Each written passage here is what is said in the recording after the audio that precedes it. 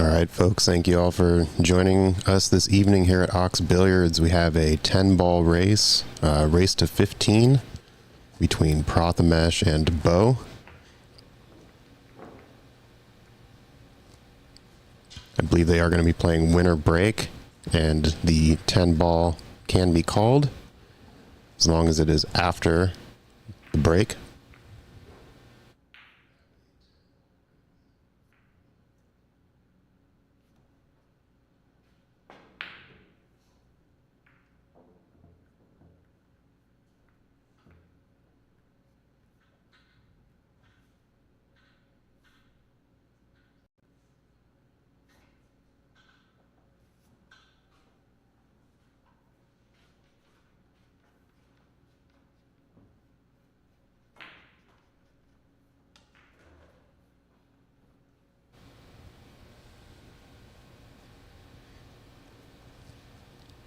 All right, so Bo won the lag here, so he's going to be breaking off first.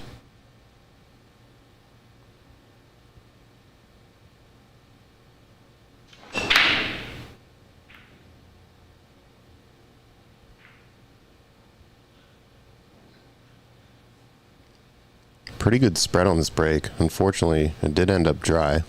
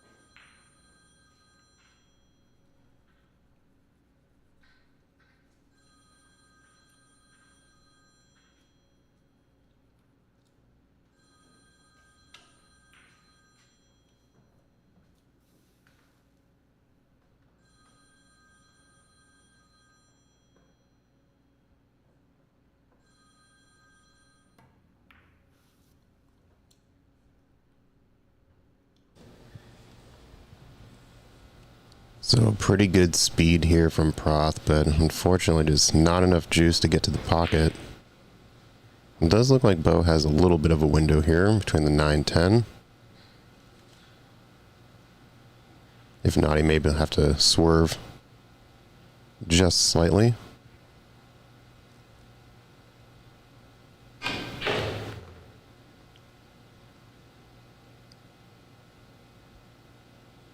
Pretty good grip on that shot. Ran a little bit long on this three. Would have preferred to be on the lower side of the three just so he could take the 4 in the left side pocket, but maybe able to run this up.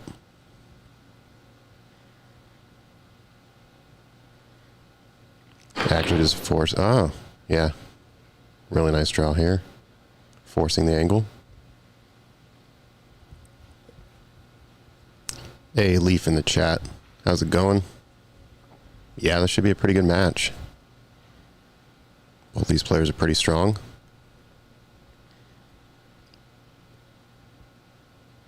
Bo has had some pretty good successes lately.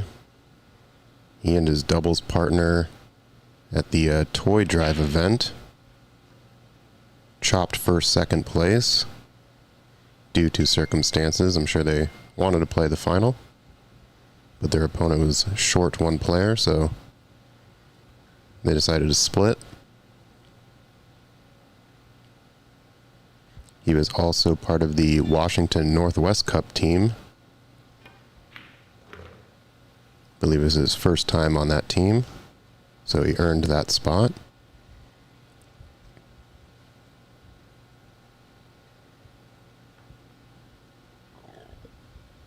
All right, probably just wants to come out middle table here.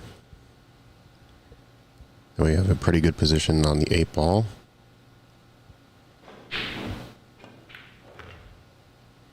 That one caught a little bit too much juice, but sort of a friendly bump. He's going to have Pretty tight back cut here into the upper left pocket.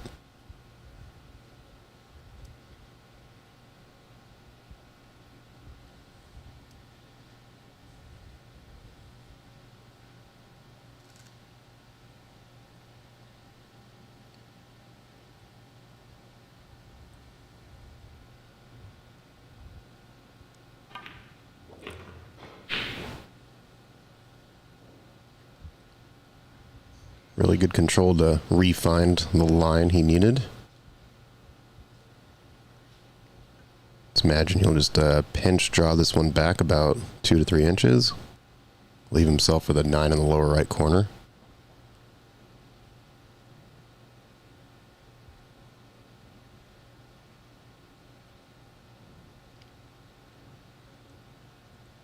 Both of these players were participating in the 10-ball open here at Ox this past weekend, so should feel pretty fresh on these tables.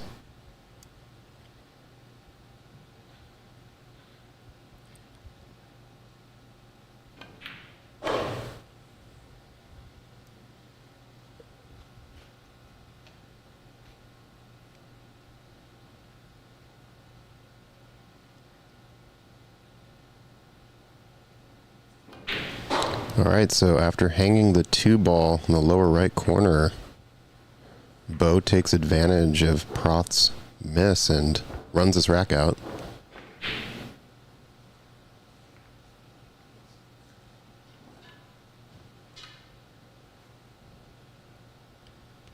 It is a winner break format, as it should be, in my opinion, with this long of a race.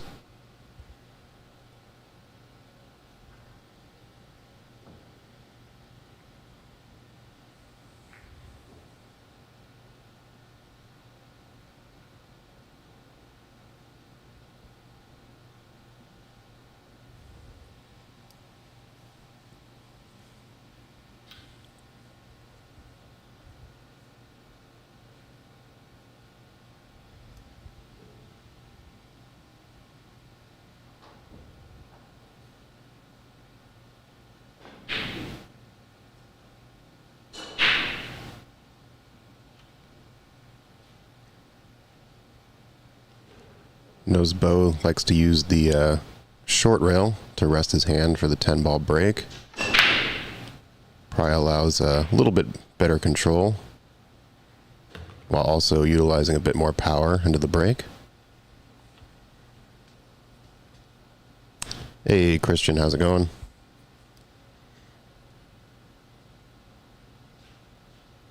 Yeah, this one should be pretty spicy.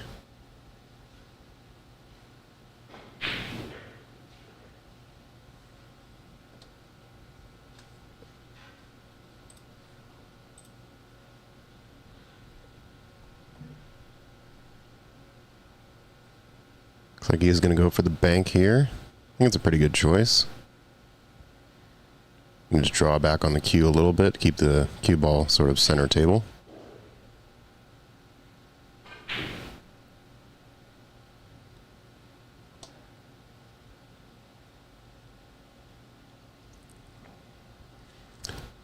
Hangs the 1-ball in the opposite pocket that he called.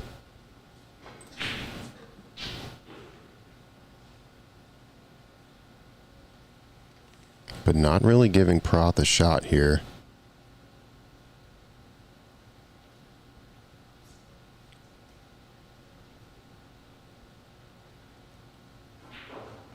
Even if he swerves, it's going to be a little bit tricky. He's going to have to basically almost hit right before the point on that pocket. At least that's what it appears like with this angle, but might be able to actually just kind of hit the point. Yep, nice. Force it in there. 10 bumps the 3 just a little bit more than you probably wanted. But either a steep cut here or the bank into the top right corner. I think he's going to go for the steep cut.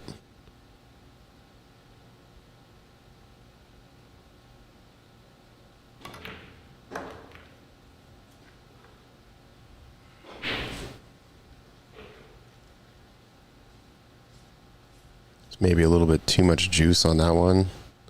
Maybe needed to play with a little bit of inside right just to avoid that back and forth.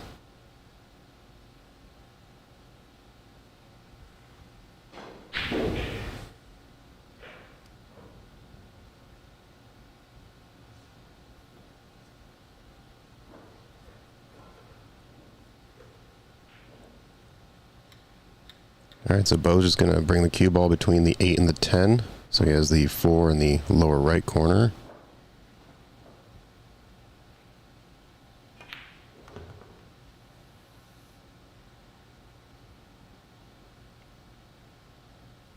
And almost overhit it, but bumped it just enough to give him an angle for the 4 in the lower right.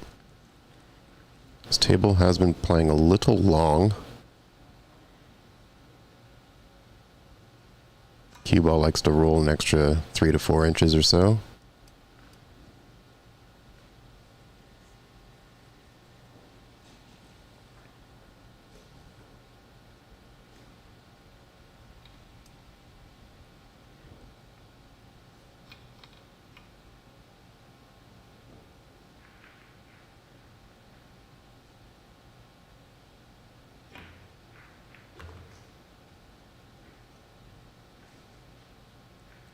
Oof, a little precarious here. Can't quite see if it's blocked. Maybe Bo steps out of the way. Now it looks like he does have a little bit of a look on it, but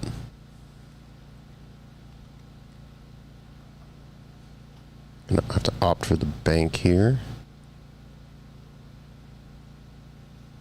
As for the position, yeah, he's going to have to dig in because he wants to bring this cue ball back down table. Got the position. Fortunately, it's going to be player option now, and Proth definitely will not be giving this back. So we're just going to roll this up center table up past the 9. So we have the 7 in the same pocket.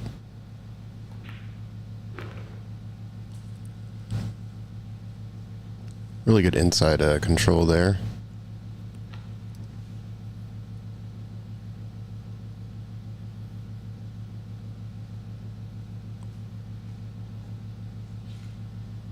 Stretching out though, so I'm going to grab the extension. Probably just bring the cue ball probably back to where it's at. Opts to go with the bridge instead. Play snooker pretty often, so very familiar with the bridge use. Overran this one just a tad, but as long as he stuns out, he'll have good position for the 9.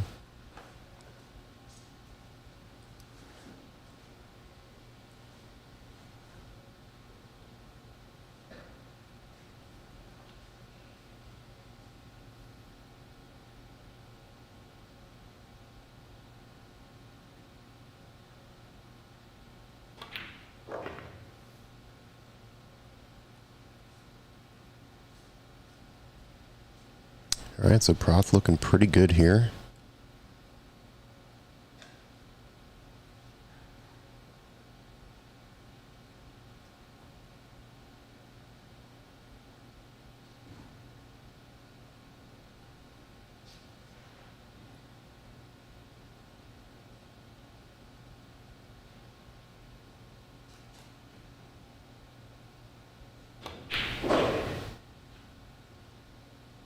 Yeah, smart. Just let your stroke out. It's not really a bad spot for the cue ball leave on this side of the table.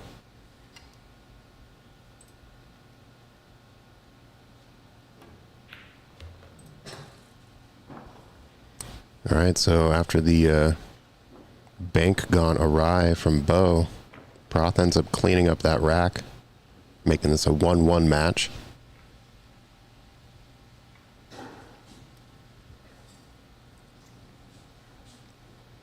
For those of you just joining us, we are live here at Ox Billiards in Seattle, Washington. This is Prathamesh Sawant. versus Belonia. Race to 15 in 10 ball. They are playing winner break, and they are playing early 10s as long as it's not off the break, and of course called.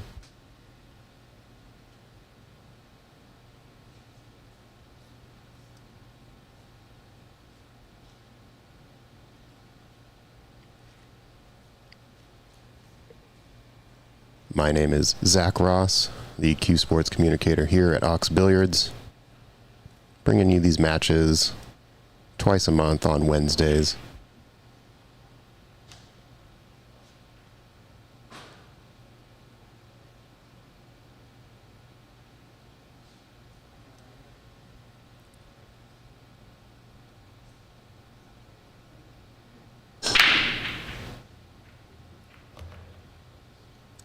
I like the two different break styles that these players have. Proth breaks from just off center table, right at the line, whereas Bo actually moves a full diamond closer to the short rail on his break. Proth seems to strike the break a little bit harder. Bo slightly less hard, but perhaps a little more controlled.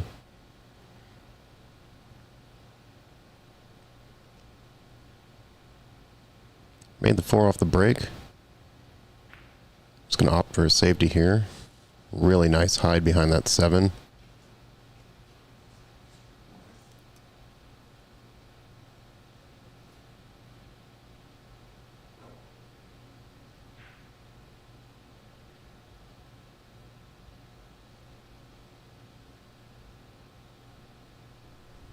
Not really sure how much swerve Bo can get on the shot, but zoom in and take a little bit closer of a look.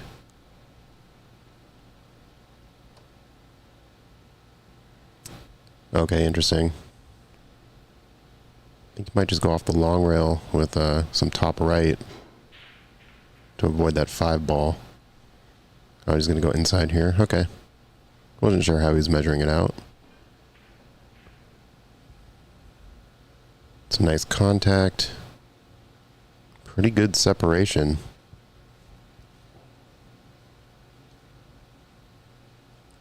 Pretty thin slice available here.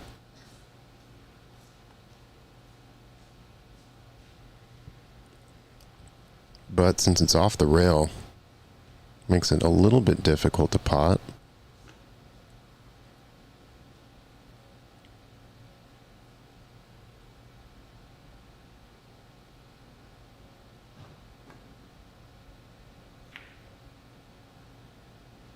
Yeah, I think this is the smart choice.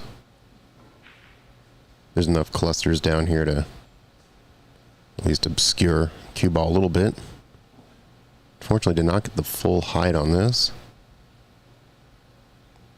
But also the 1 does not go in the top left corner, so not selling out the shot.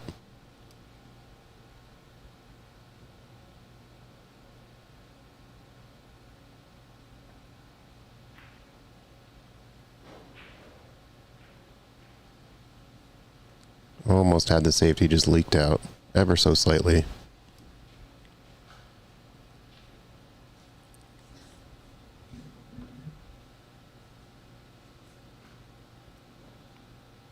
Take a look here and see if he has enough angle.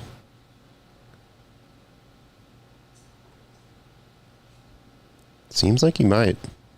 Seems like he can actually make this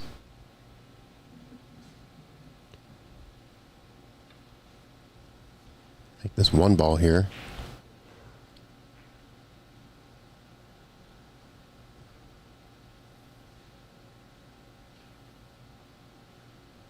Go 2 rails, have the 2 in the lower left corner.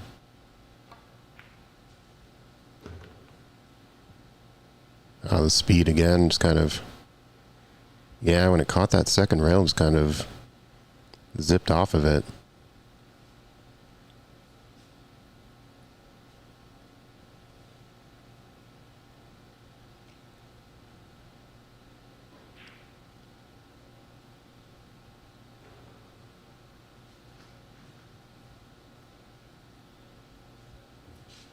deciding whether he wants to back cut this into the 3.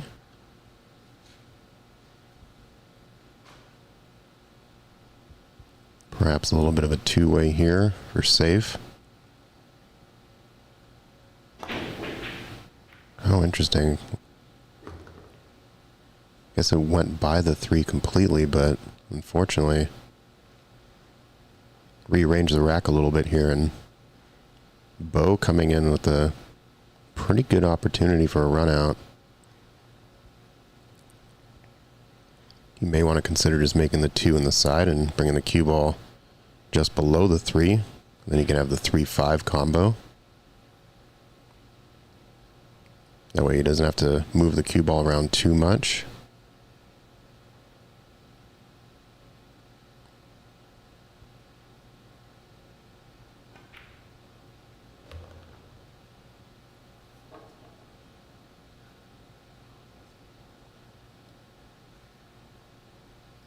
Yeah, he's laughing because even when you hit soft on these tables, tends to roll a little bit further than you anticipate, so...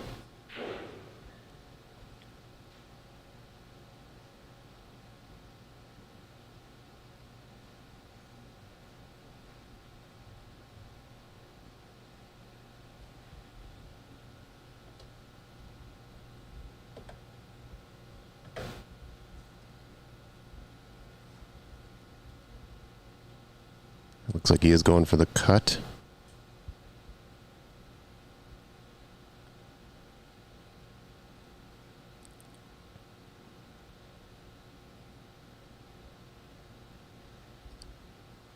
Plays a little bit of top right to kind of... Yep. Oh, he actually hit it too thin. Caught 3 a little too thin, but... didn't quite sell this out because the back cut into that pocket doesn't have the best angle for it.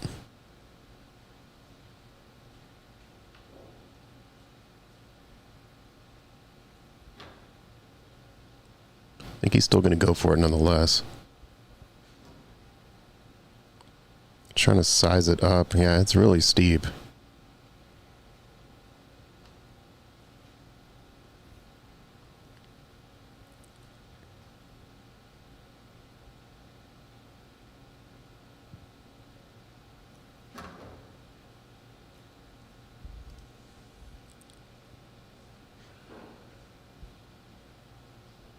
I think I would consider just sort of short banking the 3 up towards the 9. Send the cue ball by the 6-10.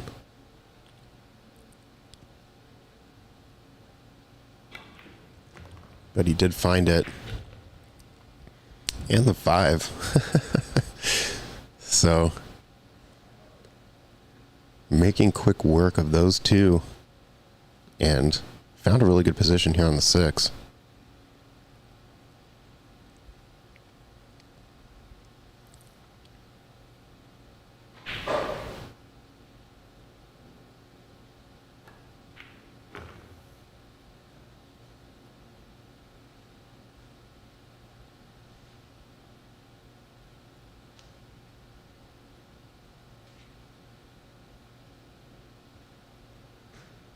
All right, going to play the cue ball off the long rail to come back across table for the 9.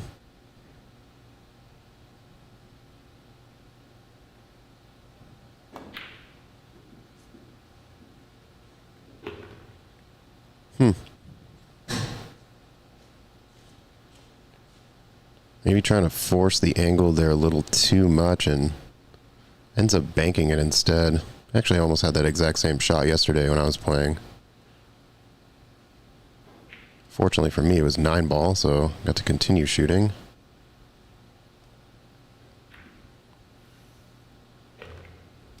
Alright, so a late rack mistake here from Prathamesh, and Bo's going to capitalize.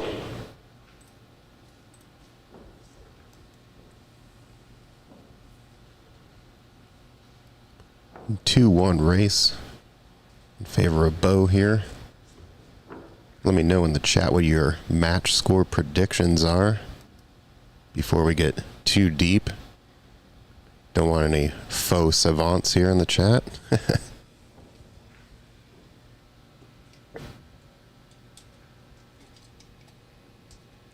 Hey, Face Man. What's Gucci indeed? How you doing? If you're going up to O'Hooley's tomorrow, might see you there. Thinking about going?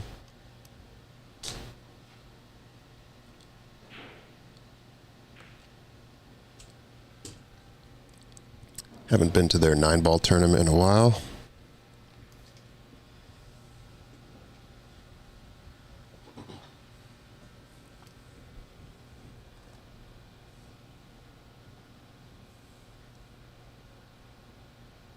Alright, so Bo breaking off the rail again. This time moving the cue ball a little bit to our right.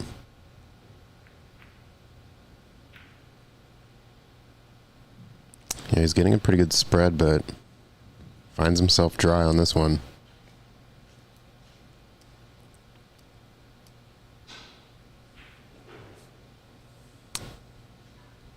So Proth definitely gonna go for a push here, unless he can see that really thin edge of that one.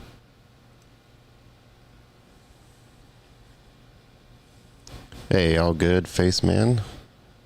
See you at a tournament soon, I'm sure.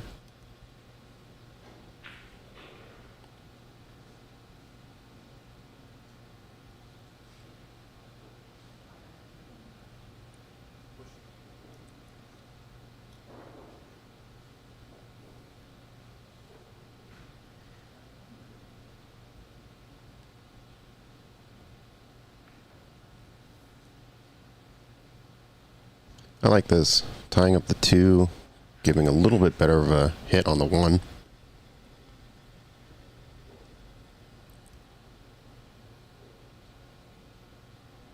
Looks like Bo's gonna give it back. Yeah, I don't really see, oh, no, maybe he will stick with it.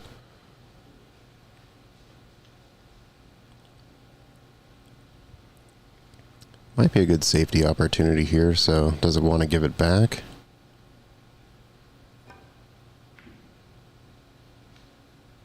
As long as he can get behind, which he didn't. Take a little zoom here. No, he did not hide it, so Proth will be able to take the 1. Going to Salem. What's a tournament down there, or family or friend visit?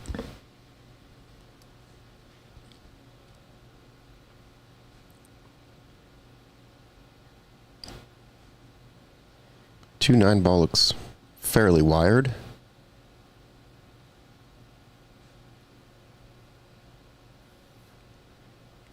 I don't think Proth has to cut the 2 too thinly. I think, you know, almost hit it on the sort of left third of that 2 ball.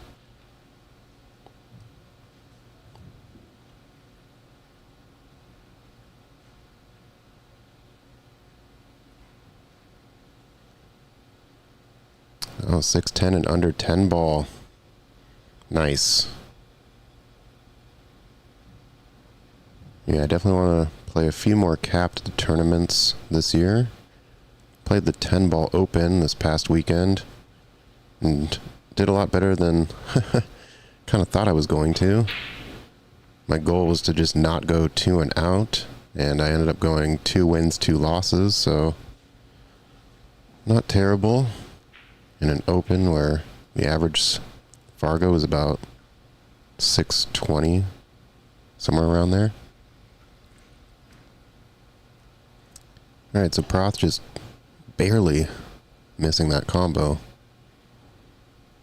Give Bo an opportunity here to bank the 2 in the side pocket.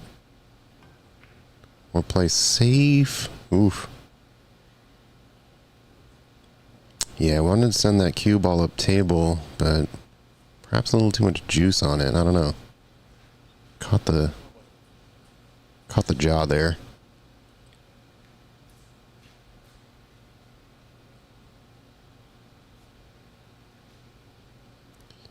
Yeah, I really like playing up, actually. Feel like it kind of brings out a side of my game that is sometimes not tapped when kind of playing below my Fargo. So a little extra pressure, that sort of thing. Actually barely lost to Lido and Indito 4-7, so I was pretty happy with that. I thought I was going to get crushed. So someone who's 150 Fargo above me, not too shabby. Bow with a safe opportunity. Didn't quite get there. Left it long, but 2 is pretty much hanging over the pocket, so don't see an issue here for Proth.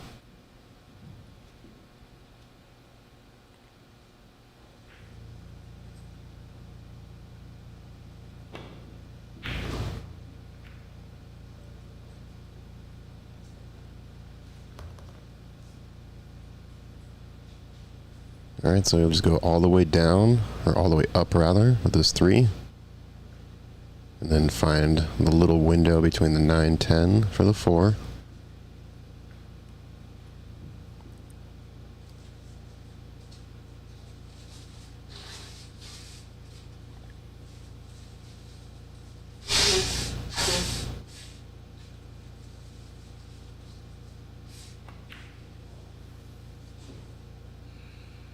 Yeah, I caught that one a little thick, but luckily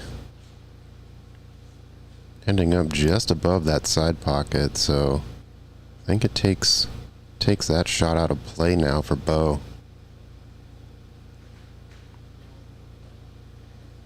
I think he will be able to sort of cross bank this into the side pocket. Looks like he has just enough angle to do that.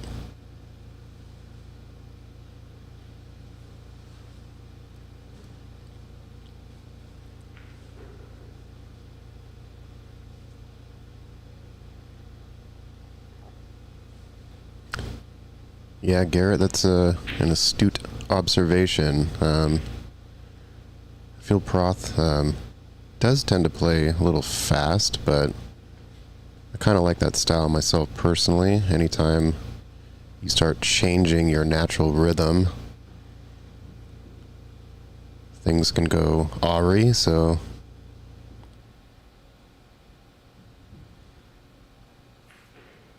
I think just finding that flow and that rhythm, play your optimal game.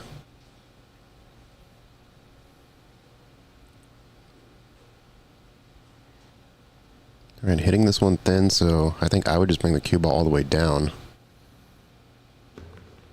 Nice, yep. Use 2 rails if you need it.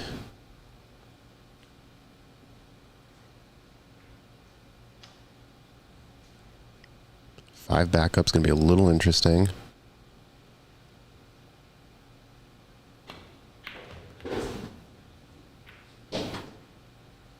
Friendly bump off the 6, but it is gonna block that 5, so not so friendly bump. I think he does have an opportunity to swerve a little bit here.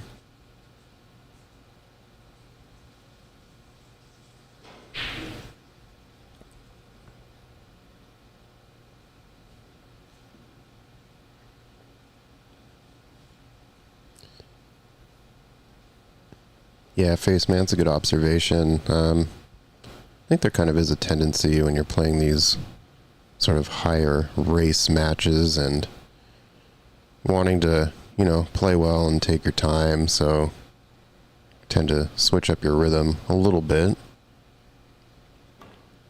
and sort of mimic your opponent's rhythm from time to time. Especially if your opponent has made a few shots and you've kind of just been sitting for a bit.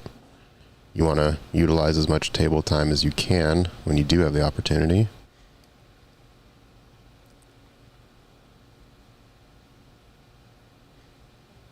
Alright, so Bo just going to draw back on this one for the 6 in the upper right corner. Nice shot.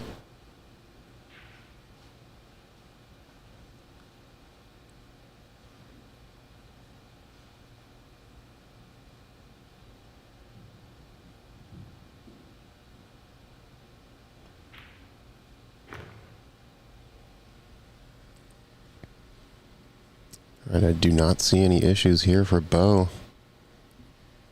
Natural leave after making the 7 for a leave on the 9.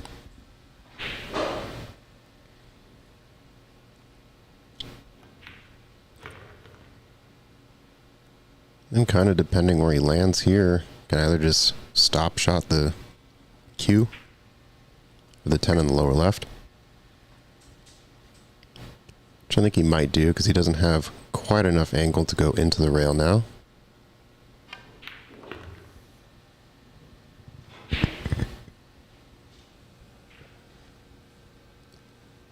Yeah, I agree, Face Man. I try not to watch everything my opponent's doing, but, you know, oh no. Rattle and hangs the 10.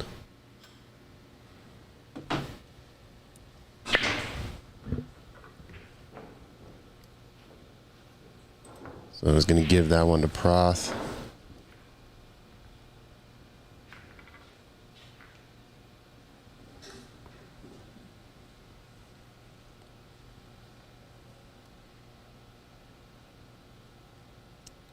But yeah, I agree. Try not to watch too much about everything my opponent's doing, because the sort of the psychological game of, you know, seeing them succeed, especially in runouts like that.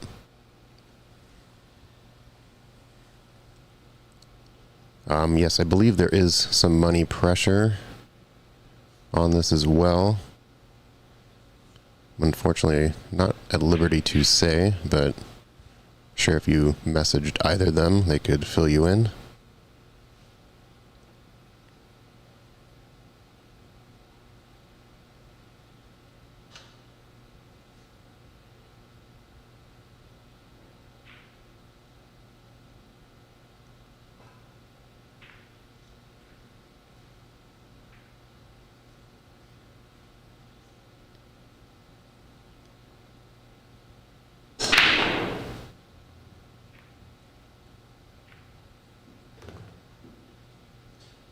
Really strong break here.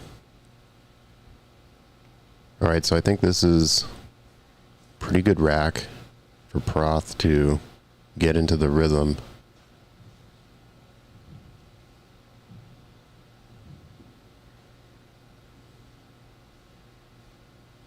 Leave on the 2 could be a little wonky just because you are hitting this 1 pretty thin. And of course the cue ball has been carrying.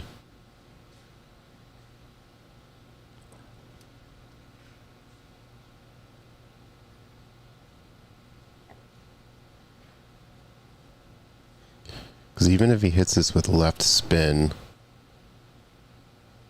cue ball will, once it hits that second rail, kind of zip off of it, so.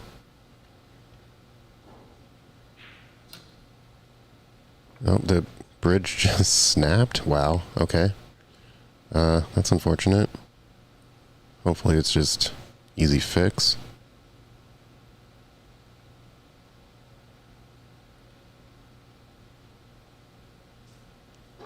Otherwise, may grab another bridge from another table, or perhaps make his own.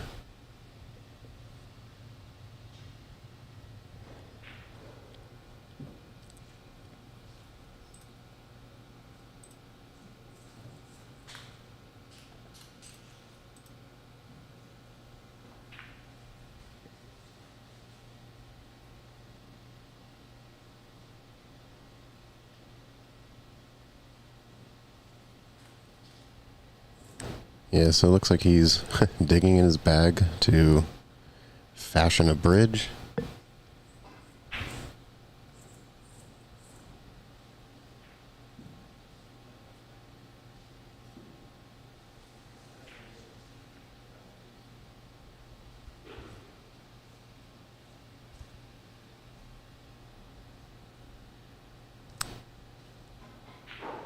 I guess he wasn't able to find it. Hopefully this stays together. That would be wildly unfortunate if it fell again.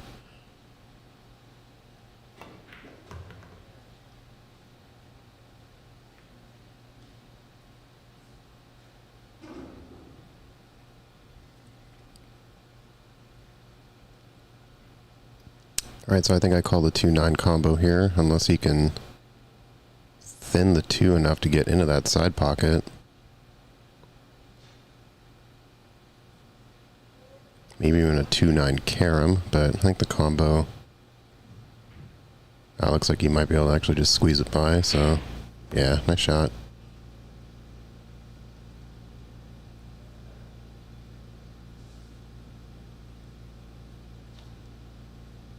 Came up a tad straight on this one, but he should be able to run it up to the short rail.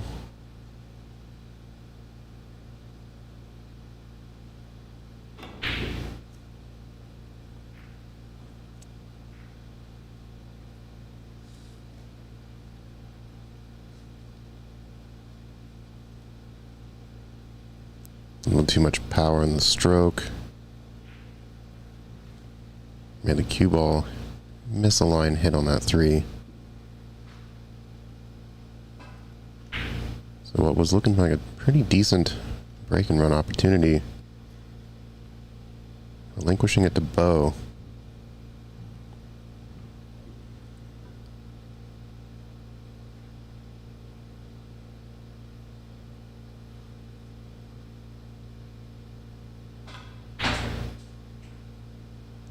Maybe do a little bit of a power stun here. 3-ball lower left corner. Sort of like a stun draw to bring the cue up. Yeah, just like that, but not the worst outcome.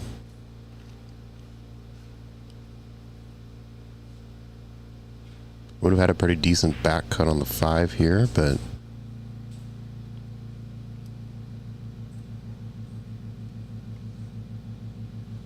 Proth with an opportunity.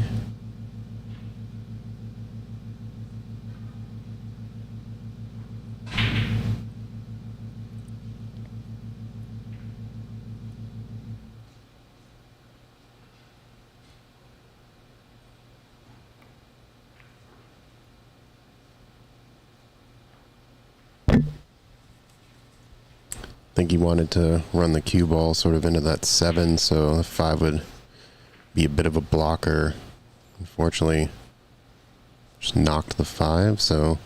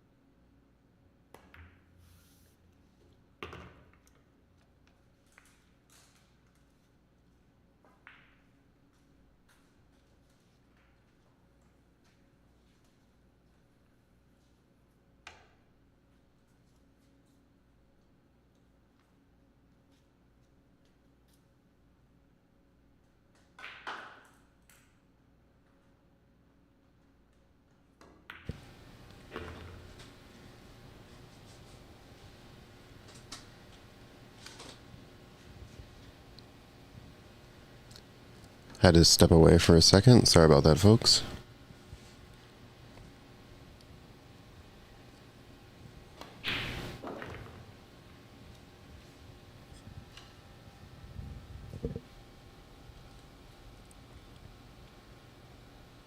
Alright, so I must have missed Bo giving the table back to Proth.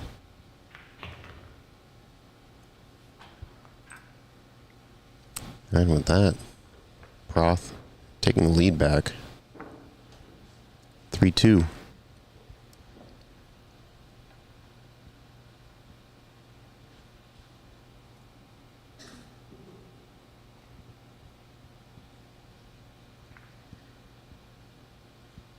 Seems like Proth left his extension here last weekend. Trying to locate that, so I may be back, maybe stepping away once I get some insider information from Ox personnel. But for now, the match will go on.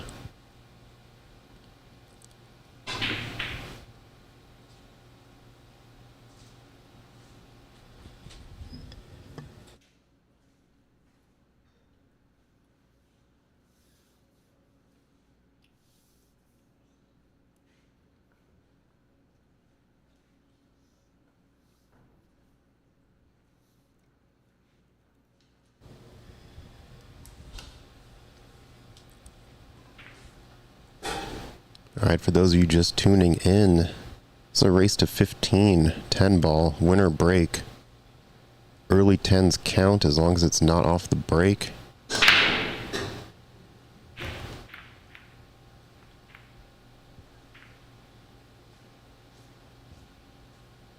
Oh, pretty decent spread. Not the greatest opener for the one.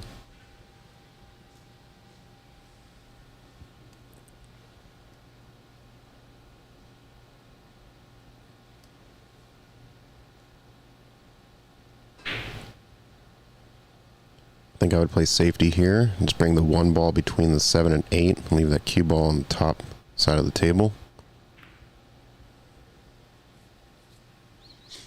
Okay, even better. Less cue ball movement, less one ball movement, just hiding that cue right behind the 4.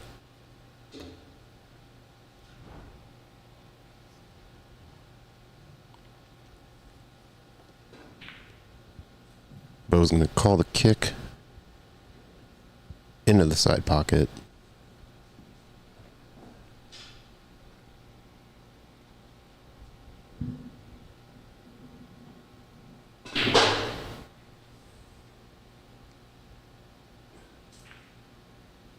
Nice shot.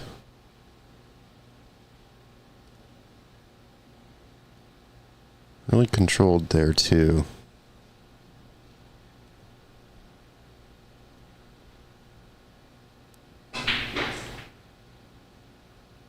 I think Bo's just trying to suss out whether or not he runs into the pink 4, which, if he can kind of just bump that 4, might not be the worst position, but I think he's going to draw out instead to avoid it. Oh, actually still hit it, but left himself good on the 3. I'll be right back again, folks. Just gotta check on something, but go ahead and continue watching.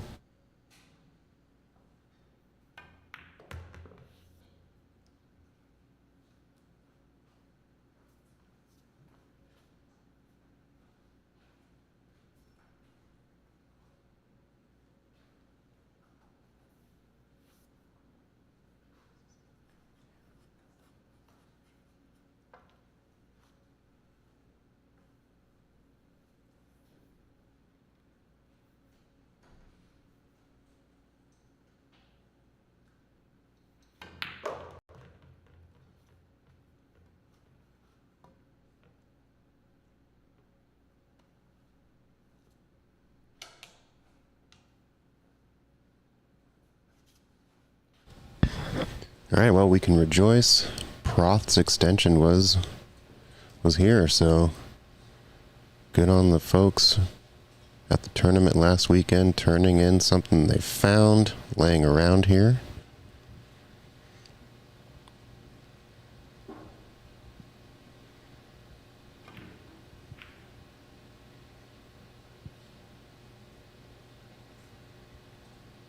Man, really good attempt at that cut. Rasan pockets, though, a little unforgiving.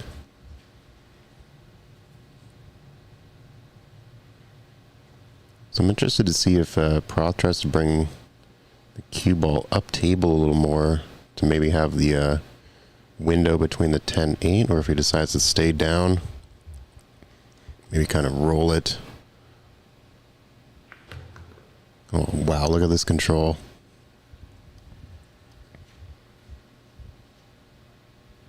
Really good control here.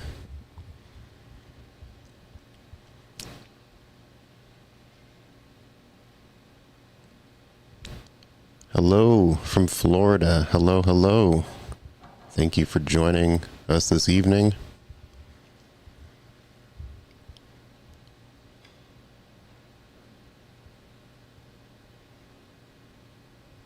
Pretty good match here. This is our second set of 600 players that have played on the stream since I started these.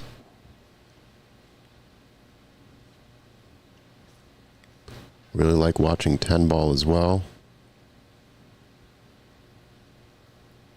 I think it's quickly becoming my preferred format.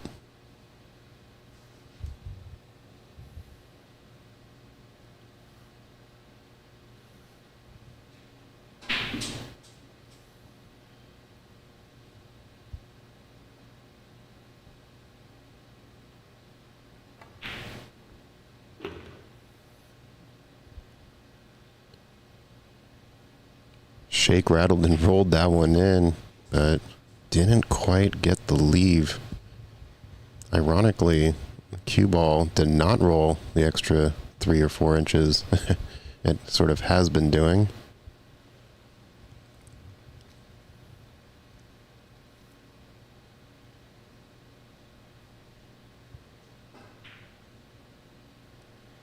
It's a steep cut. Wonder if I'd play this one maybe just a little bit of outside right and kind of swing the cue ball 3 rails back around for the 10. As opposed to trying to sort of hold it in this area by going back and forth.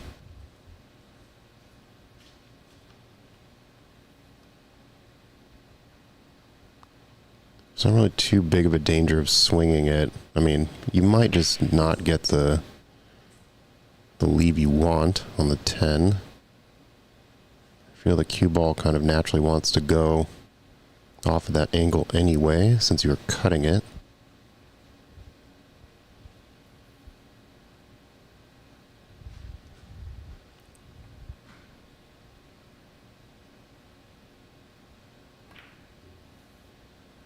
Oh, he was able to hold it. What a shame. Just barely missing that.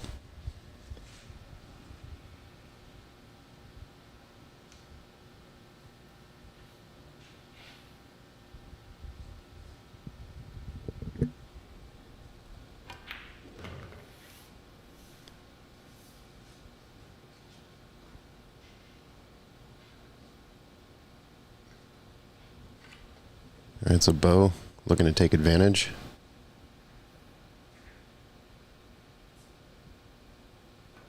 Grabs the extension and ties his game up.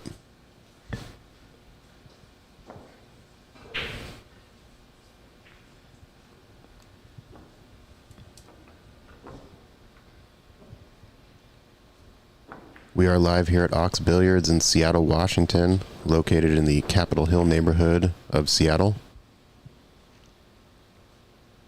This is a members only day. Proth is a member, and so he's able to bring a guest in, and his special guest today is Bo. If you'd like to become a member, feel free to email Mike at oxbilliards.com. Member rates are $200 a year. There's a $300 security deposit. But the good thing about being a member is you get 24-hour access to the club. Mondays and Wednesdays are for members only. But the rest of the week, you show up before public hours or after public hours, you get the member rate. And during public hours, you get 20% off as a member. Along with some first look events at Ox Billiards, such as special coaching opportunities and tournaments as well. It's really good value for the quality of equipment that you get to practice on. There's 4 snooker tables here and 1 Hey-Joy table. If you're unfamiliar with the Hey-Joy table, it's sort of a combination between a snooker table and a pool table.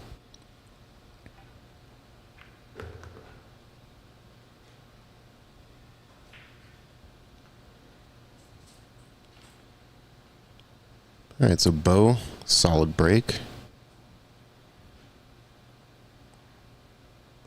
The 6 to 7 is going to be the shot of this rack, because he is going to have to kind of fall just below the 5 to have that 7 in the right side pocket.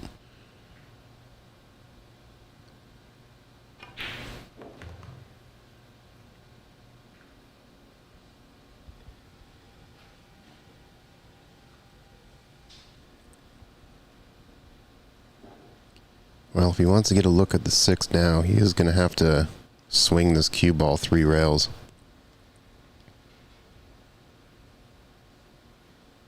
Unless he can load up with a bunch of inside right, which kind of looks like he is going to do that instead. Yeah, what a shot.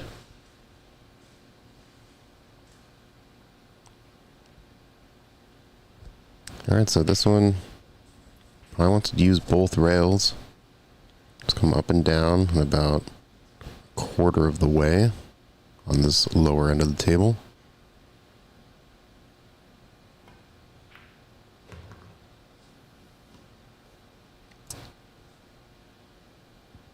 Really nice job here. Landing almost perfect on the 7.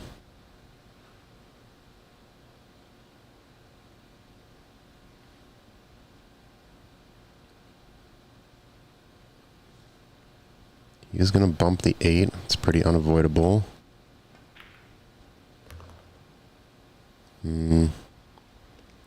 Yeah, wanted to fall a little bit below.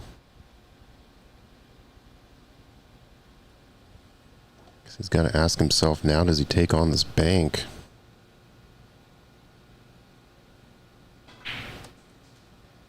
I'm not really sure. The reward here for the bank isn't too high, because you are kind of leaving the cue down on this end of the table. So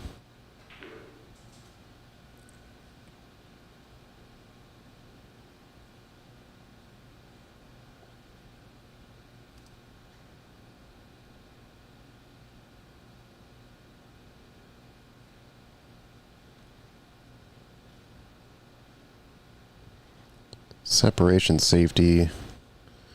Don't really think that's the right call either. So I think the bank here, yeah, him may as well go for it. Maybe able to kind of draw off 2 rails, come around, and backup table for the 9. That was crazy. Wow. What a shot. Furiously writing that down in my mental notebook here. There's so much action on that cue.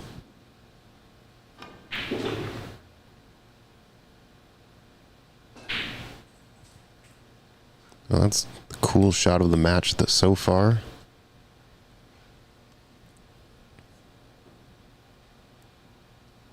Almost landed 50-50 on this, but I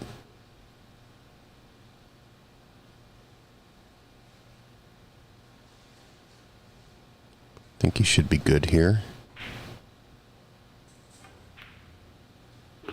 Yeah, well, what a good reward, especially after that 8-ball.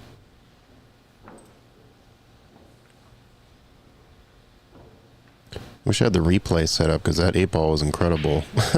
There was so much action on that cue. That was crazy.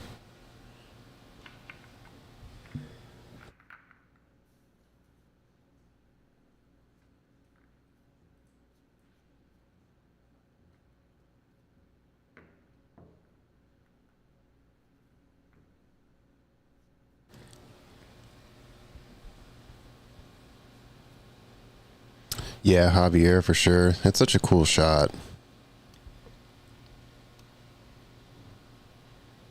It's also got to be a huge confidence boost executing it with position too.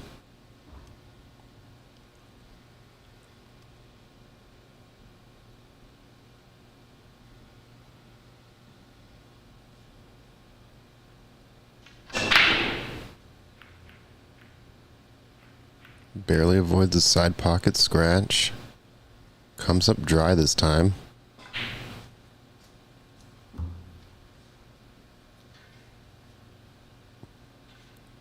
The one is makeable in the top right corner. Pretty thin window, but it is there.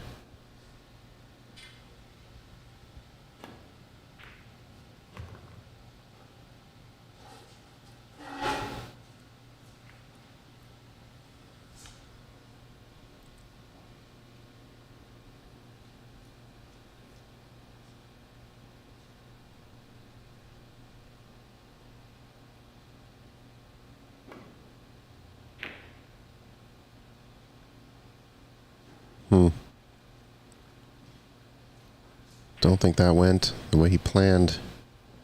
He wanted to come off that 2 a bit more and have the cue kind of go up table, but it seemed like due to the spin, caught too thick and kind of just squirted off the 2 there.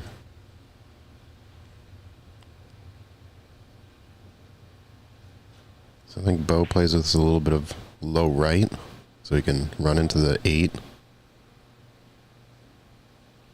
Opening that 3-ball up.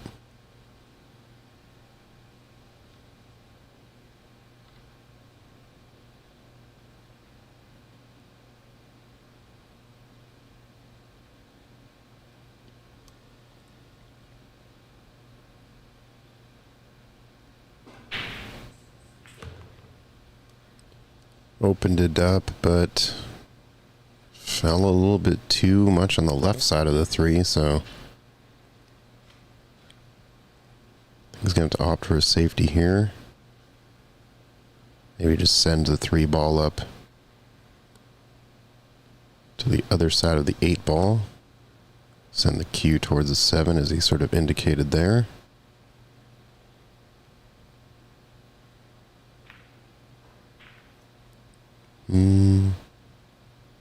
Oh, that's unfortunate.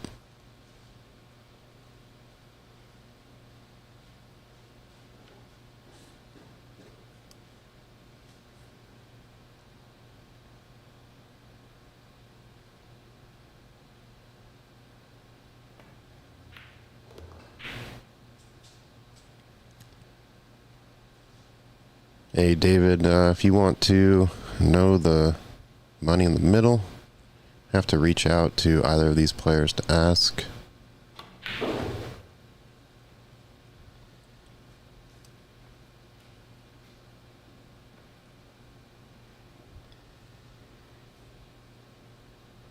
All right, so Proth looking to take advantage of the safety mistake here on Bo's part.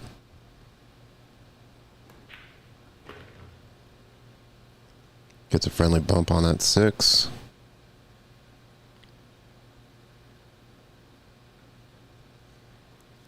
This is interesting. Whenever he's going to sort of force follow here. Or maybe not draw. Okay, looks like he's going to... Oh, man.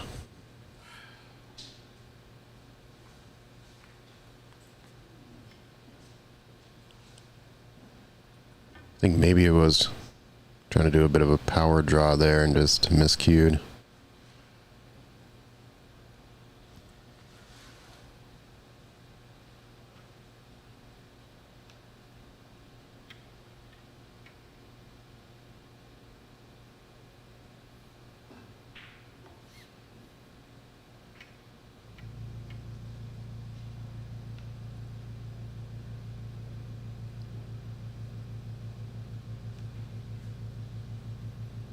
Alright, so Bo probably just use one rail to come down.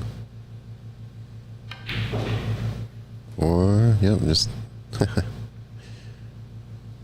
nice little bump there.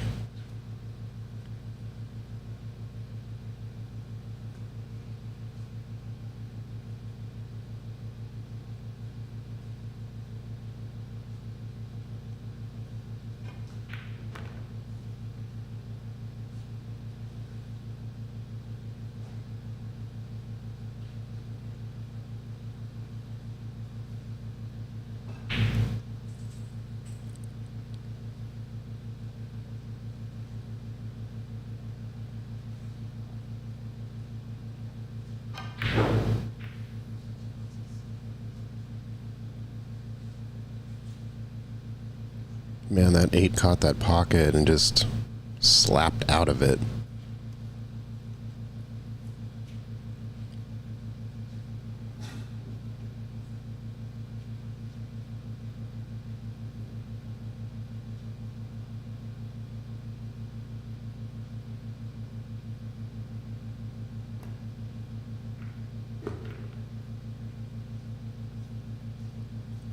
Ran into the 10, but still has a good look on the 9. It's going to be a little bit touchy to hold.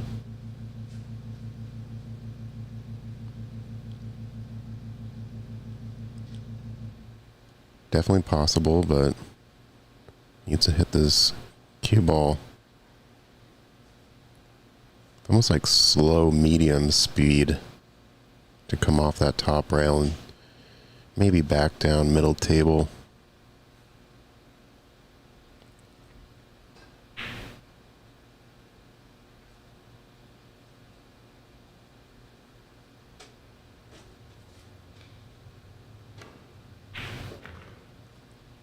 Opts for letting his stroke out. I think it's smarter. I don't really like trying to hold when the cue ball's so far away like that. There's too many factors that come into play when you try to sort of slow roll a shot, so hit it direct, trust your stroke. With that, Proth tying this up 4-4. So pretty back and forth here early on. If anyone has any guesses in the chat what the final score will be, let me know. Haven't had anyone guess yet. Or let me know who you're rooting for in this match. Both these players are pretty close in Fargo, only 15 points away.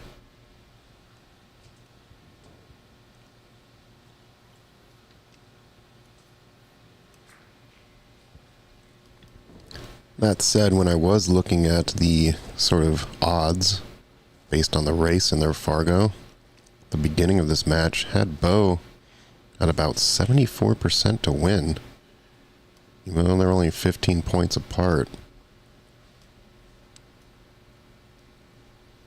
So it's interesting how Fargo calculates that.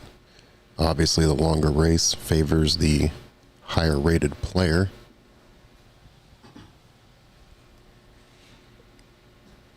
But I don't know personally if I would say it's a 75-25 probability.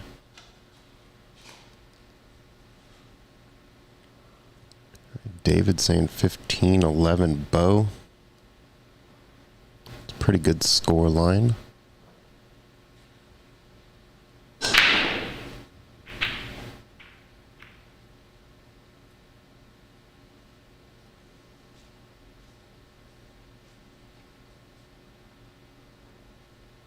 Dry break here from Proth.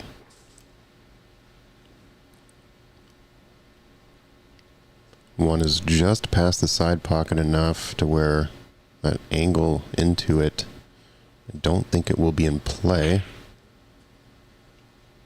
So I suspect Bo will look for a safety opportunity here.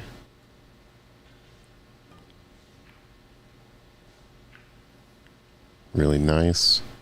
I think Proth will probably bust out the short stick for this one. 100% would take this jump on. Might even get pretty decent position here. If he nails this one, theoretically the cue ball should come off. Just to the left of that 5 ball. Have a look on the 2.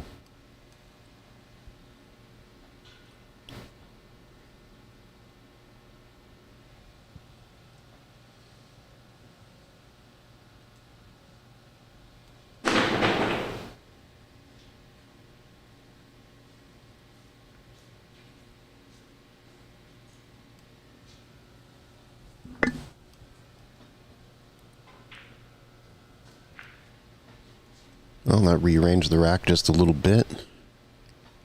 6 is no longer clustered up there with the 3-8.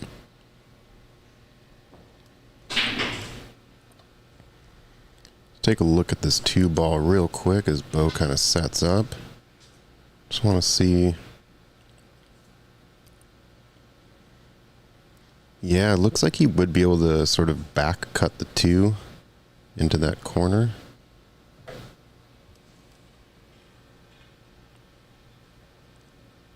I think that's the angle he's kind of... Guess we'll see what happens here. Camera's a little deceiving.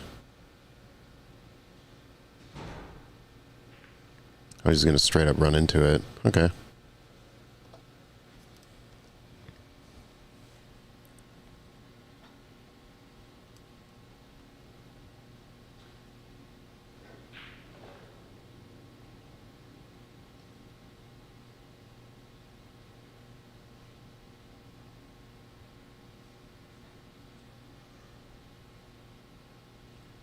He's calling the 2. Maybe off the 6? No, what a shot. No! Ugh.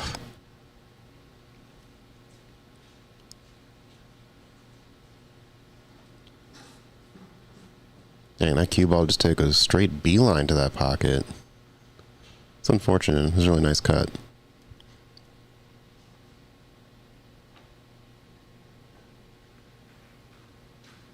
Alright, so Proth's just going to draw back a little bit off the 3 so he can take the 4 in the lower right corner just past the 6.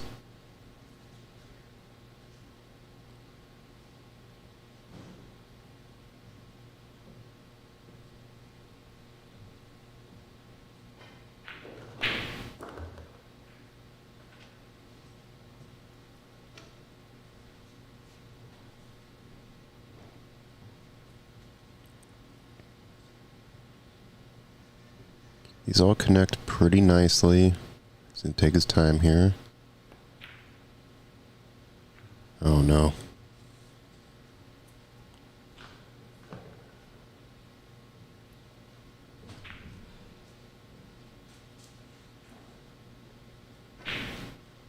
Well, now Bo's going to pretty much want to end up with the cue ball. Ideally. Kind of right where it's at. We can just kind of come down for the 6. But unfortunately did not, so now it's going to have to be an up and down situation.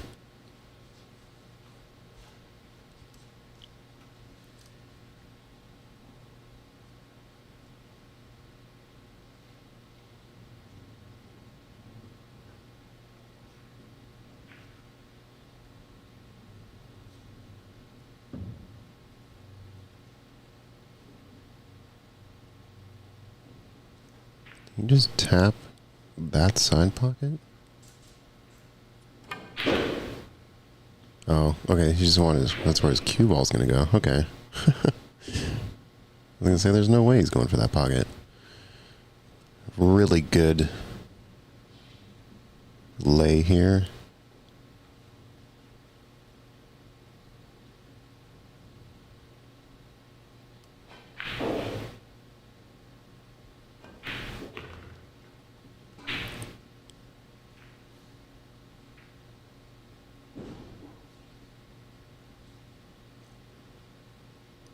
May opt for the 9-10 combo, just depending on where he ends up after these two shots.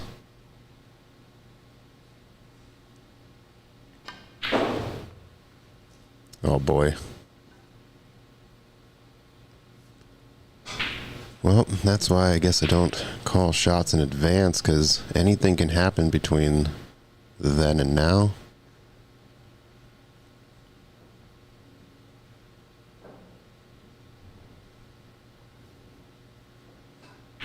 There's an okay safety here if he just brings the 8 ball to the right rail and sends the cue ball to the left rail, kind of leaving a parallel separation.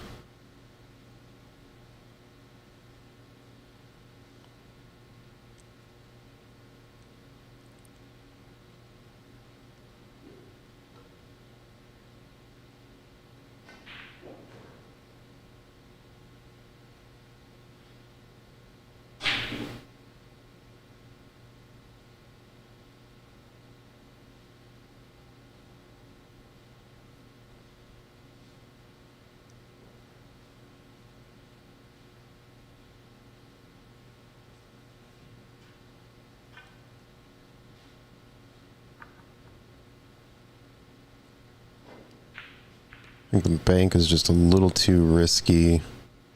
Kind of have the 8 out in the open if you go for that. So interested to see what he does here.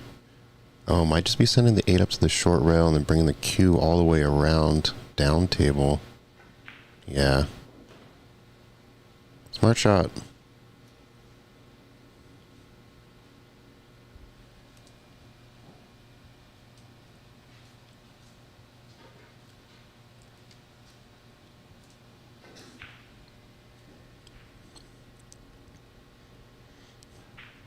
Now,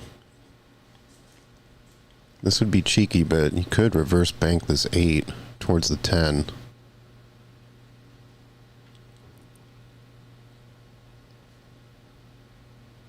Not sure if you would call the 8 or the 10 in that circumstance, though, because I guess if you're able to go rail just like right above the jaw there by the 10, 8 would go in, but again, if they hit and it doesn't go the way you want, could kind of leave a hanger, so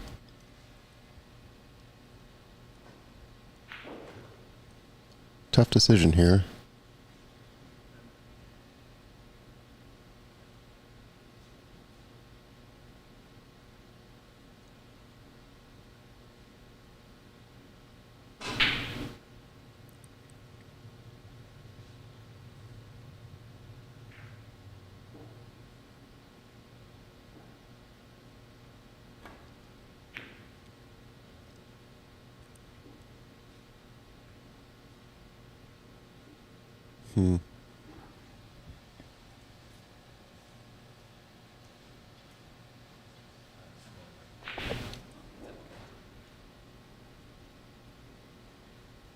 I think this one you might be able to carom the 10 ball in, actually. Just hit a thin on the 8.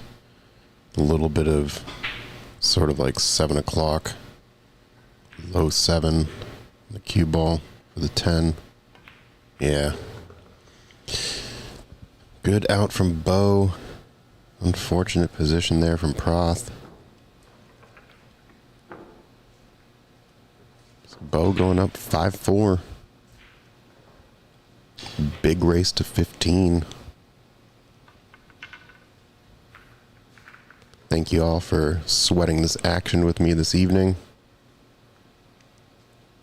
Or afternoon or morning, wherever you are in the world. This is Ox Billiards in Seattle, Washington. My name is Zach Ross. Bringing you these member matchups twice a month. We have players of various skill levels being featured here. Best chance to get on stream is to become a member.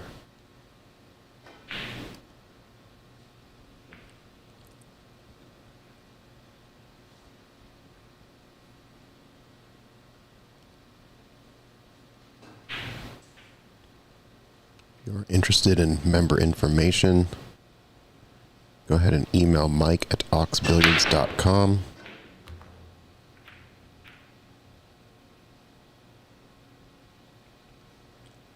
Primary highlight of the membership is 24-hour access to the club.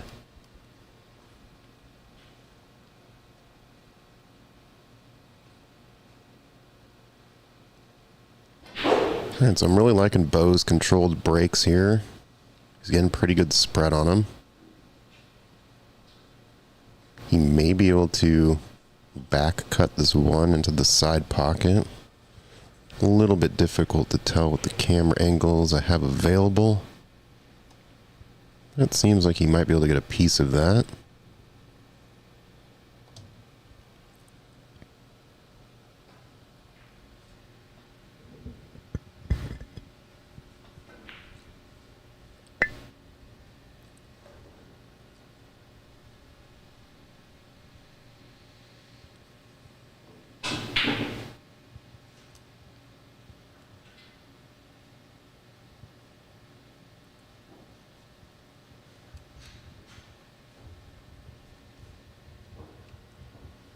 I think the only risk of selling out the shot he has is if the one kind of just hits the jaw and just kind of sticks around the pocket, but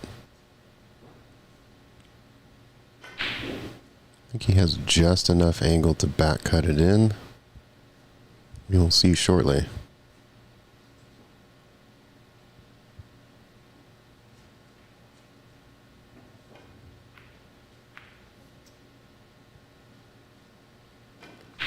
Well, he didn't want that to go in anyway. Absolutely lethal accidental safety here.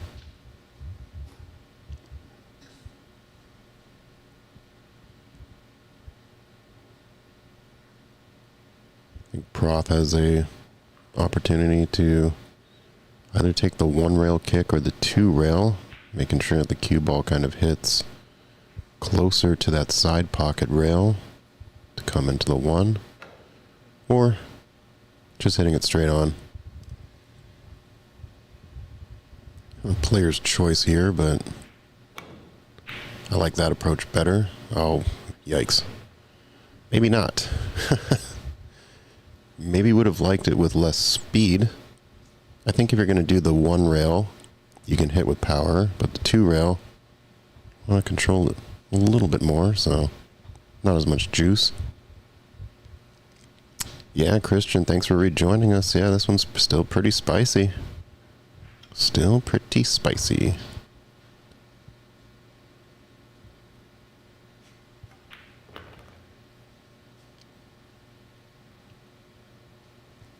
Really like Bo's control with these spin shots.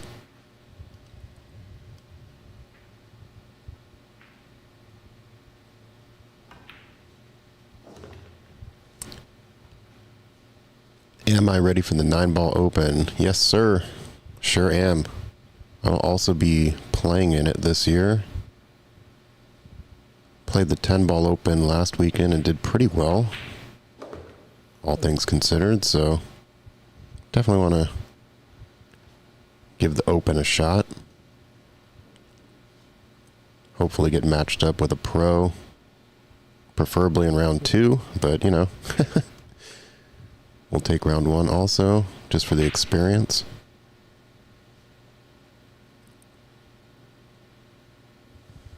Are you going to be coming out for the 9-ball open? I believe it's going to be March 28th through the 30th here in Ox Billiards. Really good leave here from Bo. A nice, good.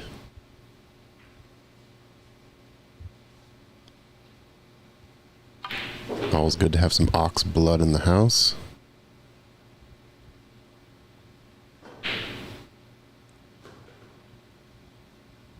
Alright, nice positional play. I thought he was maybe going to take on the 7-10 combo, but when you can draw like that, why not?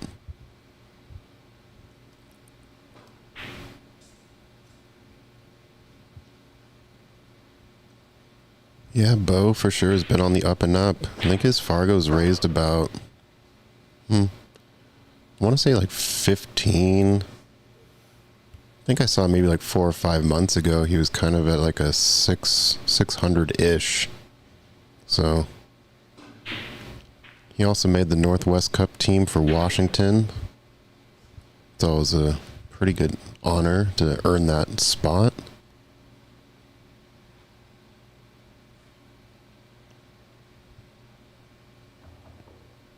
It's sort of a long-term goal for myself, if I can ever get to 600. I know that's their minimum for players trying out for the team.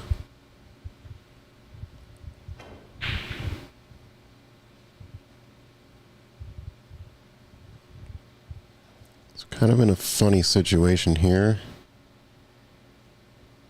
It's a really awkward jump for a right-handed shooter, so he's going to opt for the long kick, which I think is pretty good. I think he should definitely be calculating to come into this long rail near the 8 first, as opposed to hitting the 8 straight on.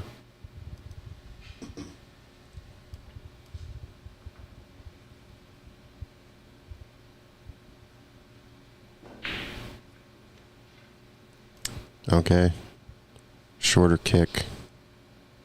Still want to come 2 rails at this. Oh no. Yeah.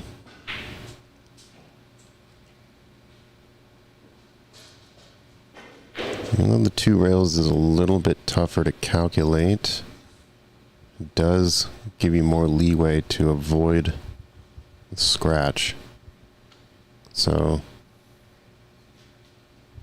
this is one of the few late rack mistakes from Bo so far. But the opportunity that Proth needed.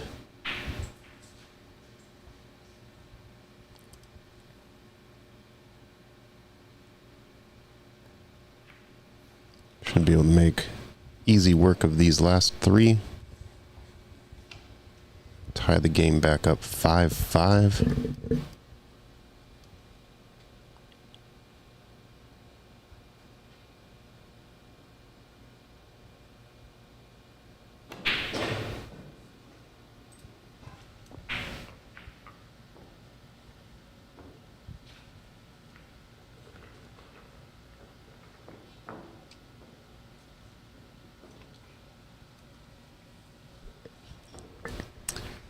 Yeah, I'm hoping the 9-ball open this year has a few more pros this time. I think last time it wasn't on the sort of yearly calendar, sort of slotted in later in the season.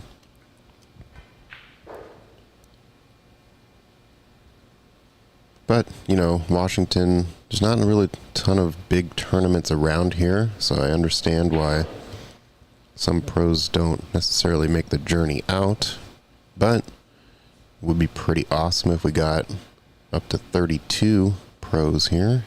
So I think it is a 64-player event, if it tends to be the same as last year.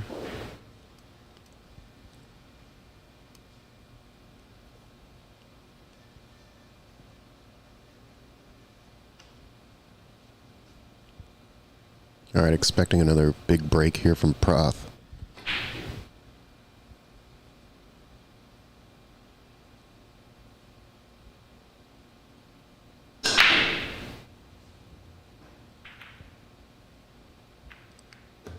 Big break indeed, and at the last second, cue ball kisses the 3 in. But not a great opener on the 1. So Proth will certainly push here.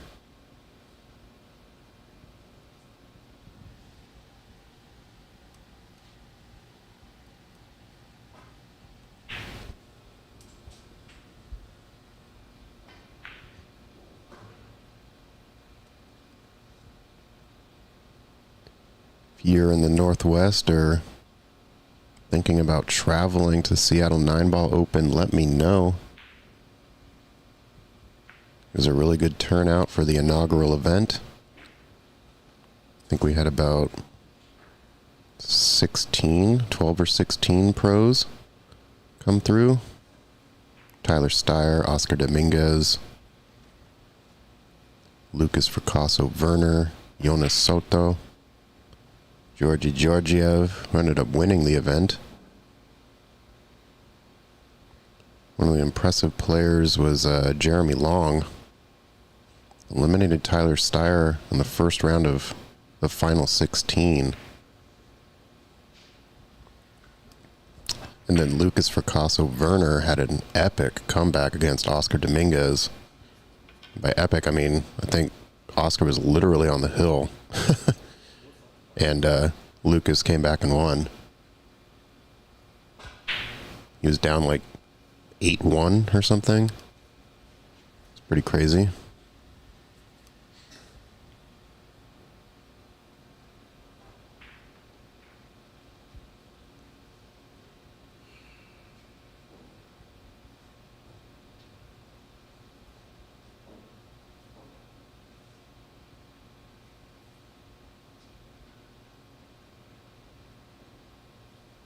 Alright, so I think if I'm Proth, I take this bank on.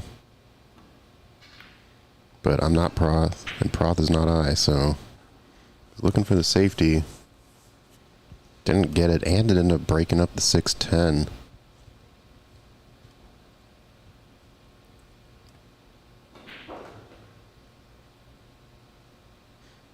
Looks like the 1 will bypass the 4 into the side pocket, so...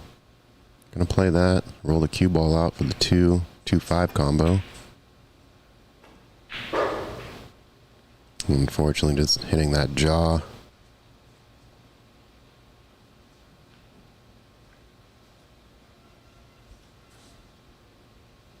So what was a safety error, now bringing Proth back to the table.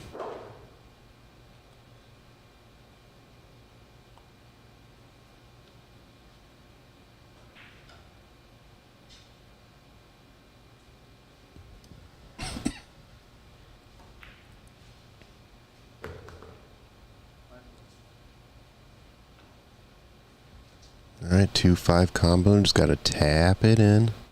Tap, tap, tap.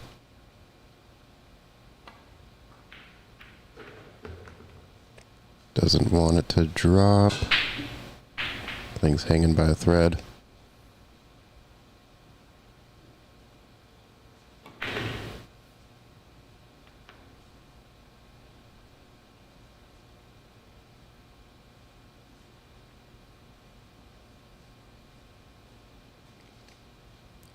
I know the stun is possible here. I don't particularly like it. I think I would just force follow.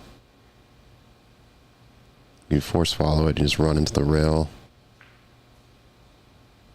It is a pretty big follow though, so...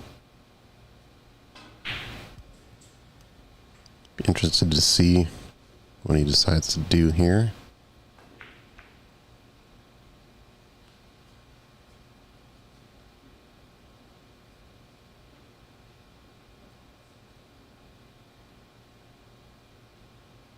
It looks like he is going to draw, stun it out.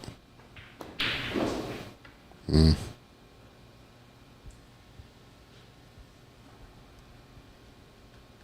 an interesting shot. It was kind of like a forced stun.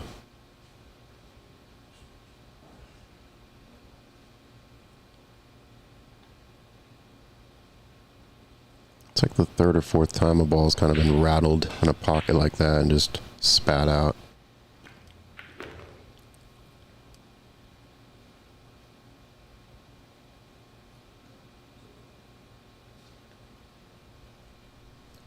Who am I watching these days? I admittedly have not really been watching pro matches lately. I was on vacation and kind of just getting settled.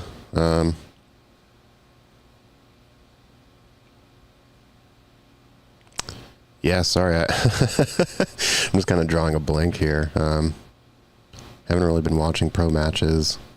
I guess I did watch like a sort of replay match of Ko Pin-Yi and Aloysius Yap yesterday. It's like the Zen 8 9-ball tournament.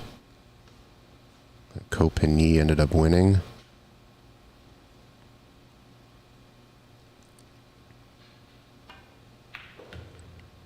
In terms of newer players on the pro side, I mean, not necessarily new, but I've been watching Mickey Krause a little bit more since he got his Mosconi team nod. Some other players I just need to check out more are like AJ Manas from the Philippines. Kid's like 18 or something, and just phenomenal shot. So Bo swinging it around. Will he get a lucky bump? He sure does. Yeah, how about you though, Kyle? Any pros you paying particular attention to? Any up-and-comers that you're interested in seeing thrive? Anyone else in the chat, let us know. Oh, geez, Bo, no. Don't know what happened there. Rushed it, maybe? Oh, Cheska. Dude, yeah, did you see that shot where she was playing Jasmine Ocean and she got stuck behind the point on the side pocket and she ends up like 2-rail kicking into the 10? Dude, yeah, the Centeno shot was nuts. It was funny too because when she got stitched, she kind of just like shrugged and then goes and has like the most phenomenal 2-rail into the 10 to make in the upper right corner. It was nuts. If you want to see a highlight shot, you should look that up. Seo Sawa, I actually really like watching her. Her mechanics are just really strong.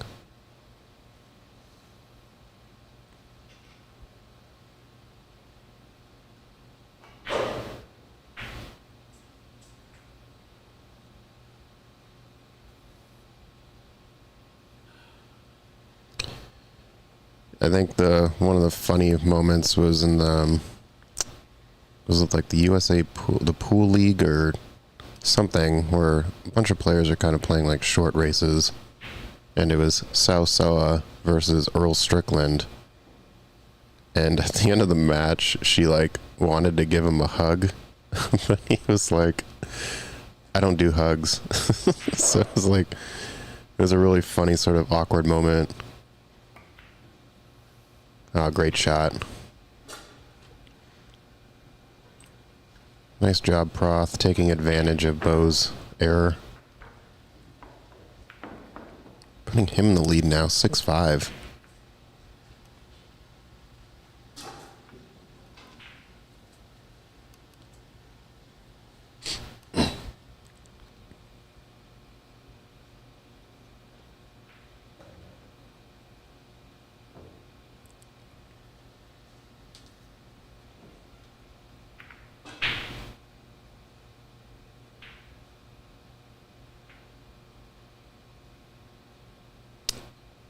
Well, I will say, Gaborian, these Rason tables, pretty tight pockets. I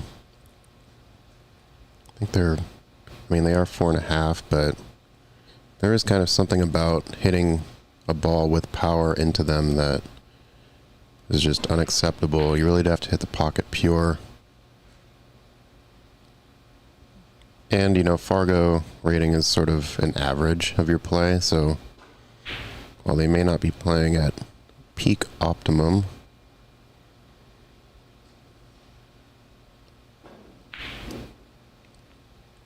I hear you though.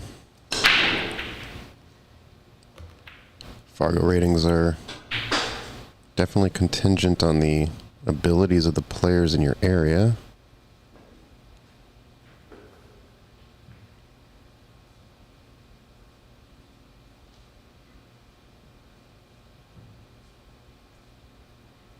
But as I like to say, when you are watching, it's you're always a much better player behind the screen.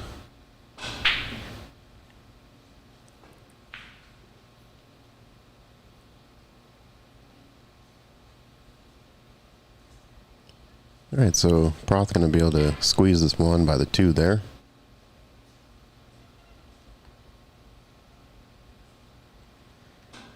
I think if Proth can get onto the 3, he might be able to just opt for the 3-10 combo. It is looking pretty good.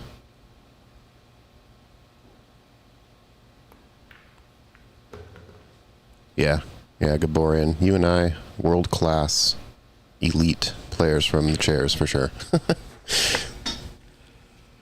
I always like to give players sort of the benefit of the doubt when they're being streamed as well. Sort of like a back of your mind pressure along with whatever money you put up for the match. So combination of things can kind of get in your head.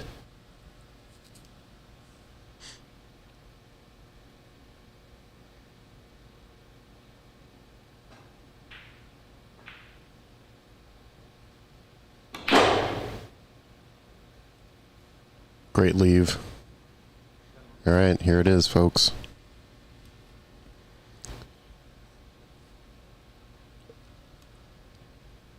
The camembert cheese. Or I guess a blue cheese.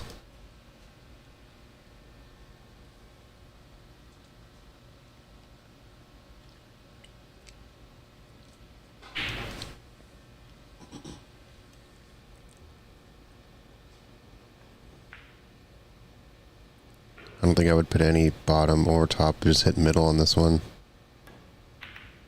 Nice job. Nice job. This is the first 2 rack deficit we've had this match. Whole match has been either trading ones or being dead even, so might see a little bit of a breakaway here. Going into rack number 13.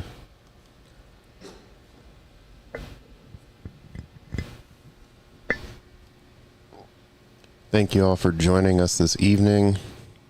Love hanging out with the pool community. Sweating some good matches.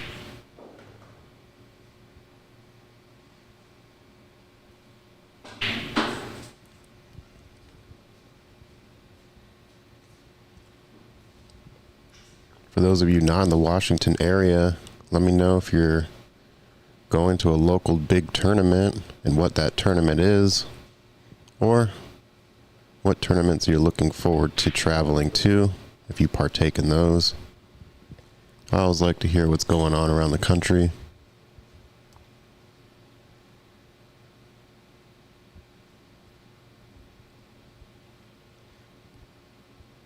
Yeah, Gaborian. These tables sure are fast, yeah. Something about the Andy Premier cloth that ball just likes to travel further than you anticipate. There's definitely a learning curve to playing on this cloth. Diamonds are nice. I really like playing on diamonds as well. Kind of wish there was more 9-foot diamonds. Seems a lot of places that used to have 9-foot diamonds are trading those in for 7-foot diamonds just so they can have more players coming through. But, you know, it is what it is. Each bar has their own preference on how many people they want in and that sort of thing. So, here at Ox, though, like to have professional equipment matching those of the pro events, either in snooker or pool or Hayjoy.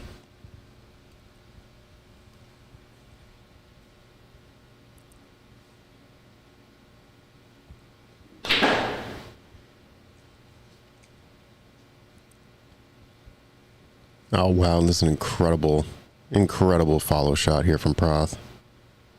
Lining up dead money on this 3.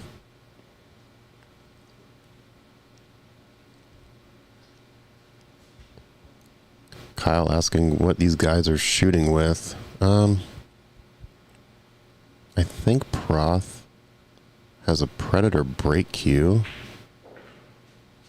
He might be shooting with a Predator as well.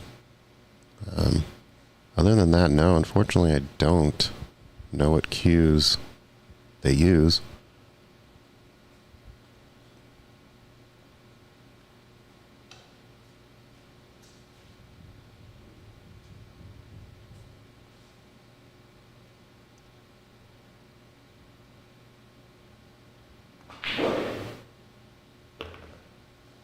All right, gonna opt for the 4-6 combo here.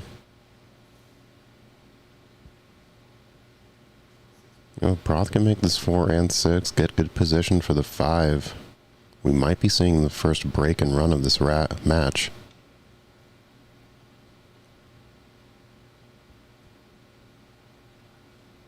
But, as usual, I'm getting ahead of myself, so we will just wait and see.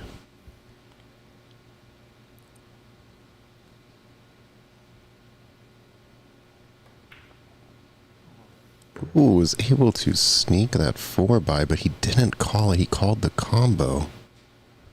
So Bo coming to the table now.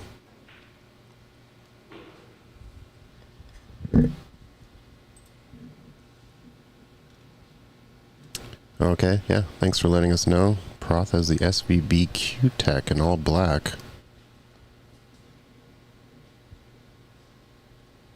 It's a pretty slick looking Q.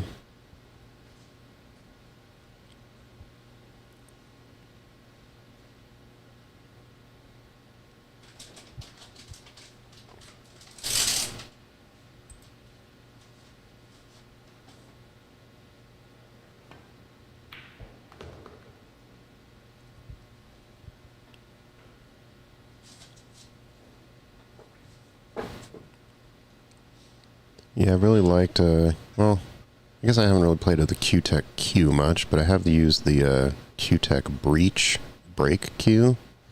That thing's pretty nice.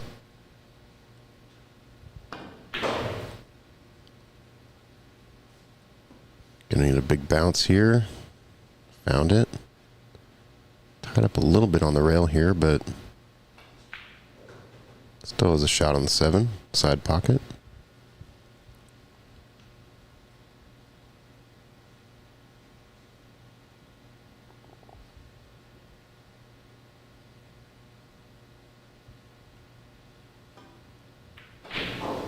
Oh, caught both the jaws there.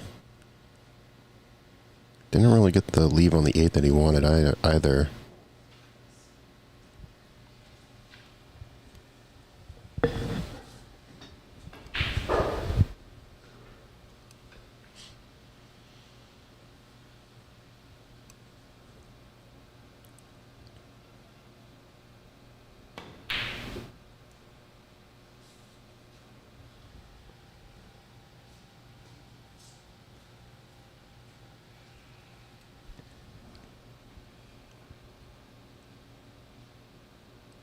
So a pretty fortunate rattle out here on that miss. Looks like he is leaving. Could kind of flex this reverse bank here, yeah. You will be swinging the cue ball a bit because you're going to put some right on the cue to kind of overextend that angle for the 7. Well done. Fell into the line on the 8 pretty well also.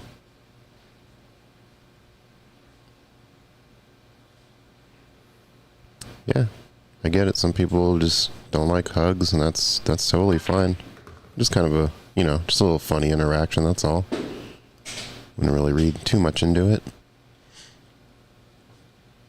I think that what made it funny was that Sao was just like so joyful to give him a hug. And he was just like, no. So, pretty funny.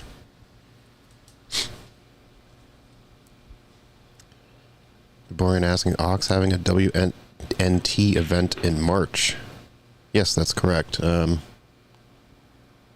Signups and full announcement aren't quite disclosed yet, but it is going to be March 28th through the 30th. And it's a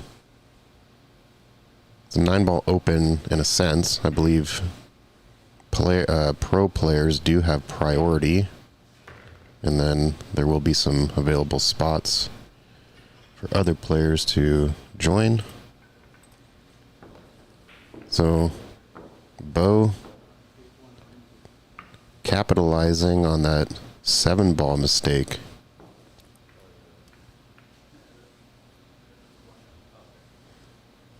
From Proth.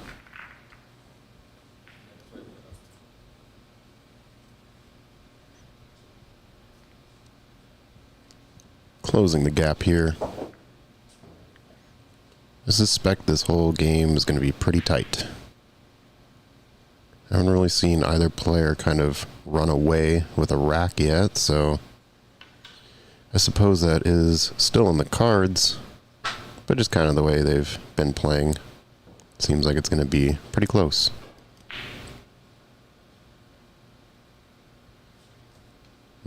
Would definitely love to see a pack put in, maybe like a little 3-pack or something, but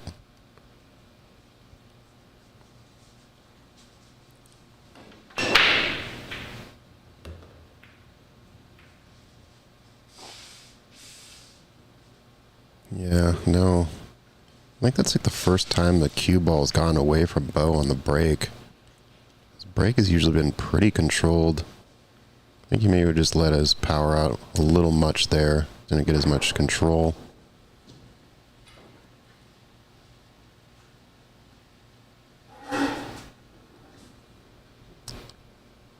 Yeah, the announcement should be made on the Ox Billiards website.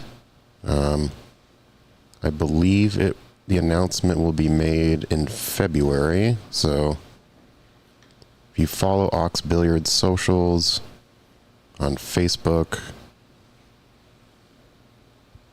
typically Mike is pretty good about getting that information out, so follow them there, or check the website periodically in February.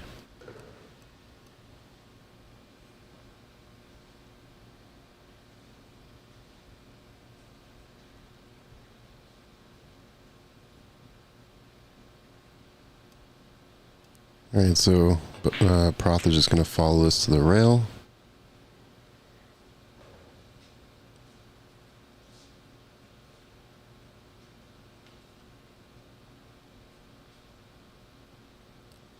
Leave on the 3 is going to be a little interesting.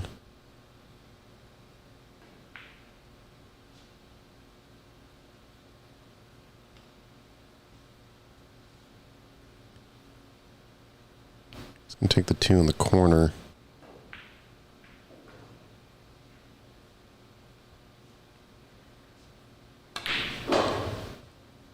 Honestly, Gaborian, good for you, bro.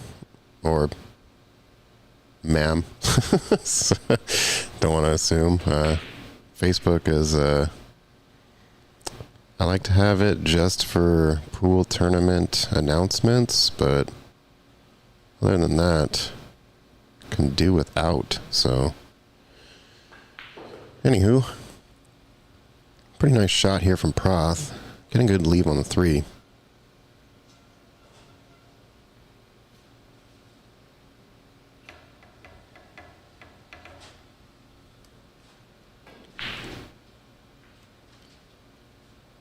He might be running into the 10 ball a little bit here if he goes for the 3 in the lower right corner.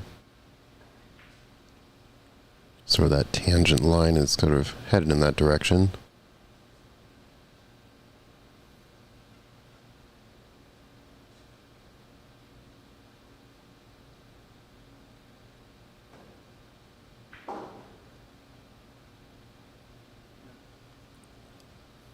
Okay, I'm going to opt for the bank. It's a good way to get at least a look on the 4. Ooh. This is pretty good. kind of a nice two-way shot here. He does have vision on the 4. But since he missed the 3, it's now hiding, so... Hey, Bree. Welcome to the chat. Welcome to the show. Came in at a good time. Pretty tight race here. Yeah, Kyle. I think that's what it was, yeah. I think it was a bit of a two-way shot. You know, might as well call the 3 in that corner. While also at least giving yourself a chance for the 4, should it have gone in. But now Bo being forced to kick. Oof. Almost caught it. So, good outcome for Proth.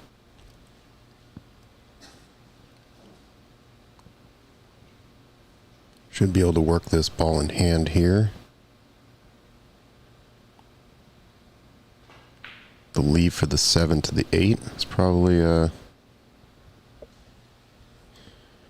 touchy out there in this rack.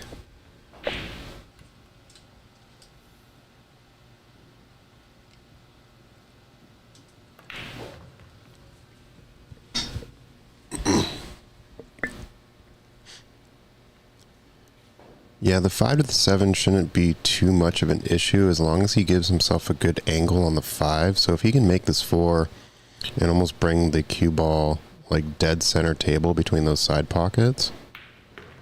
Yeah, just like this. Yeah, this is good. So he should be able to come across table now. And really have a choice here if he wants to kind of just keep the cue ball on that side. Or make the 7 in the lower left. Or actually come across for the 7 in the lower right corner. So he's looking pretty good.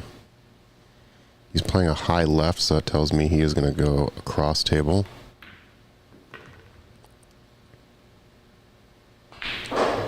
Well executed.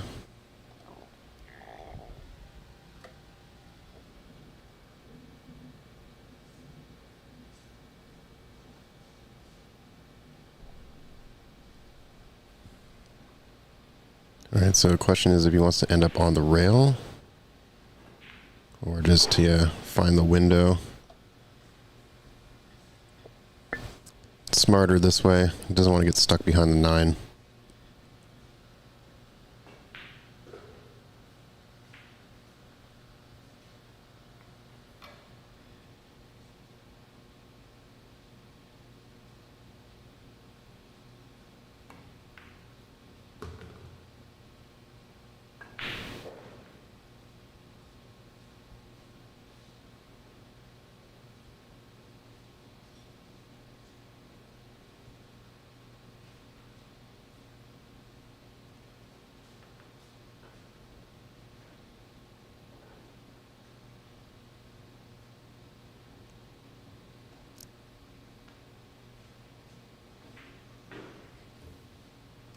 Yeah, I'm not really too familiar with the tables in Australia, but sounds like they have tighter pockets and the ball size is a little bit smaller.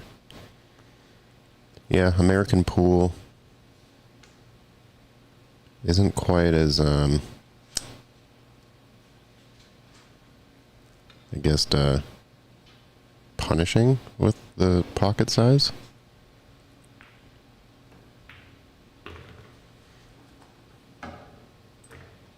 Really nice out here from Proth. Executed the rest of that rack really well.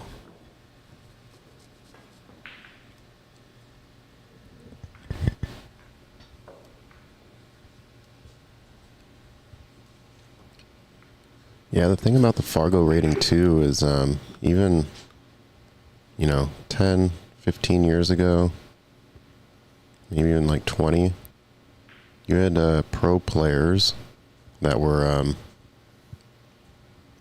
in the low 700s. But now I think just with the amount of information available and the more opportunities for younger players to play, the skill bar has just been risen exponentially. You've got kids that are like 680 Fargos now, which is nuts.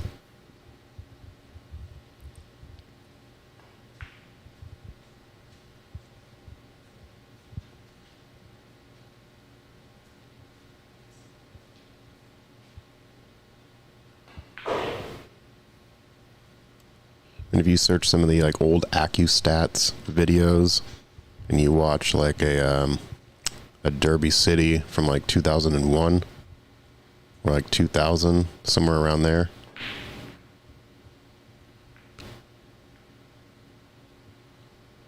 Pool's come a very long way in terms of sort of heightening the skill level.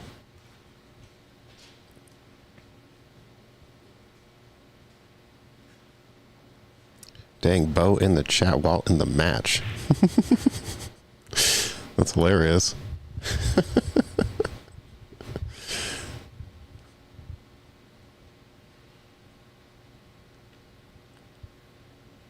Alright, so dry break from Proth here. Give Bo an opportunity.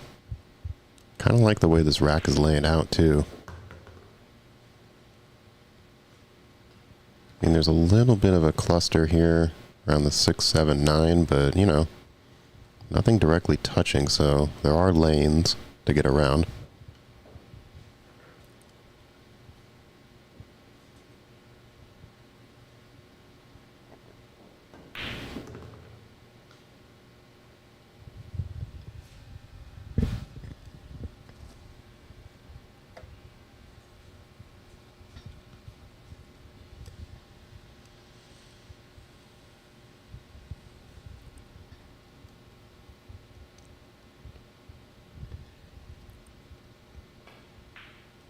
I think the sort of sad thing about pool is you can have players who are really, really good and yet can win tournaments and that sort of thing, but cannot make this sport your full-time job. It's kind of a shame. I mean, like, I think famously, Dennis Hatch, pretty strong pro player, I think through like the aughts, you know, the 2010s. And he still had to work at a car dealership. So I really hope that pool can sort of grab some more mainstream sponsors and get some higher paying salaries for professional players. That way they're not having to sort of earn a lot of their income on these sort of high stakes side matches, and they can actually just be on tour as a playing professional. And I think we're getting closer and closer to that point, especially now with the amount of exposure pool has. I mean, we're running this channel. You have Post Up running his channel out of Hard Times Billiards, owned by Oscar Dominguez.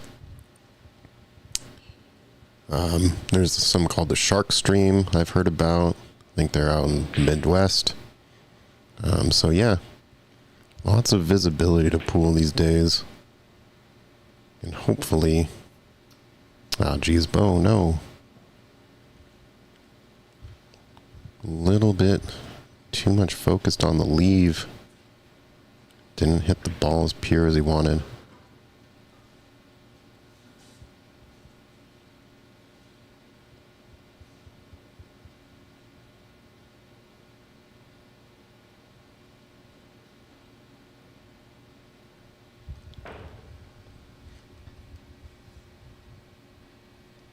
Yeah, I mean, even like a lot of Filipino players are sort of, quote, emerging now because the pay is better in some of these bigger tournaments. But like, was it like Bernie Regalario? I think that guy was just playing like money matches in the Philippines for a while. And then he just decided to actually hit the pro circuit, but can make way more money that way, and it's kind of unfortunate.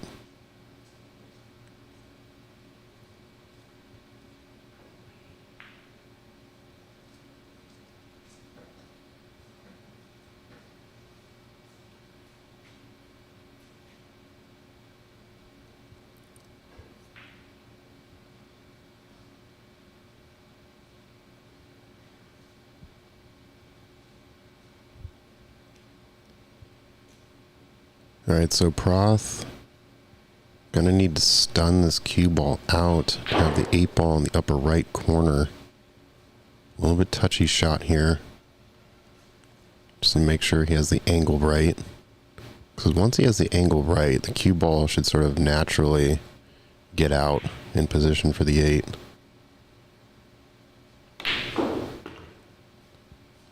Man, he lasered that thing in there.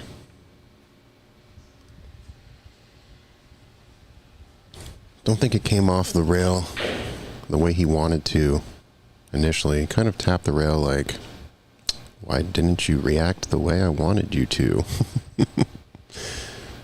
But yeah, that's pool and physics sometimes.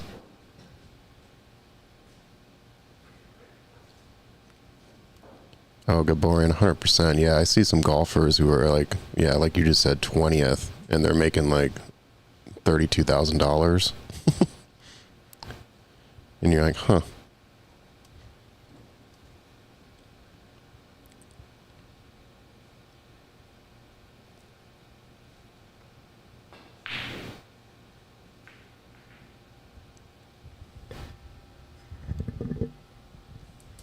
I know there's been like a lot of talk about how American players aren't as good as European players. I think it's just exposure, or at least ability to play in a location that is all ages and with 9-foot tables. I feel like there's like a lot of Euro academies and even like Asian academies that have players coming in young and playing on 9-foot tables. Here in the States, unfortunately, a lot of locations are bar oriented, so it's kind of hard to grow the sport. But I've had some conversations with folks lately that are really looking to get the game into some middle schools and high schools. Hopefully grow the sport from a grassroots sort of standpoint, which I think would be great. Pool is such a sort of like versatile format. Play 8 ball, 9 ball, 10 ball, 14.1, play one pocket, play banks. There's just so many like cool iterations of the game that you can play.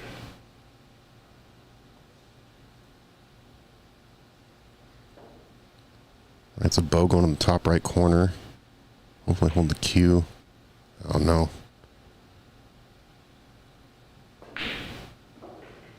Almost laid this one up, but very fortunate roll here. Proth is not going to be able to cut that, so I think he might just be sending this 9 to the short rail and sending the cue ball down table.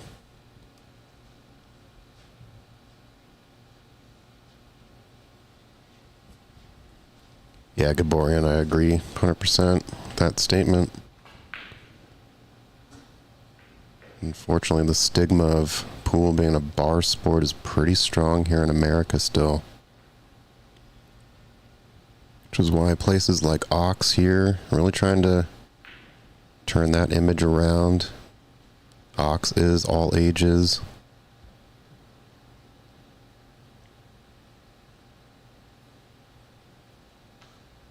Ox actually does sponsor a teenager. Her name is Marissa Dew. She's a young player here in the Northwest. I think she's 14 or 15 years old. Wow, what a shot here. Wow, that was incredible. That thing was so thin. And he got a pretty good lead on the 10. What a good reward that was.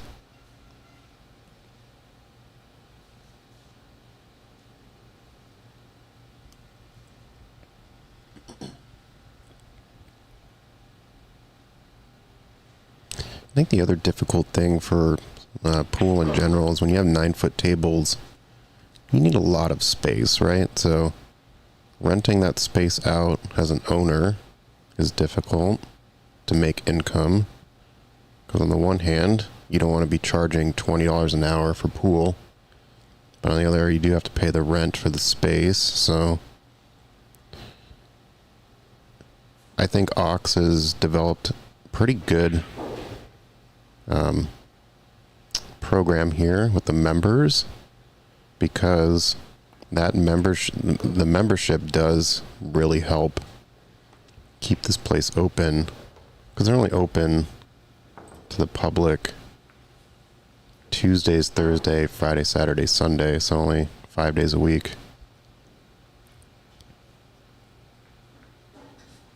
And when you have member access like this, you don't need staff on site, so as long as you're trusting your members to respect the equipment, you can still generate some income without operating a deficit. So yeah, I think more places are able to sort of institute this model. It might work out well for them, while also kind of removing that stigma of a bar game. But now Proth up 9-6, so extending his lead. Seems like he's not making as many mistakes late rack and sort of kind of swinging the other way, where it was Bo who wasn't doing that, now kind of is. So still very much in the game, still a lot of game left. Blitz asking if they serve food and drinks here at Ox. They do have drinks here, and they do have snacks. They do have like beer and cider, just no hard alcohol. And that's how we're able to keep this all ages. Because as soon as you introduce liquor, it becomes a 21 and up establishment, at least in Washington State.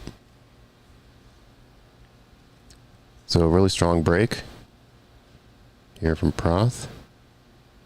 I'm liking this layout. Once he makes the 2, gets pretty natural position on the 3. So the 1, 2, 3 looking pretty good.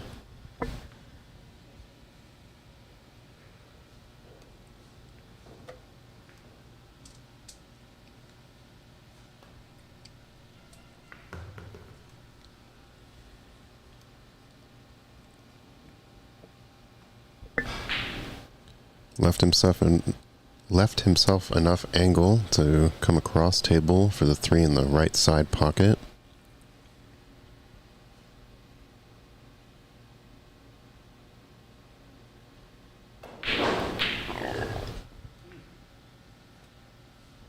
Oh, caught it a little too high, but somehow got a leave. Let's take a look at the side camera here.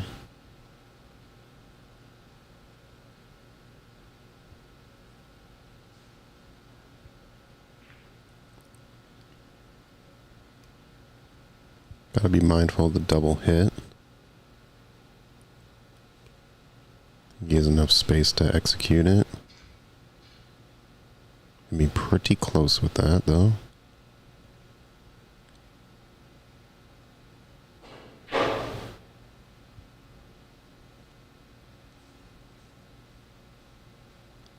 The only problem here now is he can make the 3, but the leave for the 6 might be a little weird. Oh, and he moved the 7. Yeah. He moved the 7, and because it was in the path of the cue ball, it becomes a ball in hand.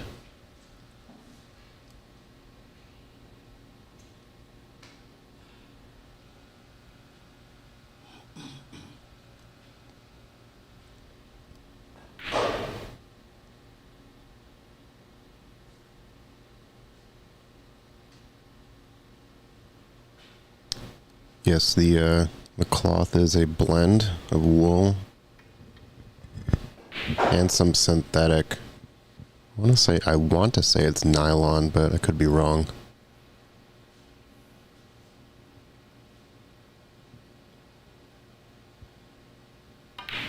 Yeah, David's saying it's a wool nylon mix. Yeah, when this cloth was brand new, it almost had I don't really know how to describe it. I want to say it was almost like waxy to the touch. It was interesting. It was my first, I mean, this is the first time I ever experienced Andy cloth. I had primarily played on Simonis. Anyway, Bo overdrawing this, but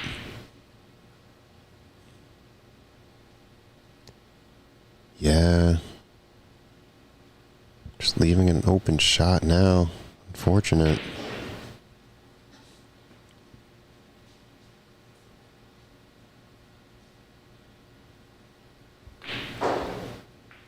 Yeah, I guess he didn't want to take the sort of longer 7, or maybe like having the Q and the 7 so close. But ends up being a pretty big mistake here.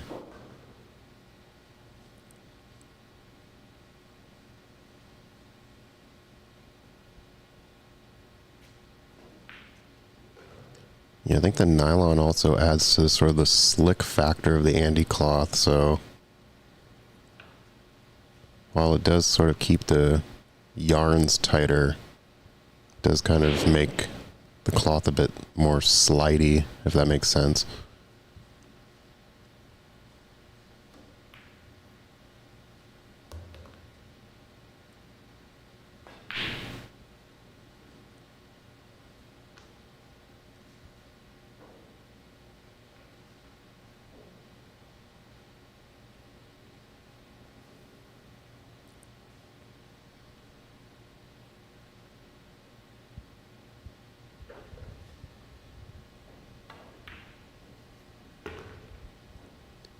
Nice leave here.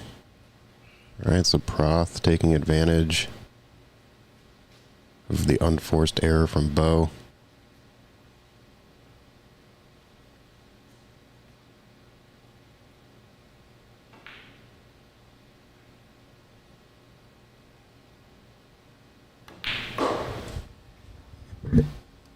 Got ourselves a 10-6 game now.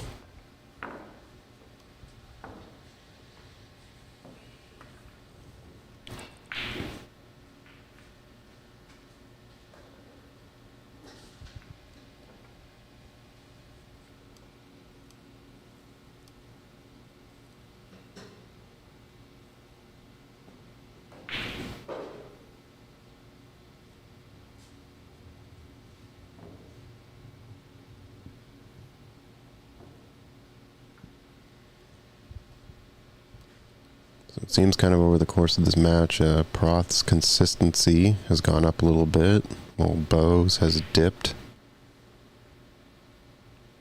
But in these long games, be ups and downs and some swings, so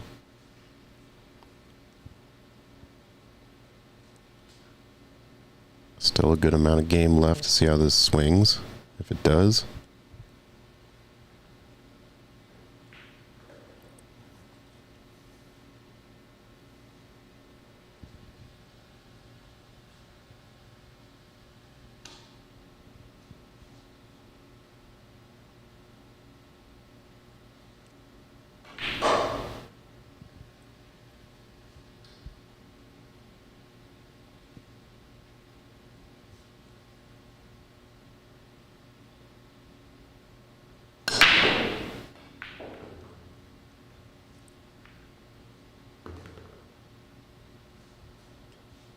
It's like the second or third time Proth has had the 1 end up in that left corner.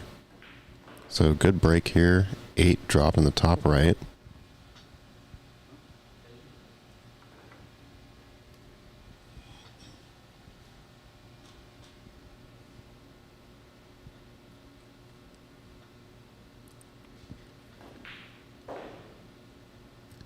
Yeah, I agree. I would love to see a high budget pool movie, but like not as like hustler oriented and maybe more like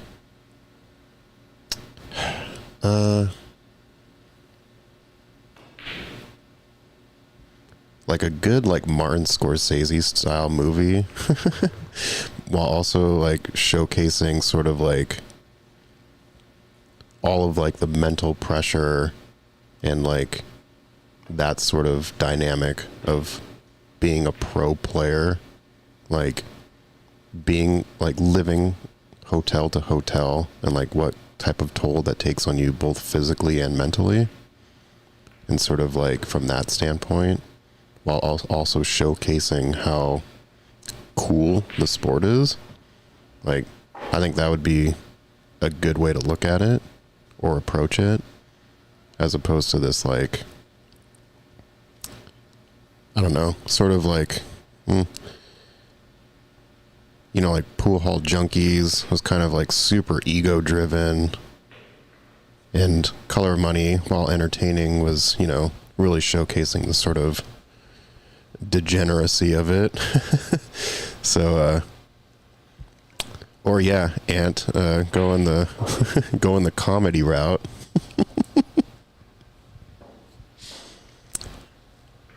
Yeah, I think you can do pool well in film. It's just you need someone with a good sense of writing and character development to execute it well.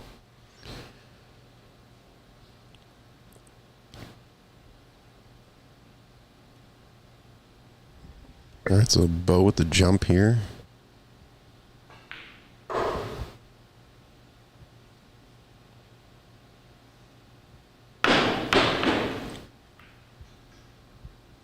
Yeah, that was a tough one. Cue ball was pretty close to that 6.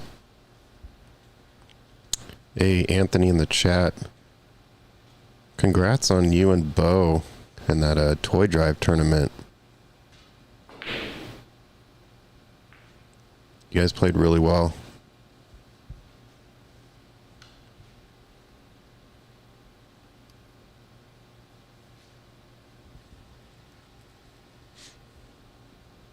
Kyle, no, I've not seen Baron and the Kid with Cash. I'll have to write that down. I did see a movie with Femke Johnson. I think it's called Turn the River or something like that. And that movie was okay. She's basically like a single mom, sort of like struggling to provide for her kid while also sort of playing some hustle games. But the pool in that movie wasn't particularly great, and the writing was pretty low, kind of mid. It was attempting to be dramatic, but I don't know, didn't really catch me as I thought it would.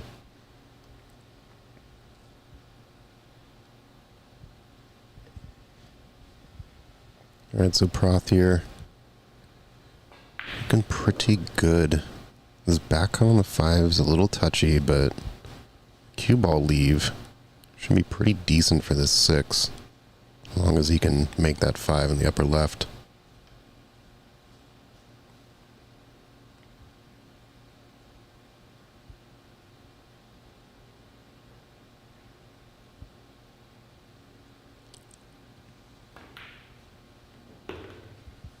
Great shot.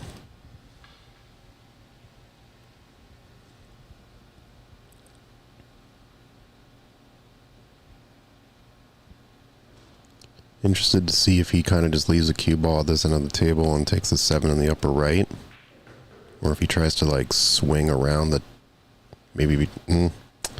swinging underneath the 10 to have the 7 in the lower left.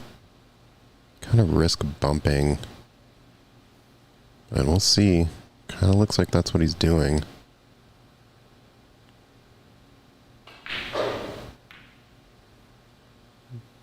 Yeah, focused a little bit too much, but gonna get away with it.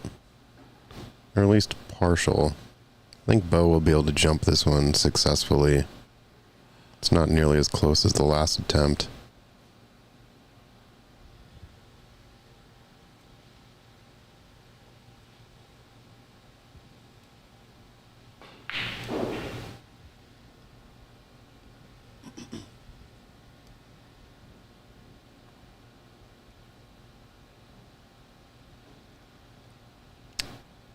Yeah, jumping is, at least with the short sticks, is relatively new. I know at least back in the day you could only jump with your playing cue, which made it that much more difficult.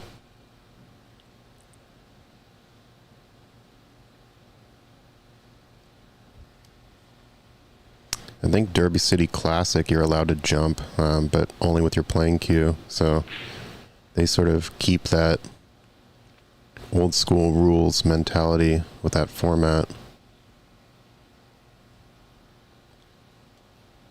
Good boring, that's funny. Yeah, you gotta advertise the game as much as possible. Should get some stickers and like stick them on street signs around town.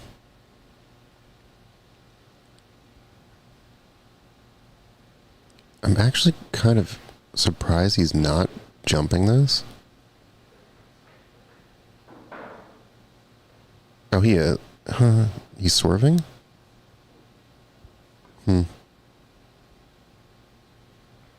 Maybe he can't quite get the angle he needs for the jump, but kind of looks like he would be able to.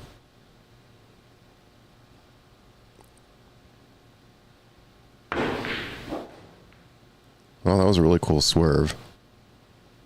And made legal contact. Oh, Nathan, no kidding. They changed the rules this year. Huh. I wonder why.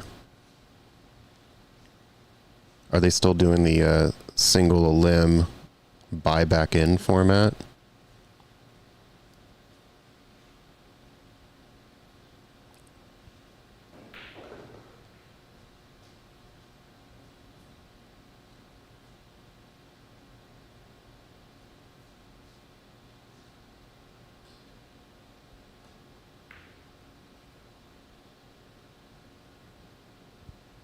Trying to play a little bit too careful there.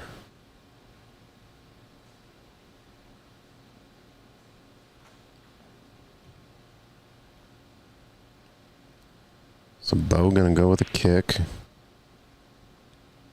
Again, I think he needs to go rail first into this. By rail first, I mean the rail that's closest to the 6. Don't hit this straight on. There you go. Perfect.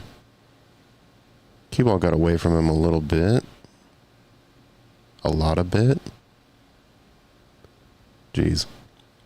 Well, I think you have to swing at this 10-ball combo. May as well.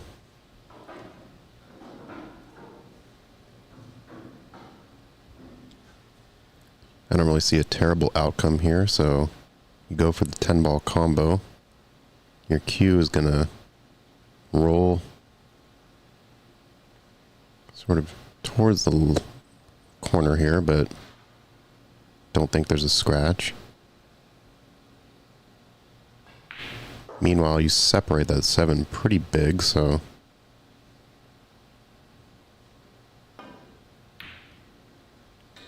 uh-oh.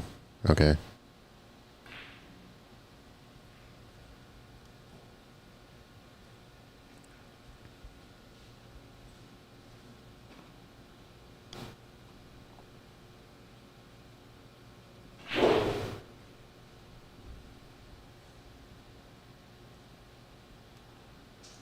Calling the bank here into the side pocket.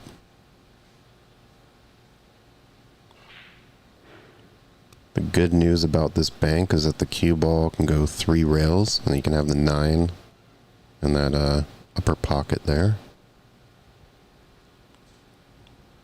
Just needs to hit it smooth. Don't really need a ton of power here, probably like a medium. Oh, opted for the reverse bank or just separation? Yeah, separation.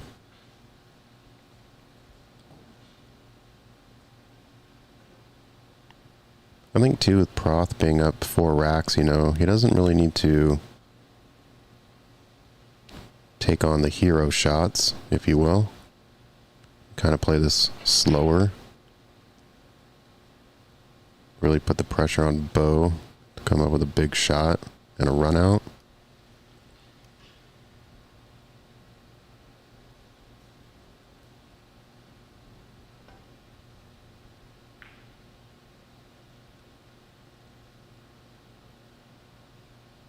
Bo responding with pretty decent separation, though 7 does go by the 9, so didn't quite get the coverage he was looking for.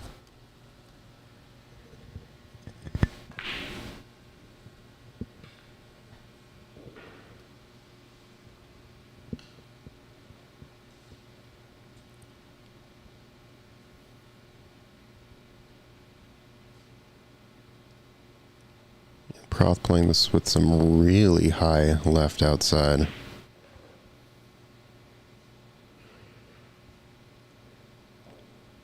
I don't think he really needs that though, because the natural angle will run him up towards that left diamond on the short rail. And then when he hits the long rail, it should actually come out pretty good for the 9 on the top right, so guess maybe he sees something I don't from here.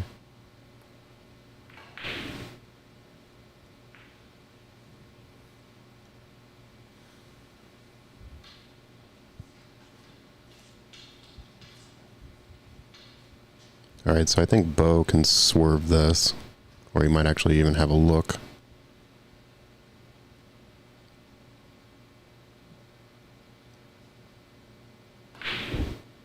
Yeah, it looks like he might have to hit just a tiny bit of a swerve here. Oh, okay, never mind. Looks like he's got it full on.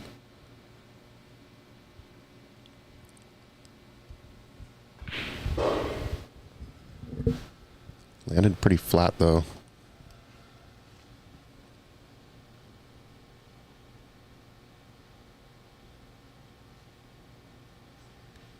You could cut this up in the left corner, or the top right corner. It's a little steep, but this cue ball should end up pretty friendly for this 10.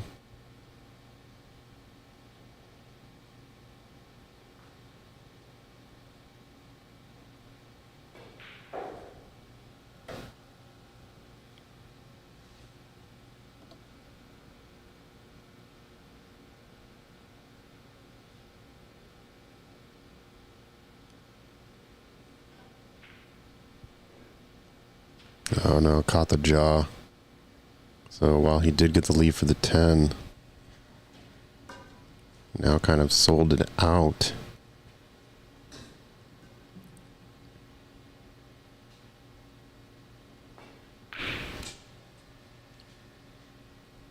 Alright, so don't need to do anything fancy here.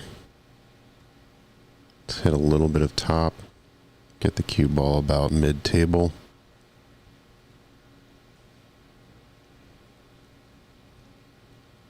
Double checking the line here.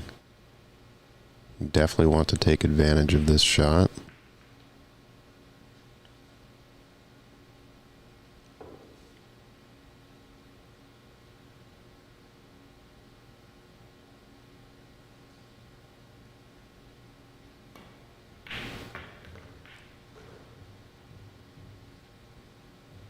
Kind of let his stroke out, but that's fine. Got the leave he needed. It was a tad riskier doing that, only because the cue ball was headed towards that bottom left corner, but I think he prefers to let his stroke out.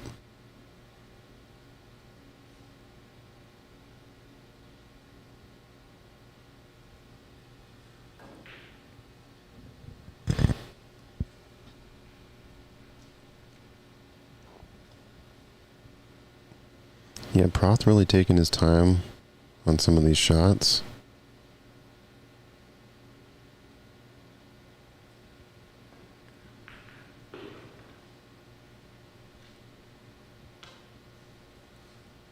I think he just wants to be absolutely certain he's on the cue line.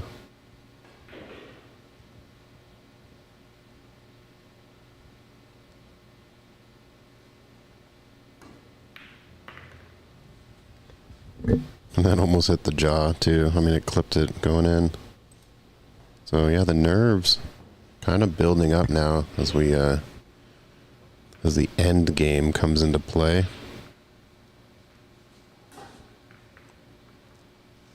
Yeah, and I think after seeing your opponent kind of... Well, I think he might have... I know Bo did earlier, rattled the 10. And he himself has also left a ball hanging, so I think just taking that extra precaution to make sure you're on the line is pretty paramount to finishing this race out.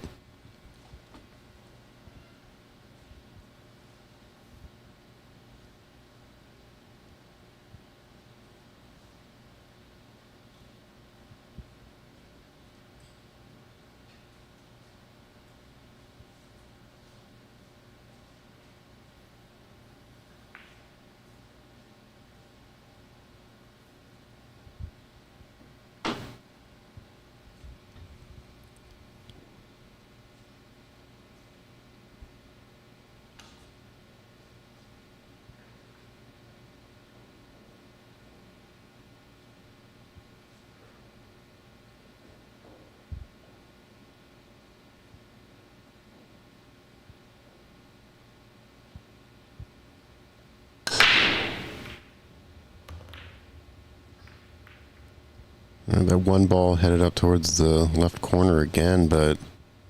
Ooh. Maybe he's got a little bit of a look here.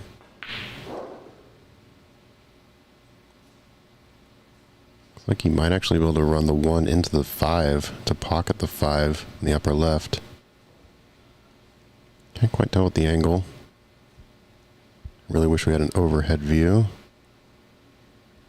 I'm sure we will regain that view as we get closer to the World 9-Ball Tour Seattle Open.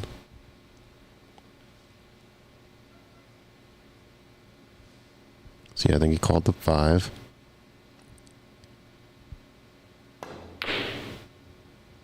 Somehow missed it completely, which is a little shocking, if I'm being honest. Given how close it was to the 5, and didn't even nudge it at all.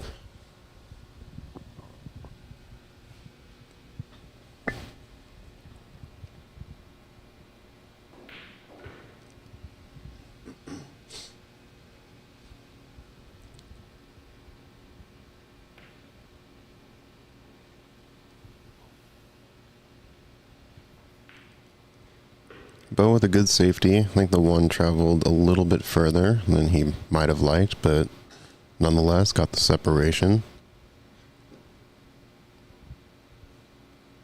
Ended not giving a direct pocket away, so...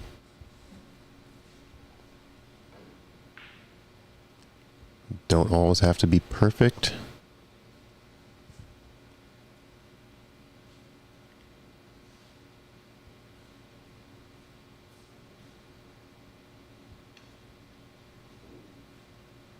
So I like coming 2 rails at this, maybe even trying to get underneath the 1 if possible. Yeah, like that. Except, didn't really get underneath that. He kind of sideswiped the 1 a little bit.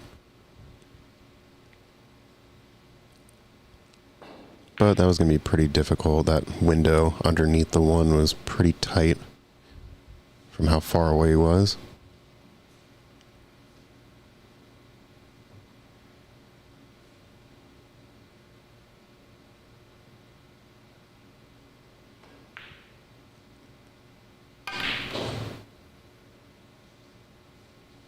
Oh, no way. Well, unfortunately for Bo, kind of seems like the positional miscalculations are beginning to pile on, which sucks. I've been there before. You feel like you have an opportunity to do something, and you feel like you're executing it well, and then just doesn't go the way you want. So it's unfortunate.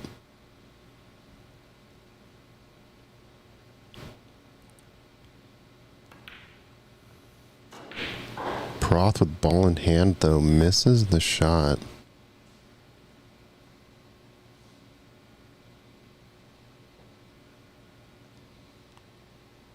But doesn't leave the greatest shot for Bo here. So I feel like even though Proth is making less mistakes now, when he does make one, he's not really giving a good opportunity. Whereas Bo, last few racks, has kind of been the opposite. When he's making an error, he's kind of opening the door for Proth, so...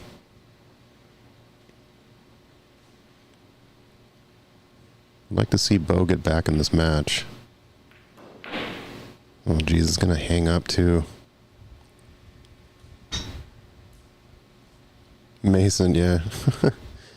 So, anyone else in the chat that doesn't know what BIMS is, it's kind of a thing that we came up with. It's ball in hand missed shot. So, we play in an APA league, and if you have a BIMS, you put whatever dollar amount your skill level is into a pot. But if it was a Fargo rating, yes, it would be exponentially more dollars. 3-8 combo here from Proth. Really friendly bump. That 3 could have gotten way more squirrely, but it didn't. I think Proth can make this 4 in the left pocket, left side pocket. It's kind of steep, but gives some really good position for the 5 if he decides to take that route.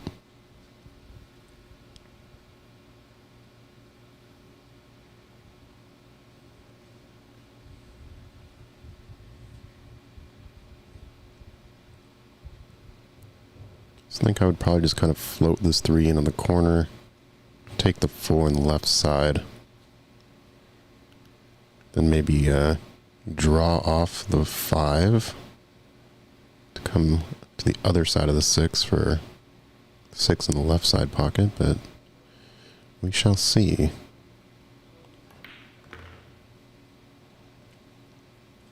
Interesting. Okay, so we can actually make the 4 this way.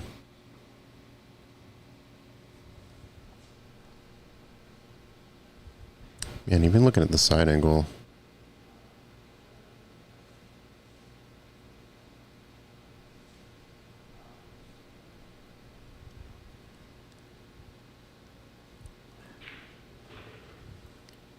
nice shot.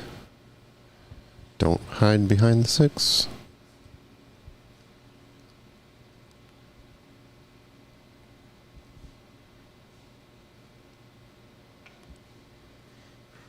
Alright, should be able to come one rail here. Oh, he's gonna... Yeah.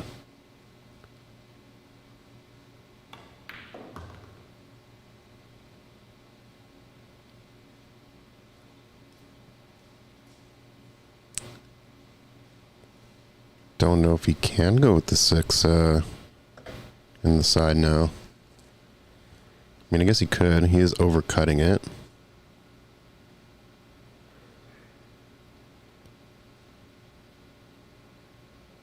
I think we both can say we particularly don't like having to take this on, but I think it is the shot to take on.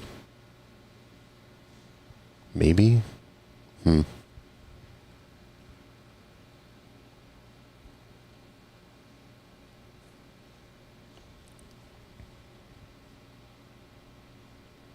Cue ball kind of runs away from you, though, with this shot, because you're going to have to put some bottom on it.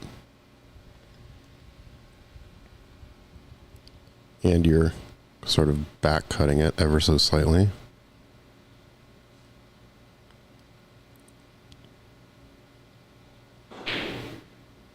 Yeah, that's what I meant about the cue ball getting away.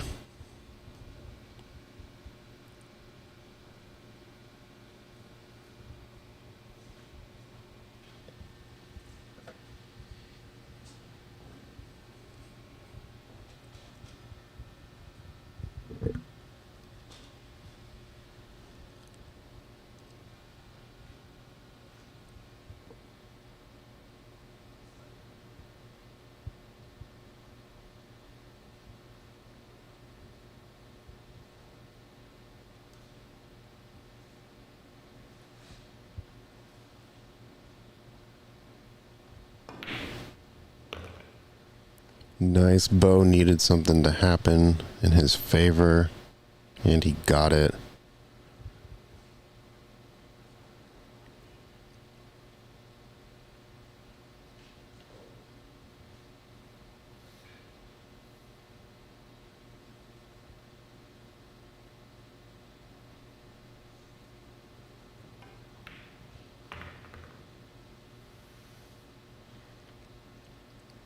Oh man, he overran the 10. That's crazy. He didn't even hit that hard.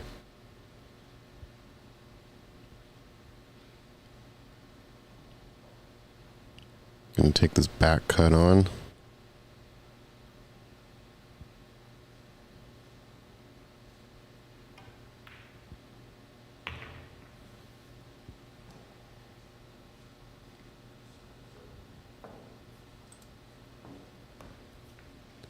Alright, so almost a funky leave on that 10, but winds up finding the line. I think we're gonna take a short player break and we'll be right back.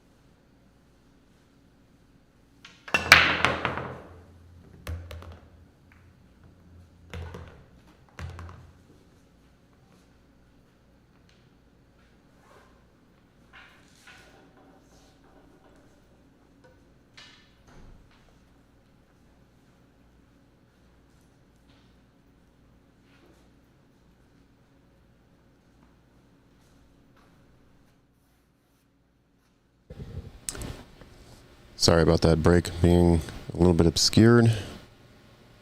Also had to run to the bathroom real quick. It looks like he made the 3, the 7, and the 8 on the break.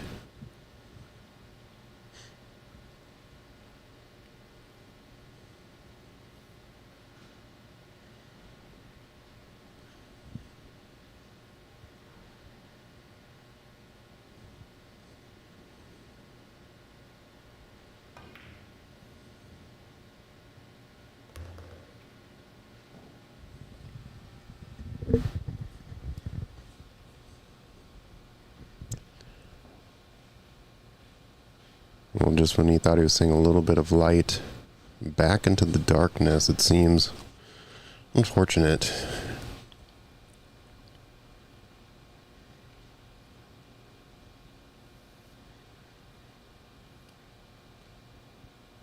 Proth knows, though, that Bo can get hot, so he really needs to take advantage of the opportunity he's given.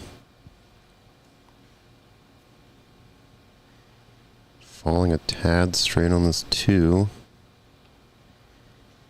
But I think he can play it with running English and get into a good position from the 4-5 combo, perhaps. I landed on this side, pretty nice. Overran it just a little bit, but should be able to slice this in.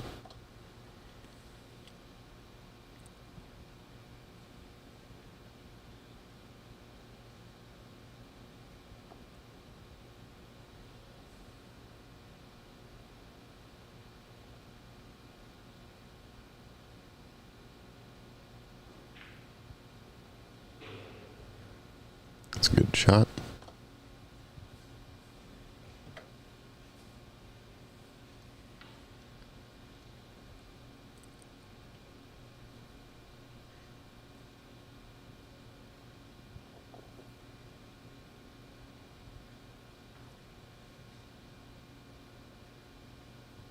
Just needs to make sure that when he leaves for the 6, has enough angle to come back on the other side of the table for the 9.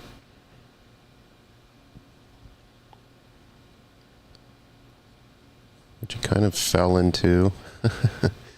Don't think he wanted to be there, but we'll certainly take it.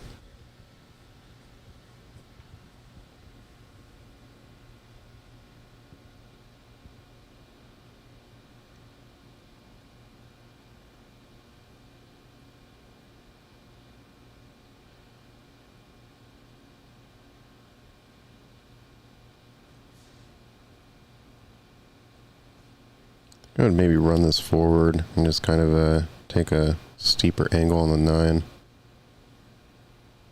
Because the way he's going to run it forward, cue ball is going to kind of run up on this left half of the table.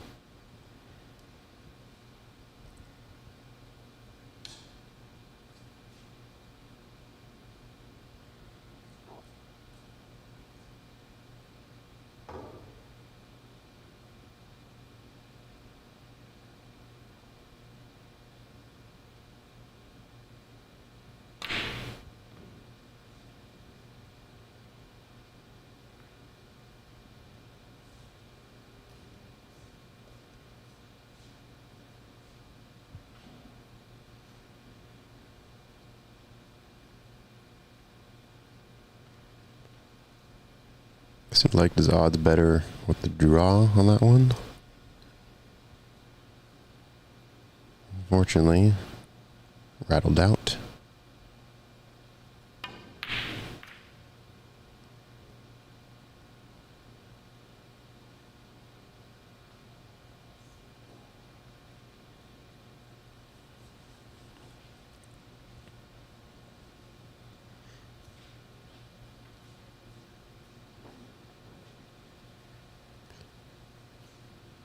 Alright, so Bo not capitalizing on Proth's error.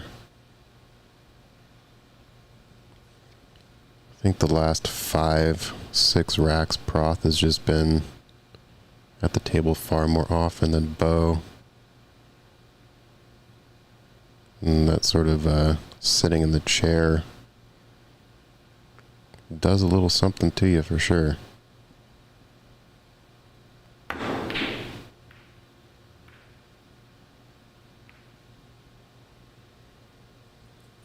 Well, he certainly made this run out easier after that rearrangement. So maybe this is the hope that Bo needs to get back into this.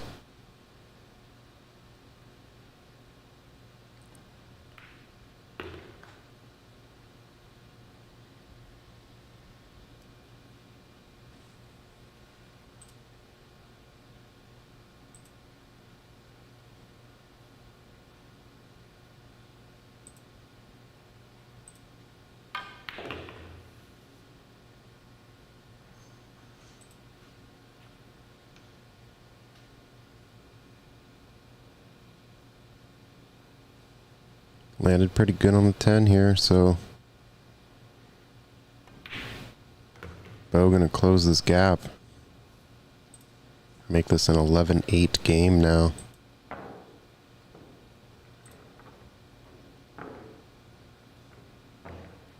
Definitely gonna be feeling better about his chances now.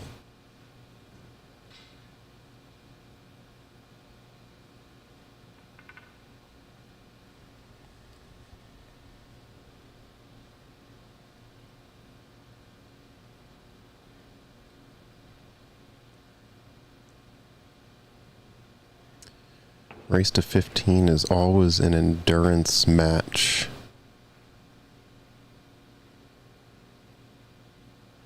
I think the longest race I ever played was 13, and that was pretty grueling at times, so totally get it.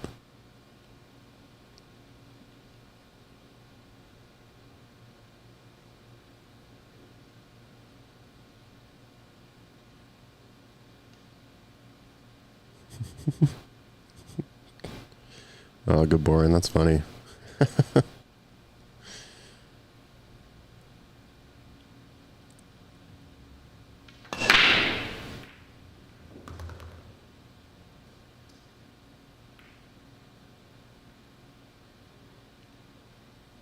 Scratch on the brake.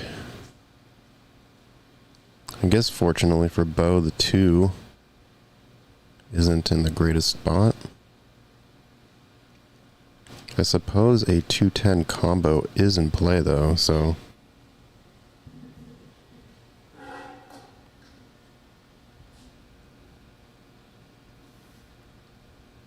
think if I were Proth, I would definitely take this 210 on. You get basically a free swing at it.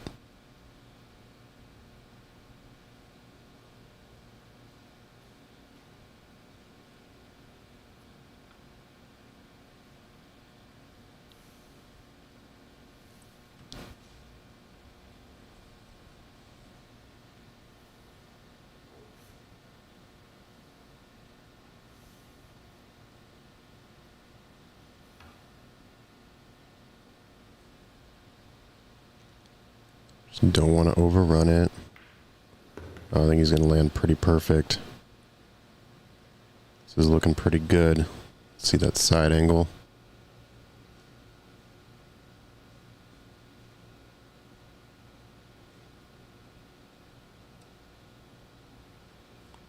Oh, maybe not. No, he didn't get there. The 6 is just in the way. That cue ball needs to be about 3 inches closer to that diamond. So he will not be taking on the 210, as far as I can tell.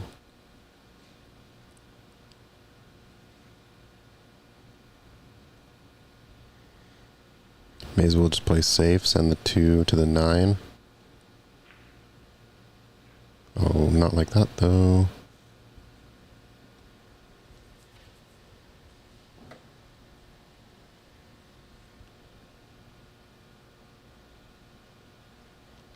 Needed to hit that 2 a little bit thinner. Keep it on the upper side of the 9.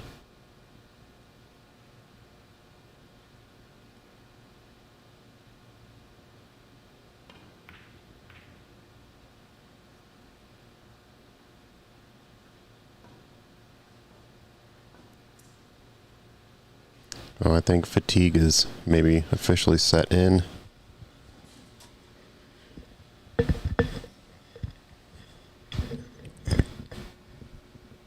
There's an uncharacteristic miss there.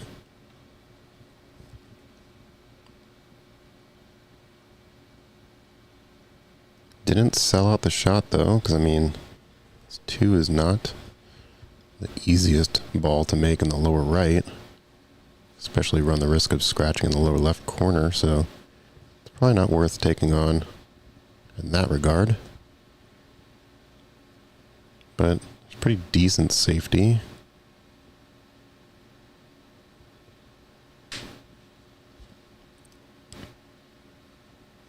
Basically bank the 2 between the 10 and the 8 and roll the cue ball into this bottom rail.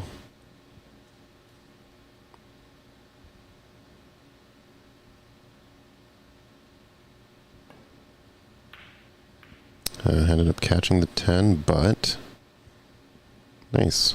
Landed behind the 10. I would call that a successful safety.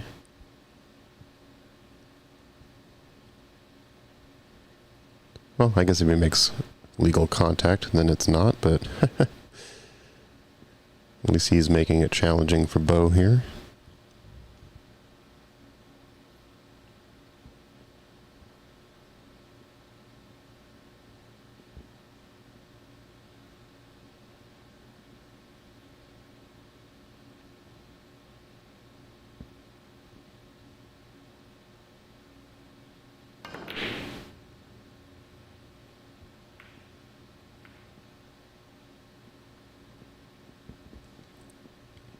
Pretty lucky outcome, the way those kind of clicked around.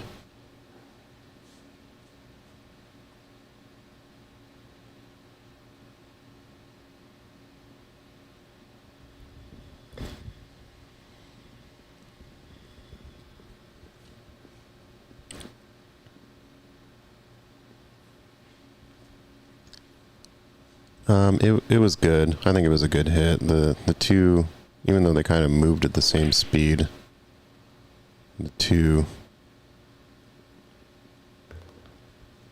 did move first. At least I think it did. I don't know. If you have time to rewatch it, let me know.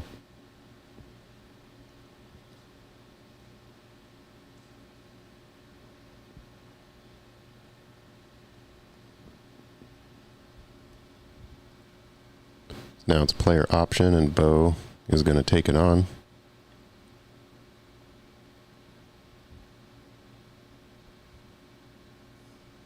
I think maybe you just... Okay, he's going to go for maybe a little bit of a two-way here, calling the 3 in the lower left corner. Maybe perhaps bringing the cue ball back up table.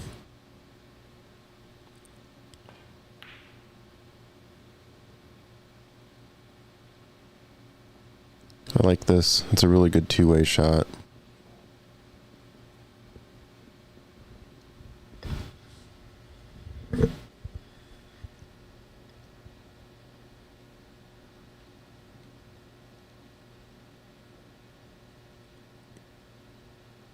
And so Proth is going to go for a masse here, around the 5.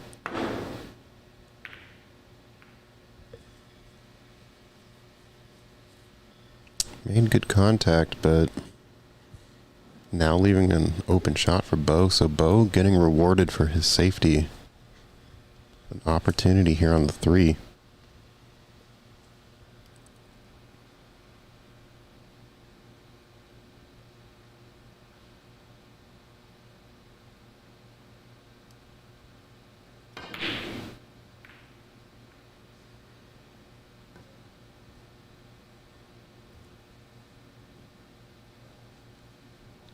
Unforced errors are just kind of piling on now, unfortunately.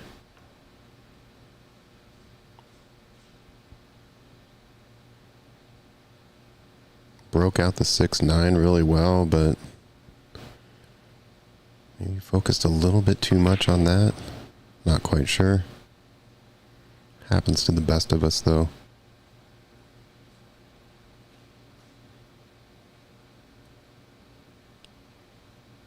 So I think Proth really needs to run this rack and continue building that pressure, keeping the pressure on. And Bo needs another opportunity here.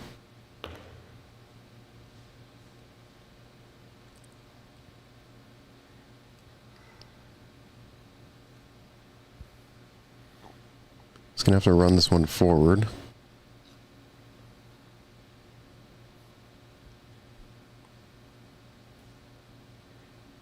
Luckily for Proth, I found his extension earlier, so be able to use that.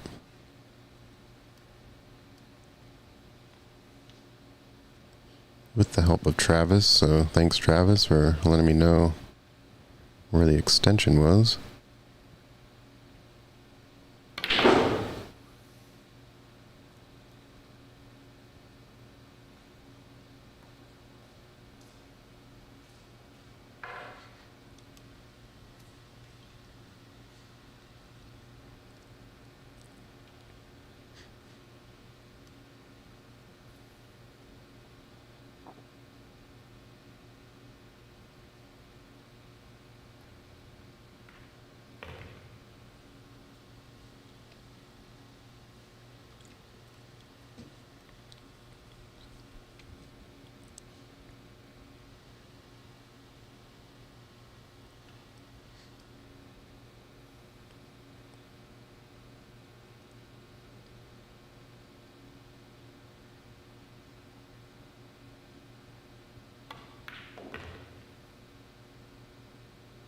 Ooh, really close to his work.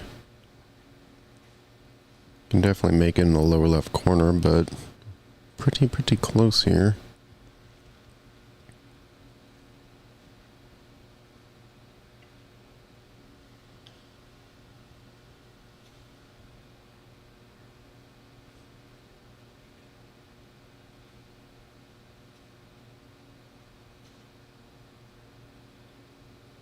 I think he can just put a little bit of stun on this.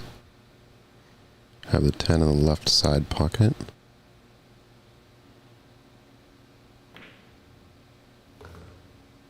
Got much more draw than I thought he would. But didn't want to baby it in case the 9 just floated and didn't get to the pocket, so understandable.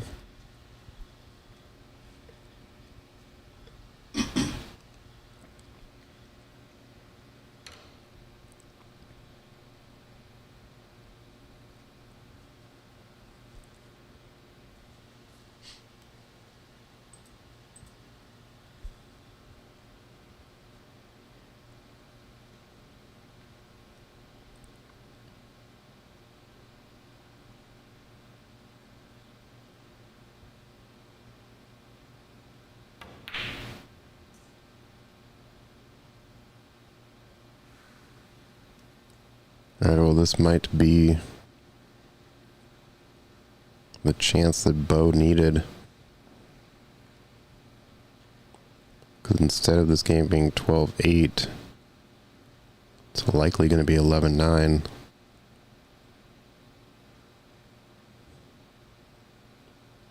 I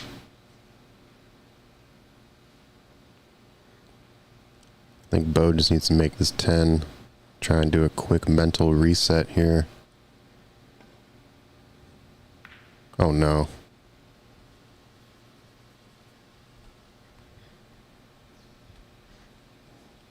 I almost think the cautious play is affecting both of them at this point. Both are playing a little too cautious now. I mean, the end game is in sight, so I totally get it. It just seems when you're more careful, you're straying from your sort of natural ability. And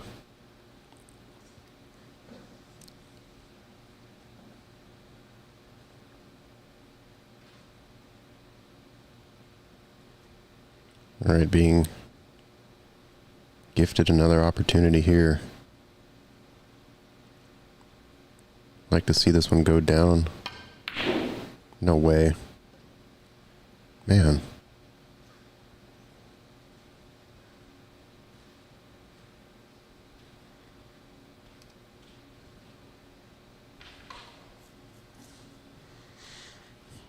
Yes, the pool gods are just mocking both of these players now. Saying, oh, here's your shot. Psych. Pool gods are cruel and take no sides.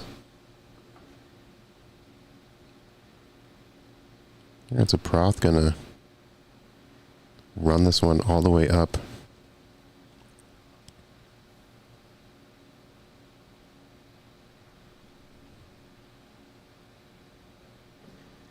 Doesn't need to hit this hard, just hit it smooth. Nah, he hit it hard.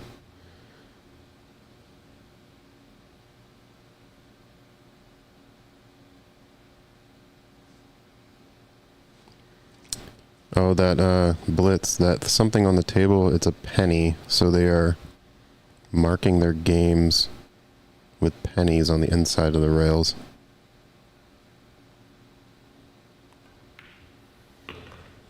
Alright, so after, I believe there was close to 5 attempts between the two of them, that 10, Bo ends up taking it, making this a 9-11 game.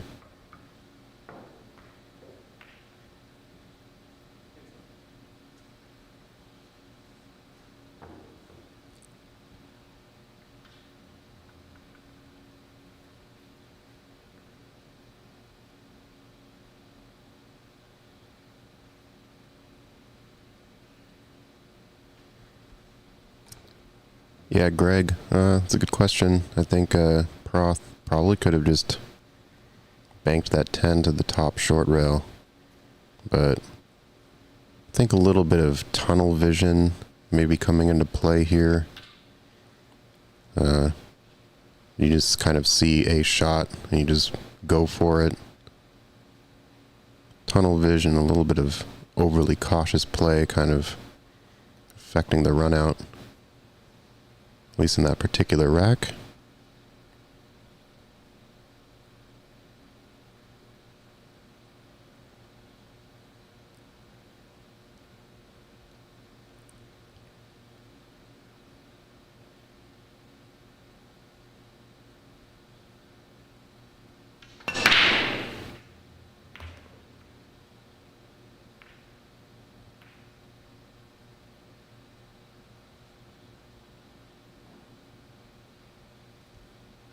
Alright, friendly bump on that 3 sends the cue ball into a little bit better position on the 1. Looks like Bo has an opportunity to do a back cut here. Curious if he'll take it on. I suspect he will.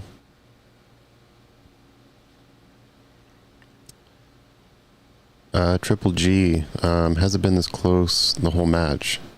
I would say the first half of the match was. At one point, I believe it was 6-7. But then Prathamesh kind of ran away with it for a bit.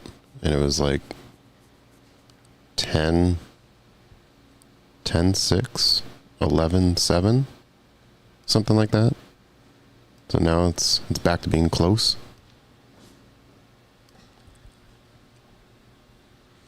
Yeah, Bo has been making him a bit of a comeback the last 3 racks or so.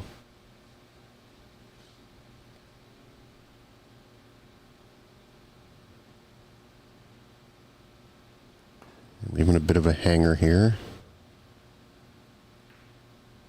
Yeah, you're welcome, man. Thanks for tuning in. Good luck in your Kitsap Thurston County matchup. Saw that. That's pretty cool. That you guys do that. I think it's like the 2nd year or something you're doing that.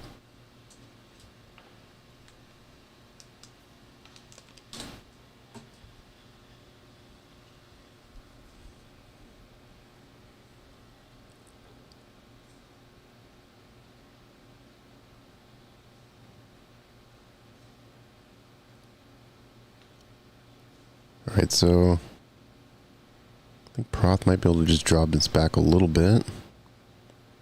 Retain pretty decent look on the 3.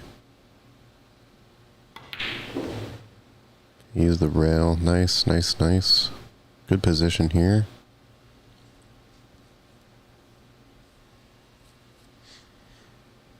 Hell yeah, dude. Good luck, Triple G. That's cool, man.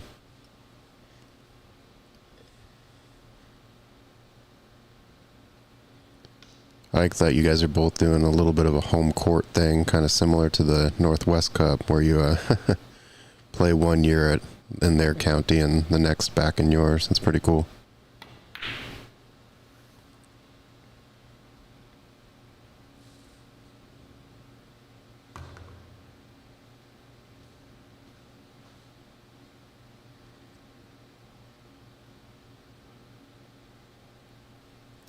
Well, it would have been a pretty good safety here from Proth, but unfortunately that 3 did go in the pocket, and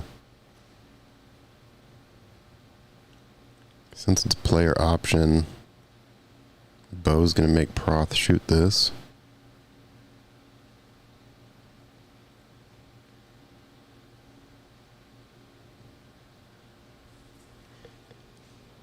Take a look at the side here, see if he's got anything.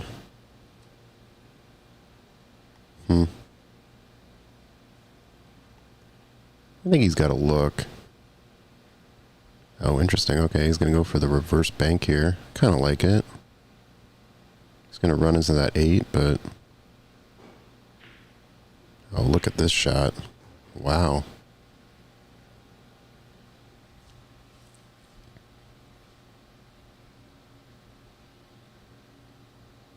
Looks like the 5 squeaks by the 7 just barely into that top right corner. Can do a little zoom here, see if we can.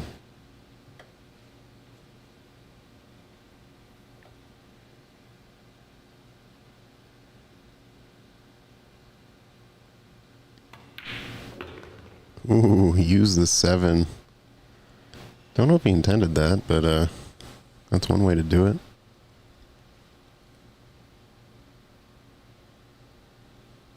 Alright, so just a little bit of a back cut here on the 7. Go 2 rails for shape on the 8. He's looking pretty good for this run out. Just needs to stay focused. Don't let the cue ball get too far away.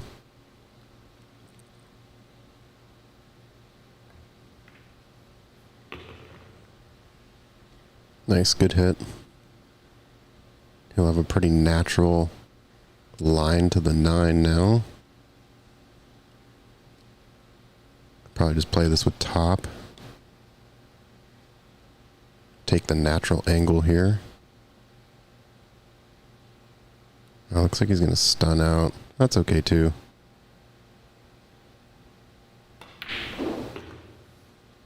Problem with the stun out, which he almost deja vu'd, but corner pocket rattle a little bit, you know? Blitz, commentator's curse. No, sir. My voice is not that powerful to influence the game. I do not believe in commentator's curse. I believe in commentator's coincidence.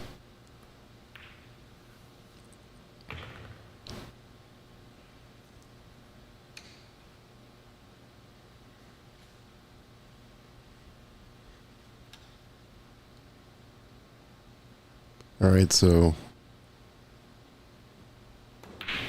Proth taking advantage here. Extending his lead by 3. The end is nigh for Proth. Can he maintain the pressure and close this out? 3 games left for him. 6 more for Bo.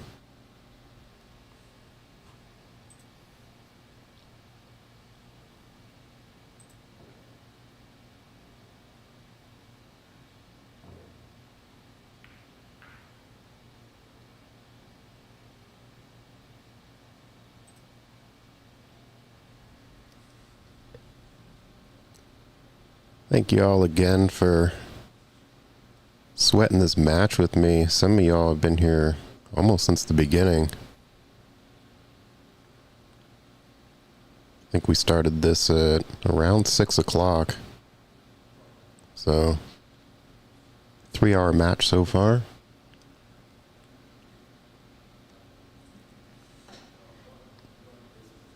Appreciate y'all spending your Wednesday with me.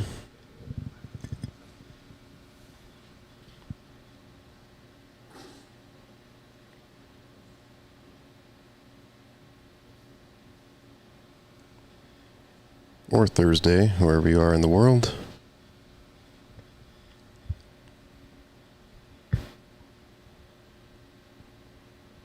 Alright, so Proth probably going to strike this as the way he has been doing most match, pretty hard. Much better pop control on this break, though. Unfortunately, nothing went down. So, leaving a mostly open table here for Bo.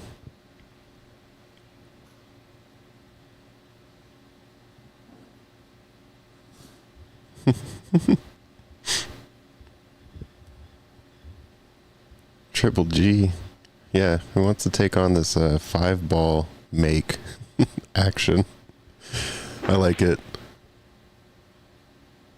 I mean, the 5-ball is just sitting up there. I mean, look how juicy that 5-ball is up in the corner. You know what would be like hilarious is if Proth back cuts the 1 into the 5 right now. That would be pretty funny.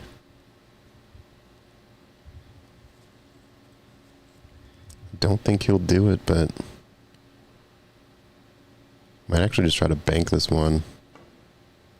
Oh, okay. Smart shot. Smart shot, landing on the 2. If he happened to make the 1. Alright, so Bo's going to need to come out this two rails. Calling the 1 in the left side pocket.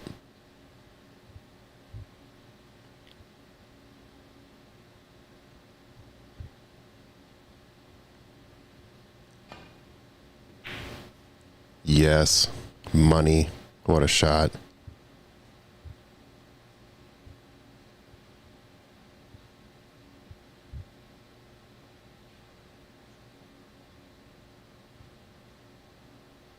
Alright, so Bo needs a couple more of these to rebuild the confidence here.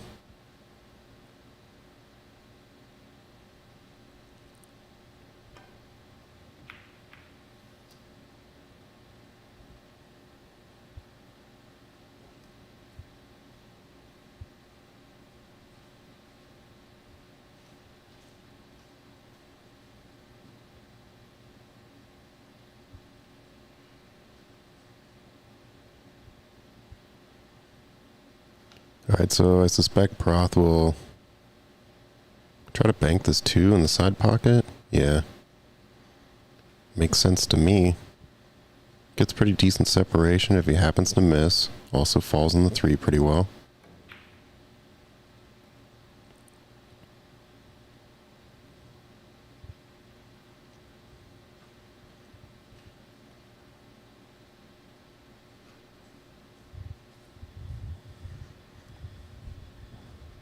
Well, that pocket said, no 2, you are not coming home yet.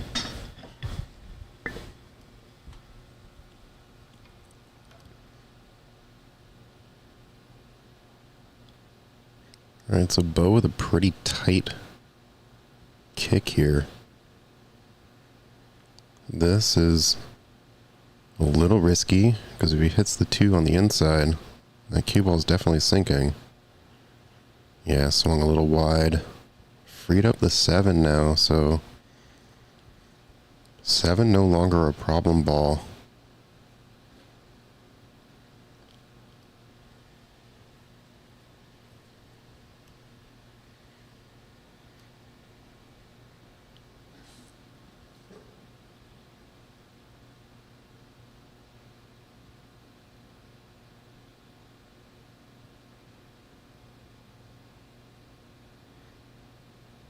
Alright, so Proth, ball in hand.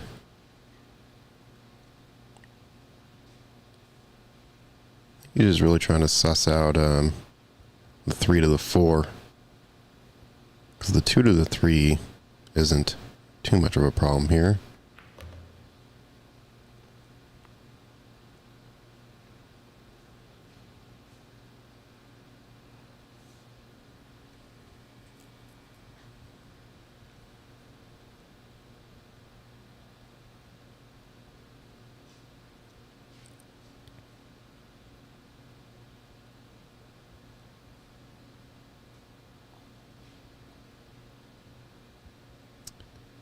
Curious to see if Proth tries to draw back between the 6-9.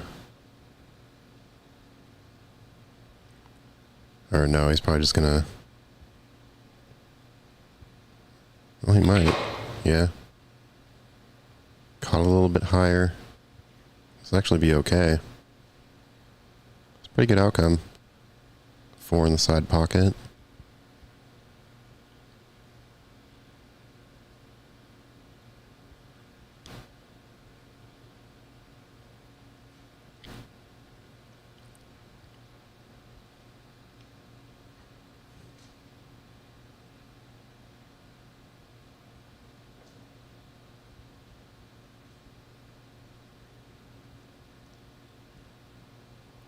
Going to draw this a little bit back just to stay above the 7 there.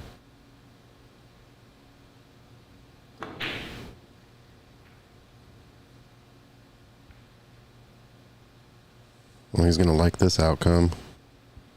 Not only did he miss, but now has obscured Beau's look on the 4.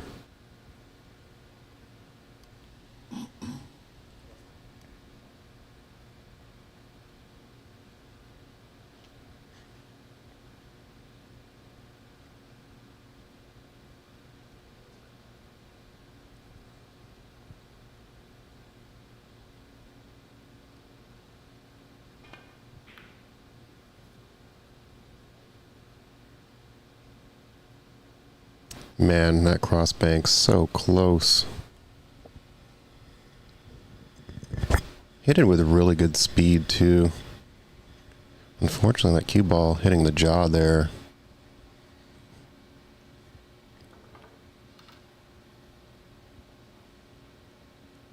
Alright, Triple G, this is the moment you've been waiting for. Will Proth get to the 5? Yes, he does. So nobody took action. Triple G on this 5.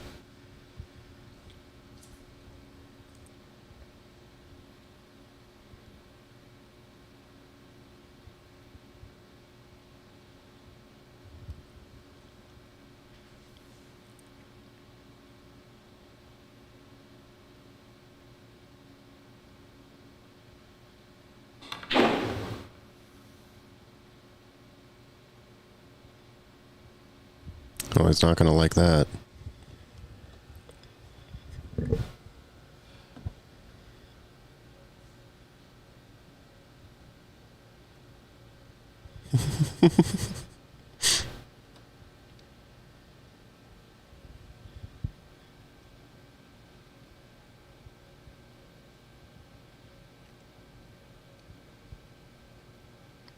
Alright, so Proth gonna try to manufacture an angle here.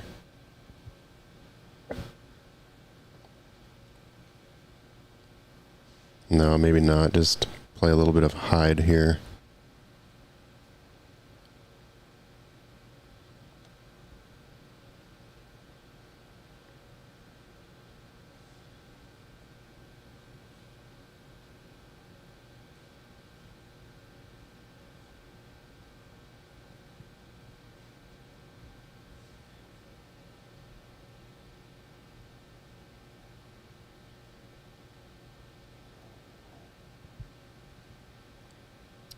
Yeah, he's a little indecisive on this.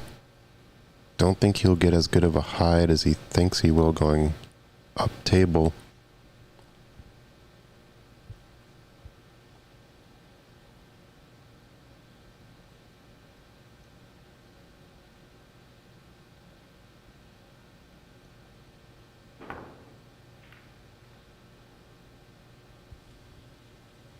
Okay, I mean, it's not a terrible outcome. Doesn't really look like the 6 goes by the 9, so even though he left Bo an opportunity to make contact.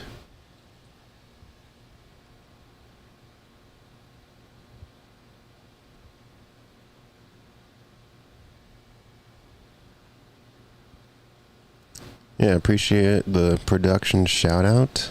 Christian taught me a thing or two, so thank you much for that. Trying to get you all the best angles.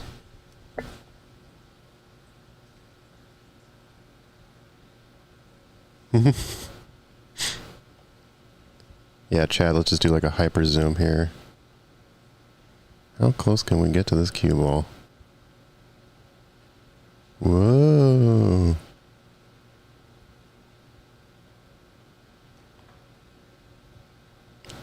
Go closer. Dun dun dun dun dun dun. Alright, that's max zoom capacity. It's pretty cool, huh? Oh god, no. Alright, we're back.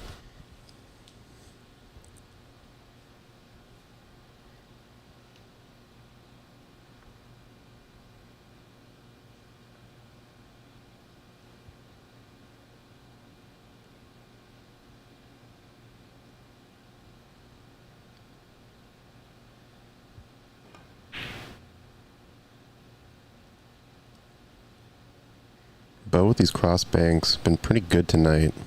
Even though he hasn't quite made the shot, they've come incredibly close. And even calling that a sort of a two-way there. Gets a really good hide position behind the 7.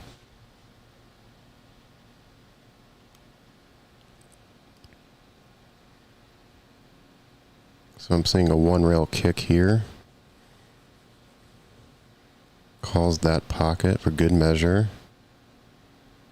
Probably going to want to send the cue just above the side pocket. Maybe a little bit of running right.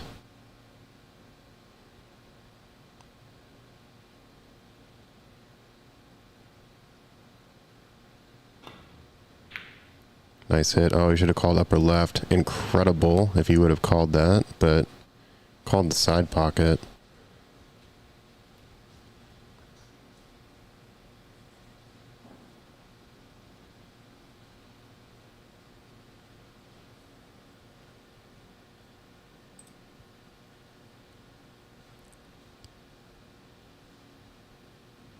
All right, so good opportunity for Bo.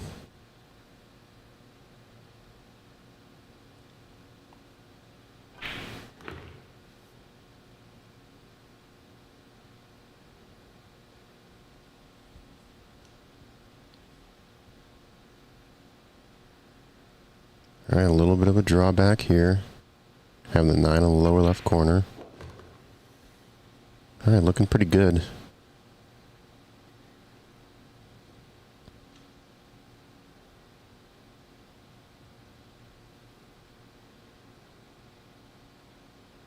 Just a straight draw back. Get position on the 10. Fell into a pretty good line. Oh boy. That's incredible.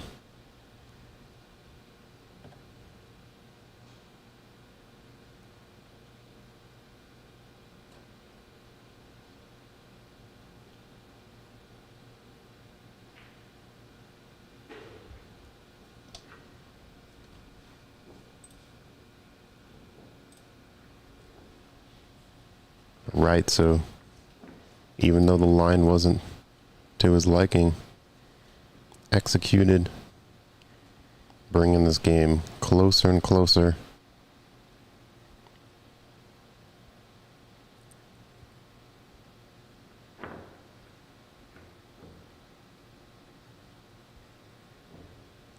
How about you guys bet how many balls will be made on the break? That way, if you're both wrong, nobody loses money.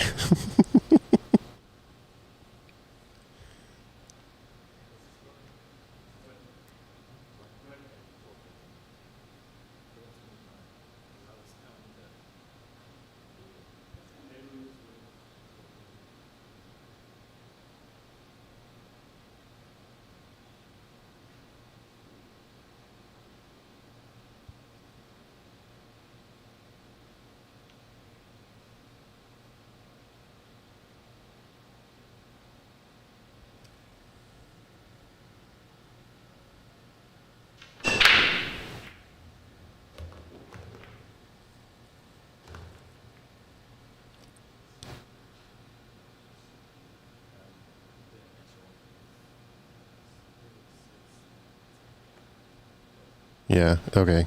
Bo moved his coin back, so yeah, it should be 12-10. I'm pretty sure I've been keeping pretty good track. Okay, so Blitz said 1 on the break, and there's actually made 3 on the break, so sheesh.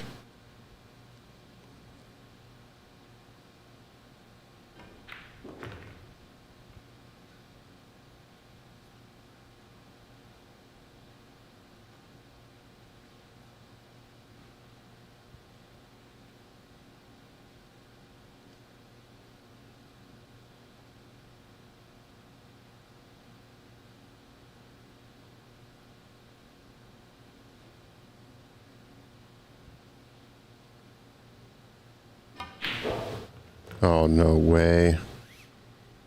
He followed it in. Bummer.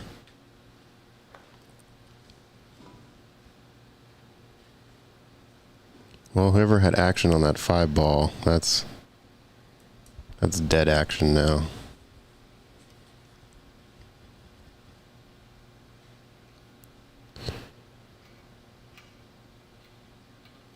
Alright, so Proth just gonna draw this one back a little bit, so he has a good angle for the 7.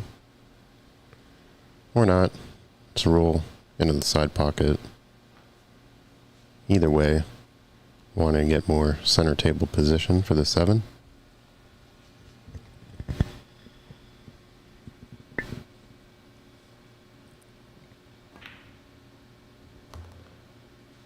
Getting pretty close to his work.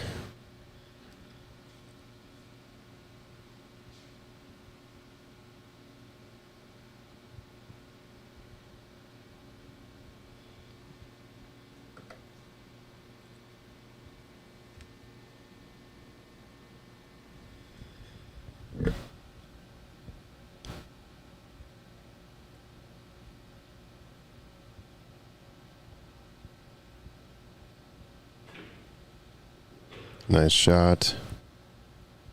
He's going to get a pretty good outcome here for the 8.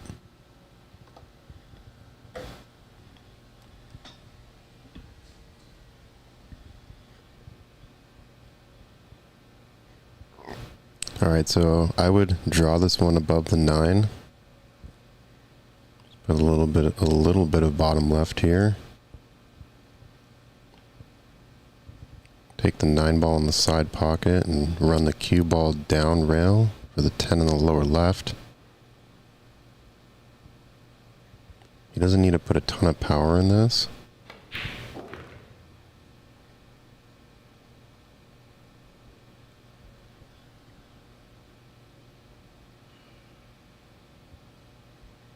It's going to be a little bit awkward of a lead for the 10, but making the 9 in the side pocket is the right choice here.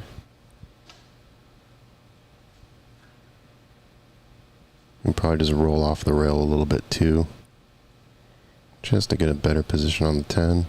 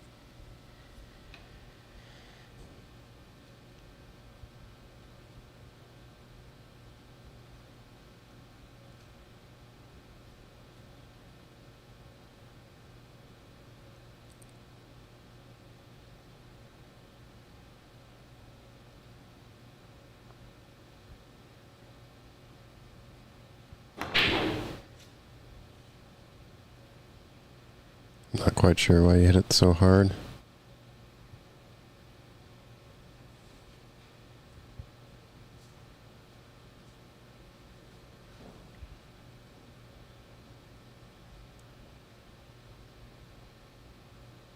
Alright, so a couple 10 ball misses here from Proth, keeping Bo in this match.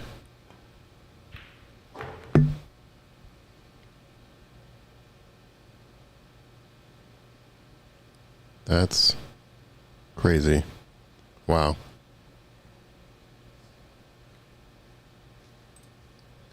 Okay. 12-11.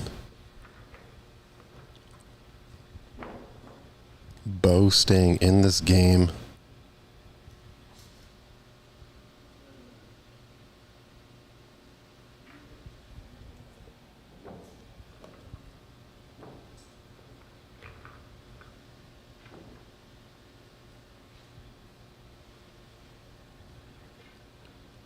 I think there's going to be a little bit of... Okay, never mind. I thought there was going to be a player break, but...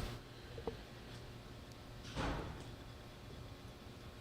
think they're going to power through it here.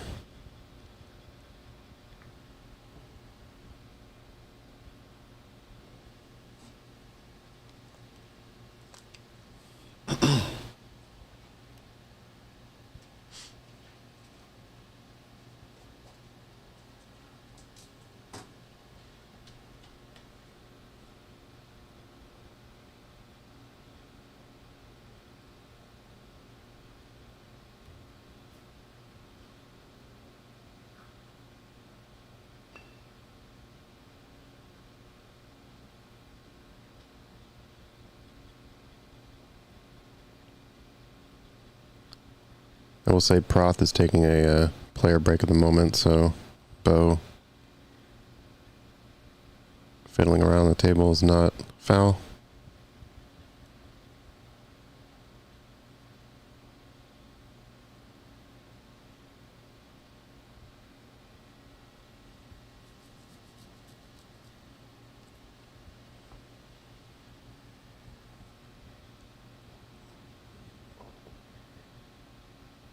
Any thoughts on this game going hill-hill?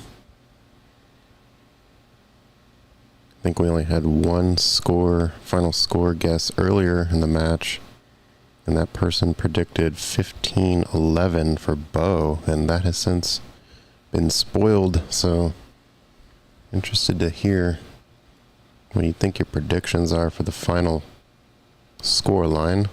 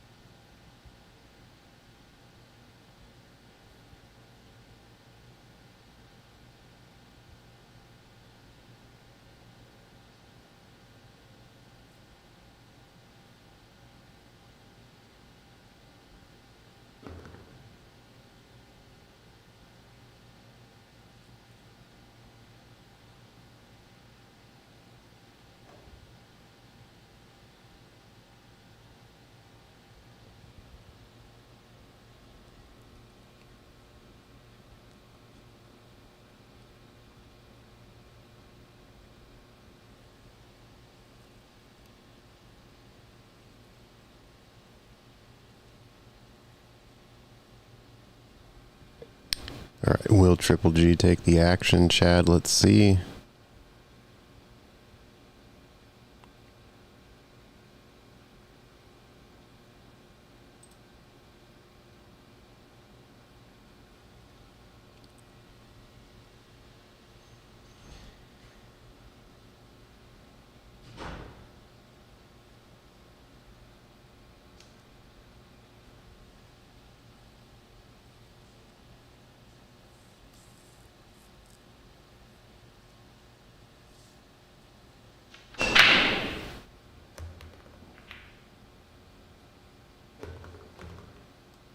All right, well, Bo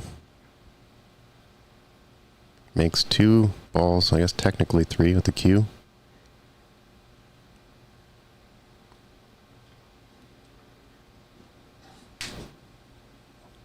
All right, we've got 3 viewers going for Bo. Triple G with his money on Proth. Let's see what happens.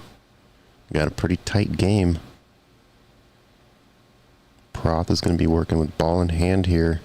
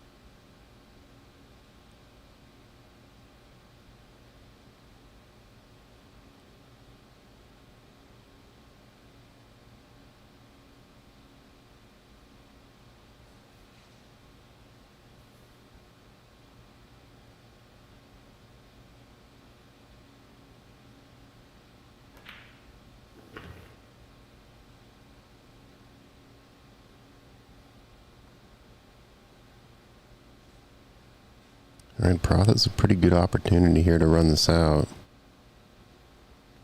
I don't see any problems here.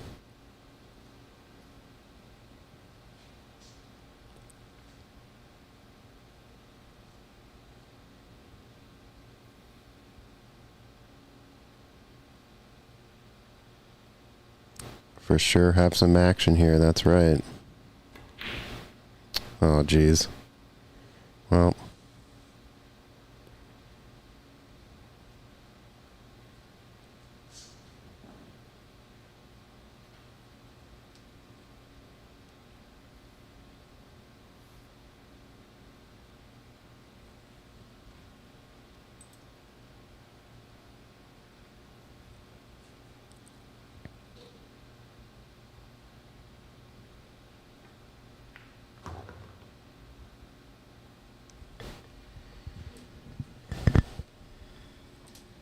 I think it's been a few racks since either player has gone on like a 4-ball run. Kind of seems like you're just trading one or two back and forth.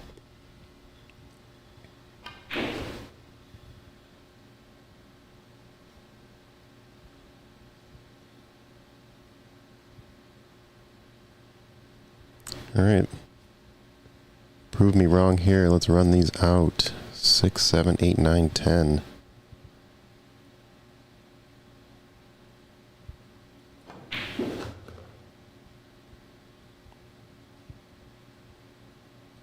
Overran the 7, but it's okay. Still has a chance in the upper right corner.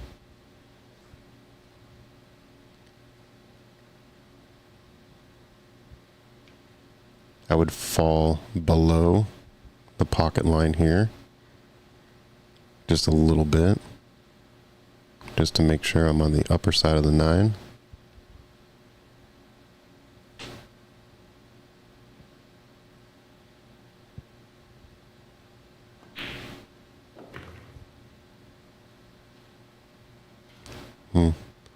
Curious why he decided to go on this side.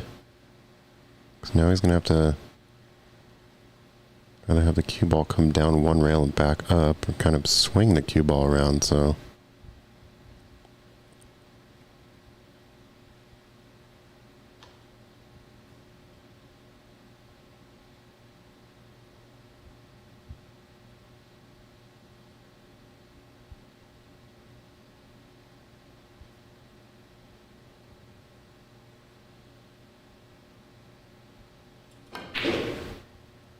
Alright, so here comes the swing.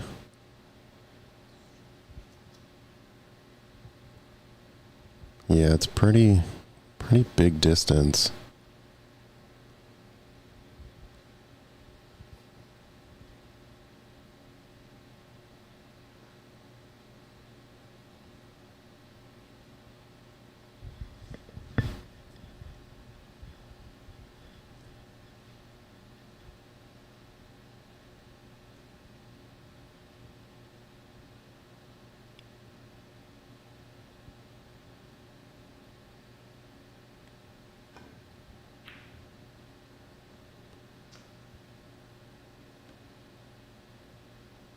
Thought he was going to end up lucky, but oh, the ball landing on the spot actually may have moved into position for the 9.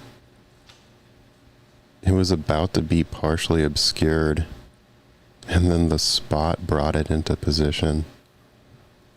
That's wild. I don't think I've ever seen that happen before.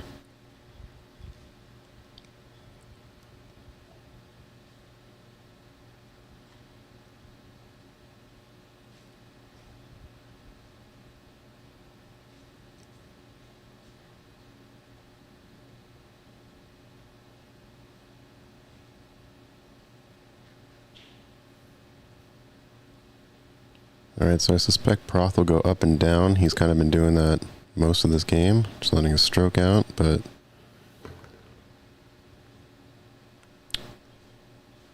that's a little bit of a deja vu situation here for Proth on this 10. A little bit different of an angle, but similar distance.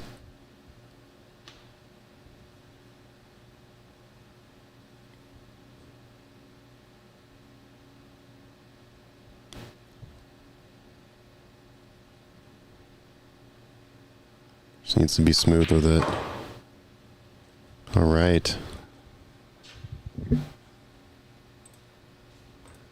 Finds his way out of that rack, making it 13-11.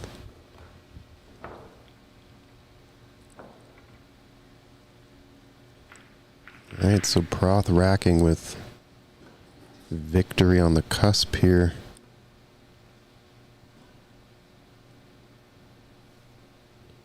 In 10 minutes, this will be a 4-hour match.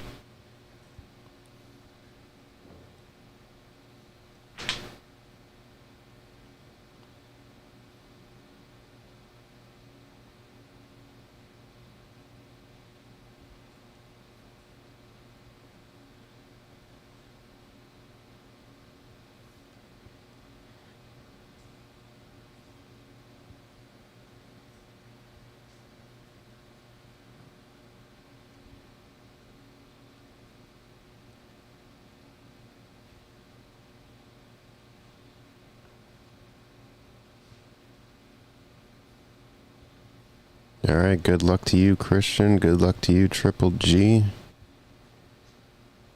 Let's see who gets the 20 dineros.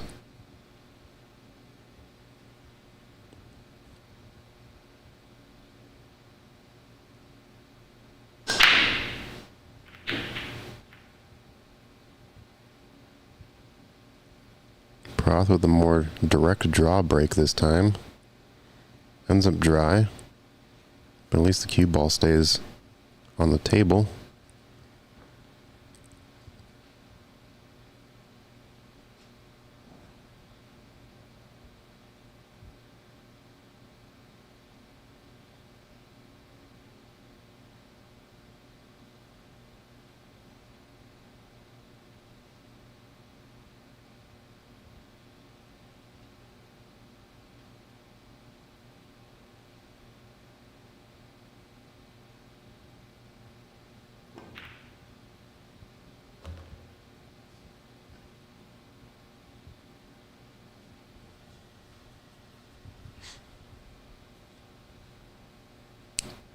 Well, don't think he wanted that 7 to drop, so now Proth with an opportunity.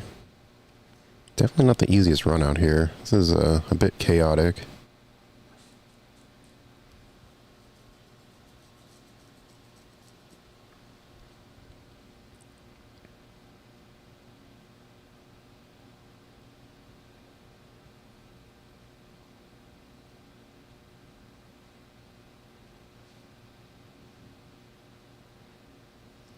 So I wonder if Proth just tries to roll past the 2.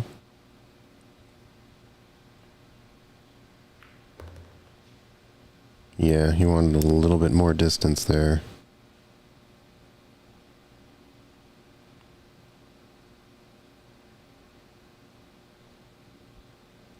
This man just said gabagool.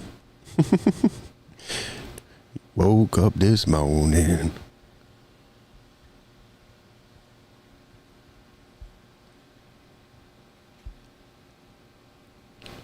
Alright, so Proth with the back cut on the 2 and the side pocket. I like his odds. Oof.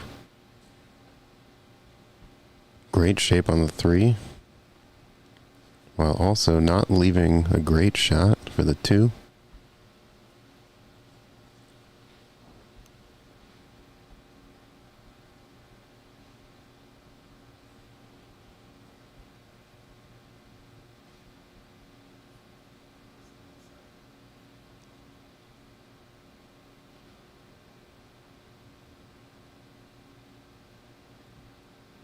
Going for the kick here.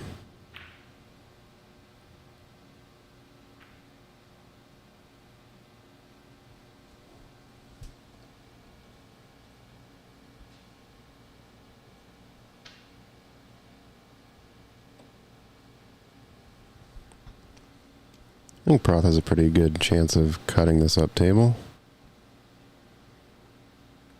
Don't think he'll get the best leave on the 3. I mean, it's possible. Plays it with low right. Yeah, what a shot. Nice job.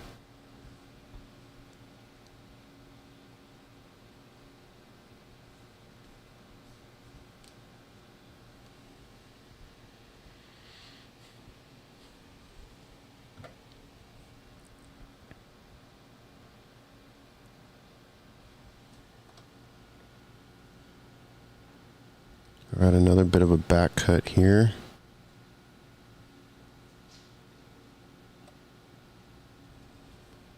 I like his chances.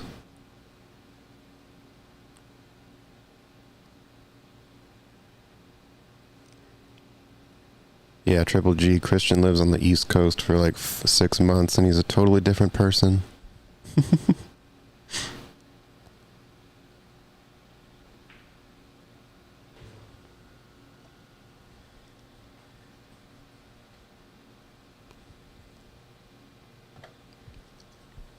Really nice shot. Really good position.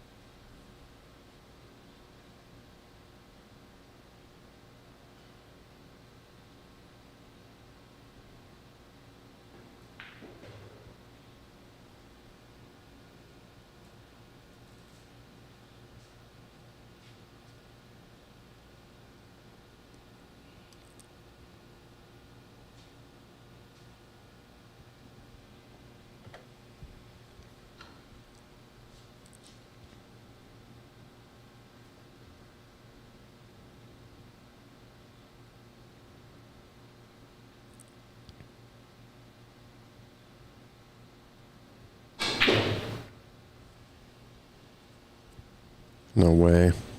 No way. Jeez, that's... wow.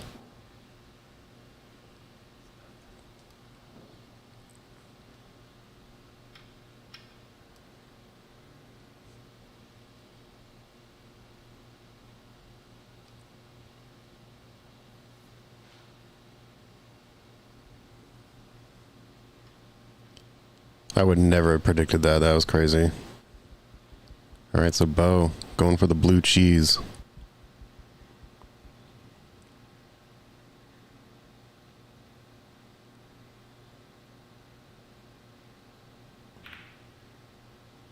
All right, Bo with the blue cheese to make this game 13-12.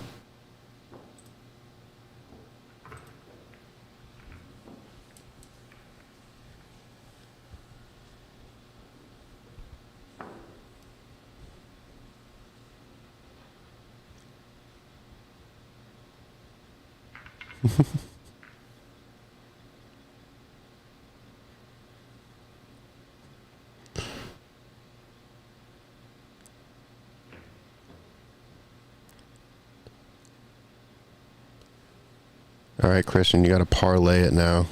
You got to parlay your money. That's how you become rich.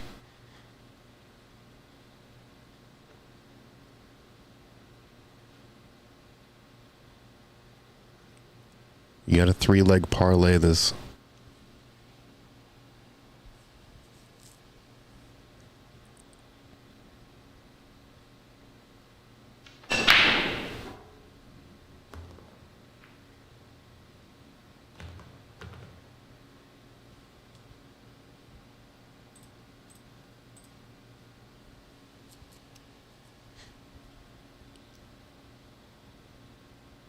All right, this is a really good break here.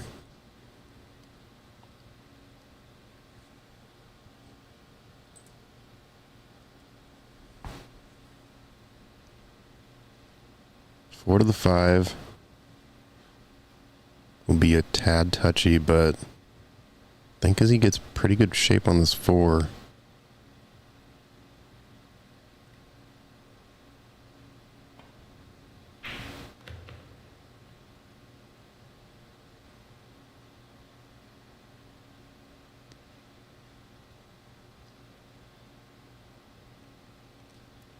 Yeah, yep, I agree. Triple G. 4 to the 5 is going to be a little tough here. Especially because he landed pretty straight on this 4.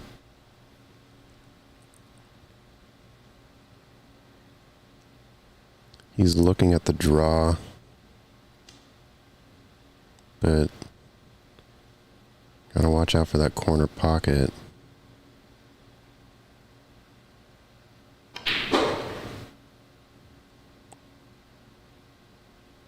Manufactured a leave here. But boy, is that close.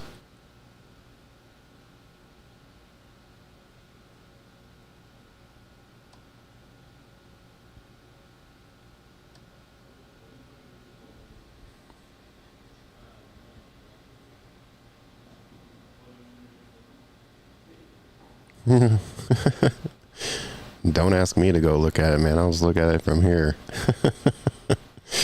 I am not going out there to officiate this.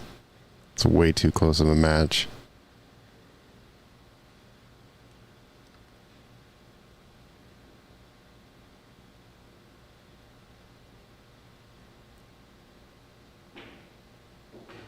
I think it was okay. Y'all can be the judge.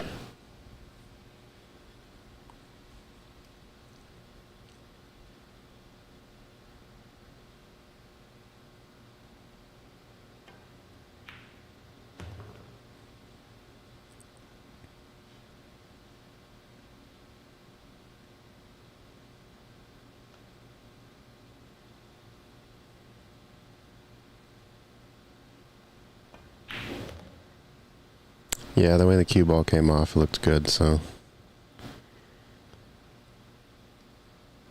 No worries on a bad hit there.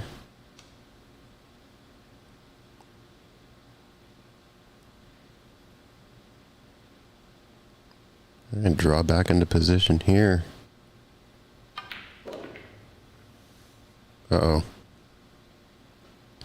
Ruh-roh.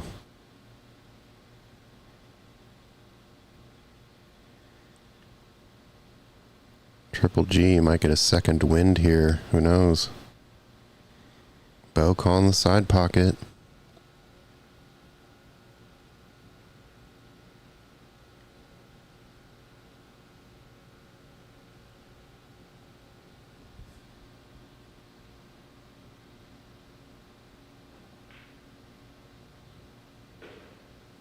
And Bo has tied this game up 13-13.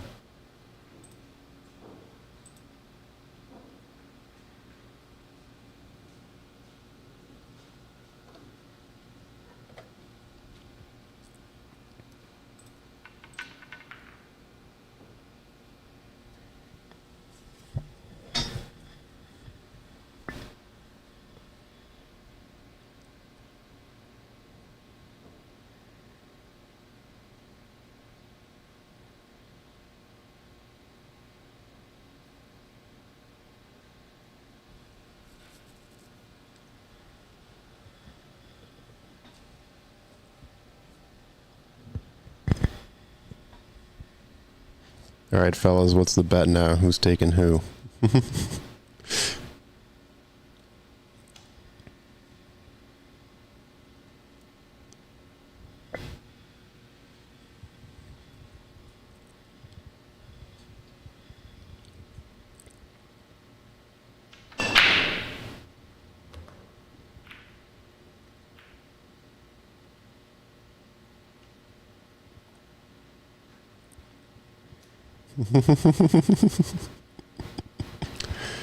Oh, you guys are hilarious.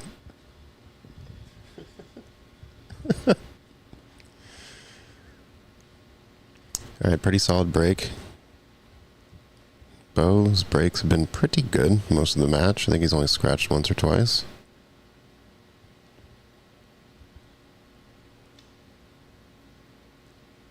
I think he just needs to follow this, maybe a tad bit of left to come off the long rail there. About second diamond. Come into the line for the 2.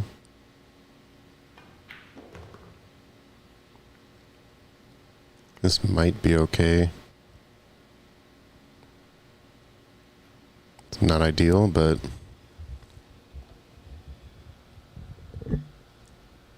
definitely an okay leave.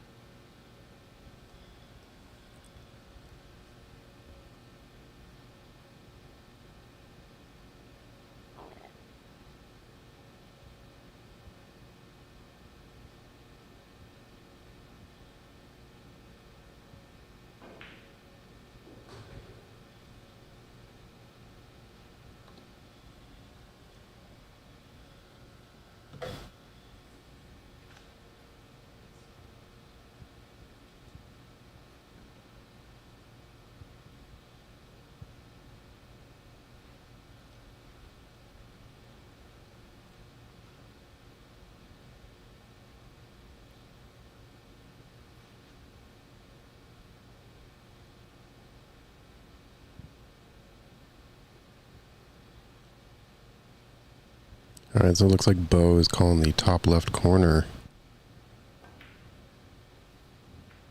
Nice shot. Really good execution.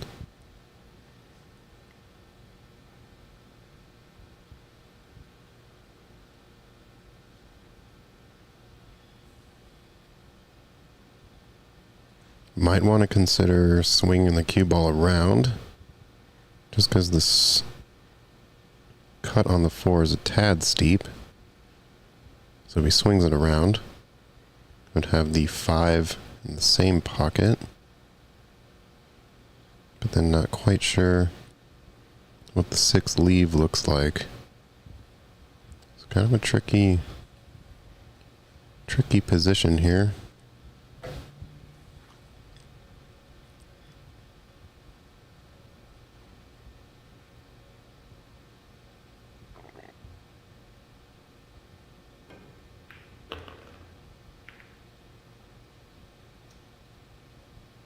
Well, that was a pretty friendly bump on the 6 there.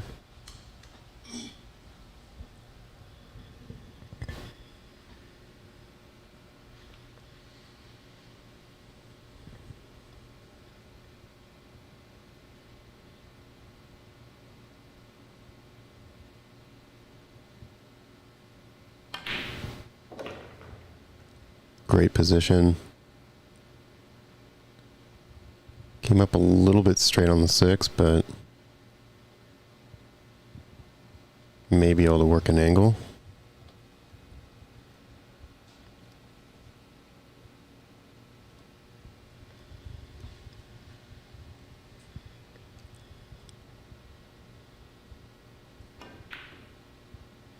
Oh no.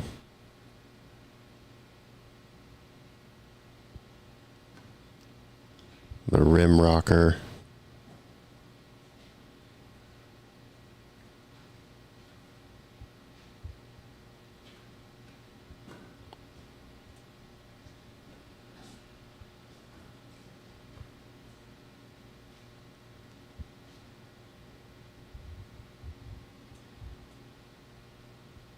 Proth may be able to just swerve a little bit, do a little bit of a masse here. Unless he has... Yeah, I don't think he has quite... Or maybe he does.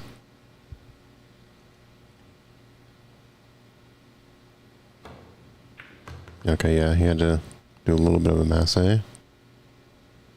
Good outcome, though.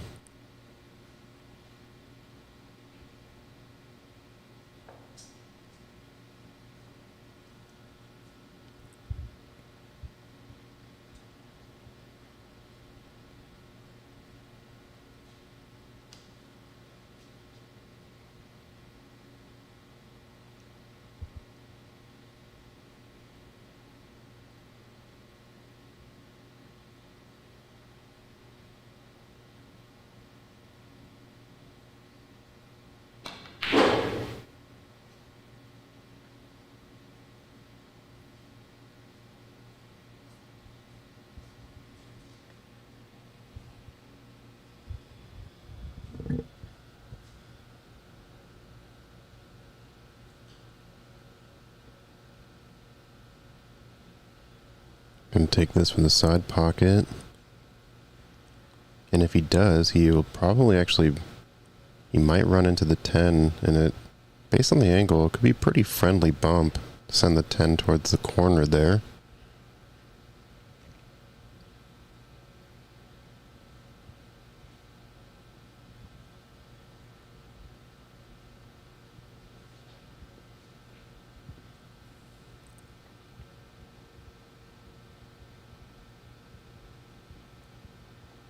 I'll get a little bit lower.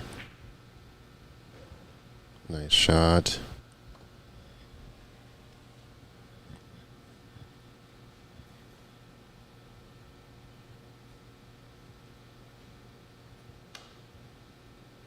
Alright, so a chance for Triple G to get his 40 dineros back. Proth on the 10.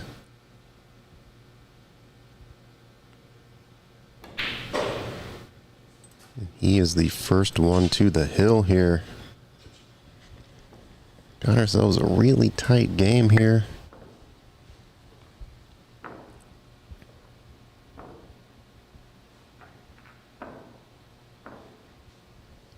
Will this be the first and final break and run of the match?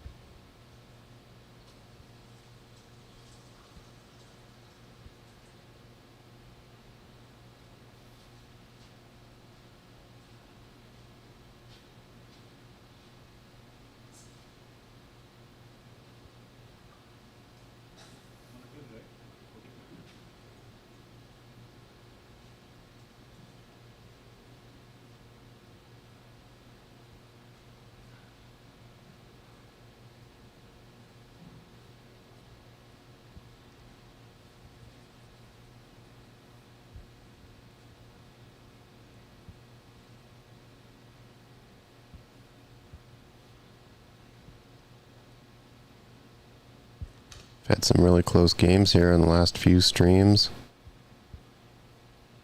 The last stream between Francis and Mihao went hill-hill. Angelo and James also went hill-hill. Will this be a three-peat of a hill-hill?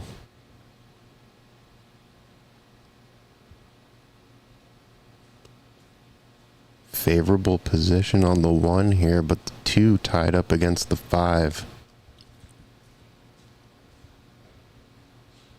So may not be a break and run here.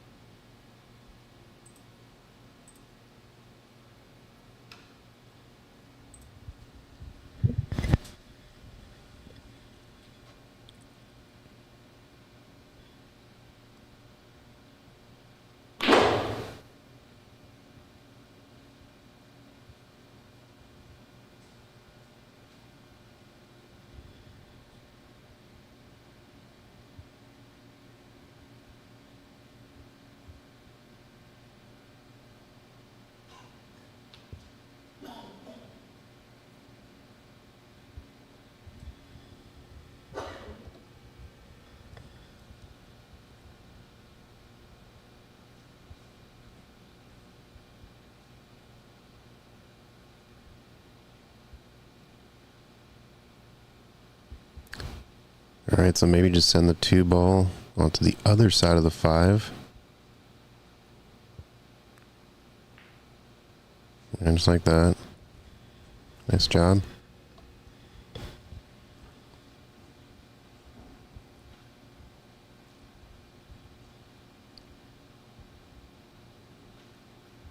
I don't think Bo will take on the jump. He had one similar earlier in the match. Didn't quite get over the ball, so I don't think he'll take this on. I think you'll have to kick at it.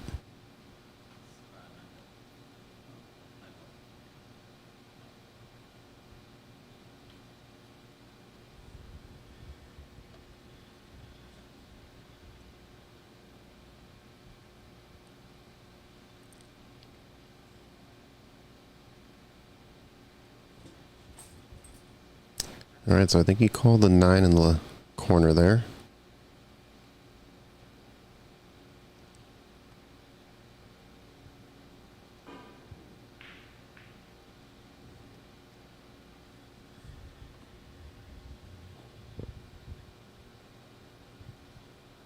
Did give up the shot for the 2 in the lower left corner.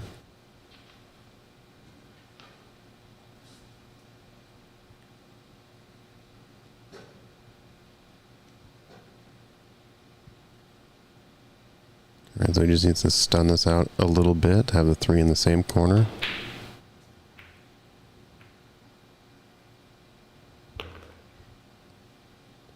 Well, that completely changes this rack's outcome here.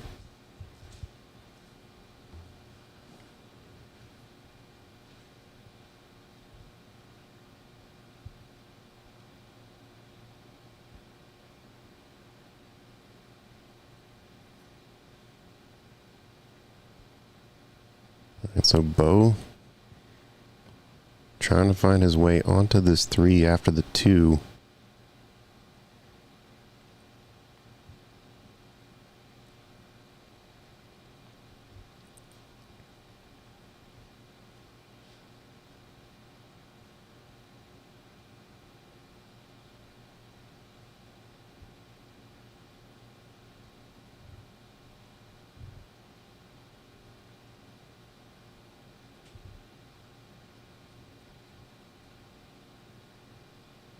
Could be a little risky, but he could try to draw into this pile.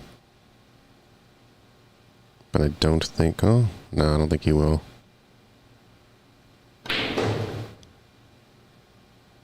Nice. Yeah, manufactured the angle he needed. That's pretty cool. Oh, another blue cheese in play here. Bottom right corner for the 10.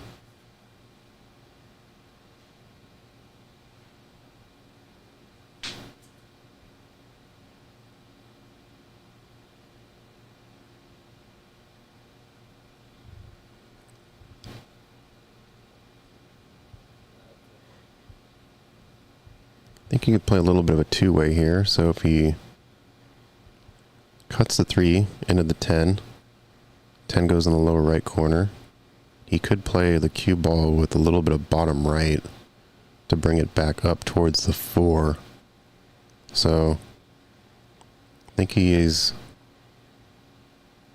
going for the combo here. Blue cheese. Blue cheese. Ooh. But now,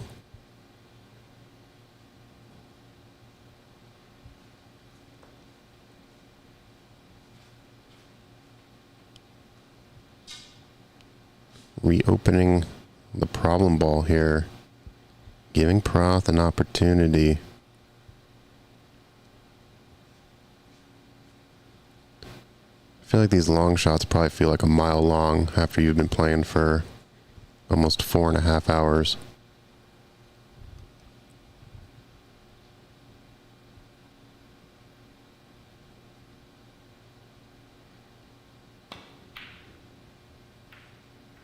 Yeah, like I said, shots seem to be much longer.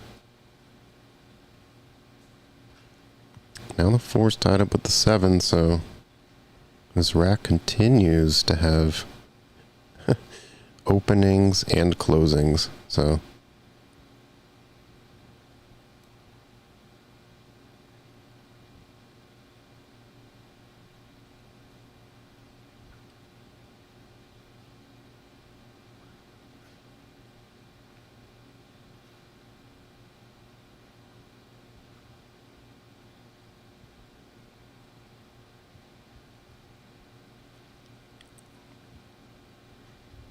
Yeah, Proth really messing with the feng shui.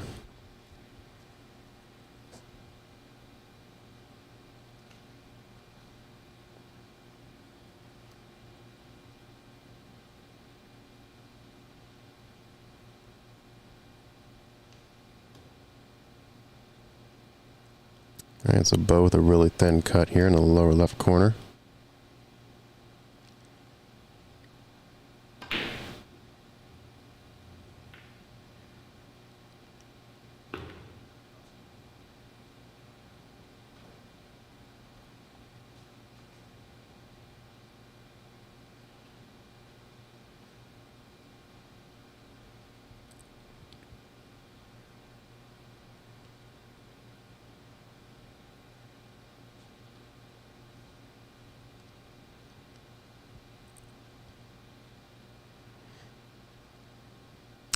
I think I would hit this thin on the 4 and just send the cue ball to the top rail.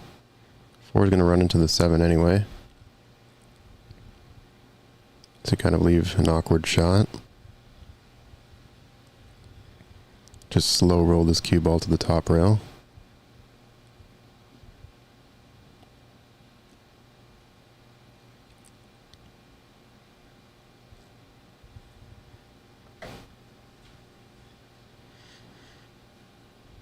Looks like he's gonna, okay, he's giving it back to bow.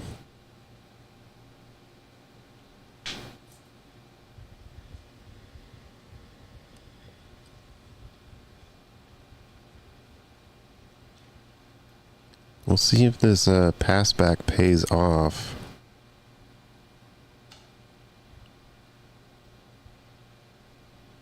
It is kind of a touchy position here.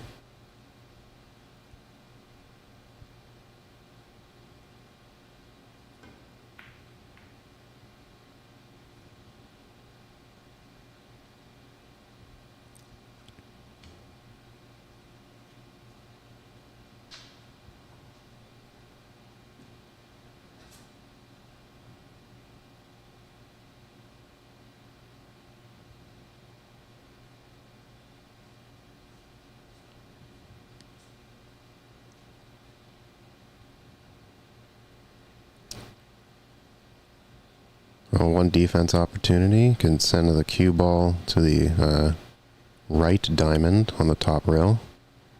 And just bring the 4 between the 10 and the 7.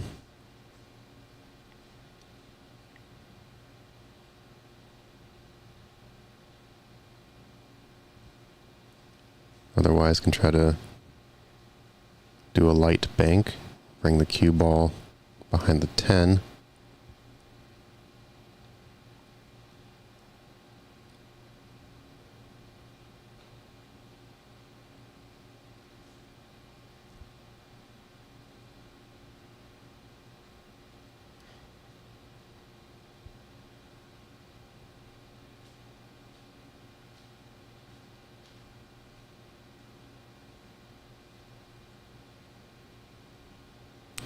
Yeah, I got a couple options. I think those are the two good ones.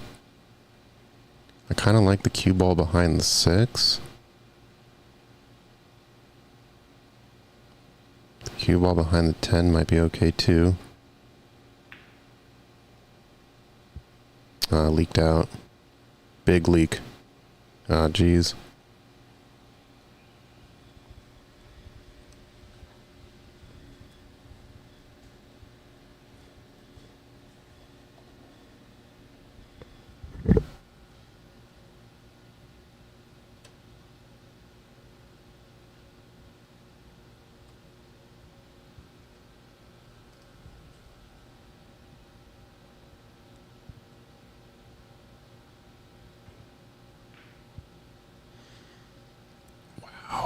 Wow, wow, wow.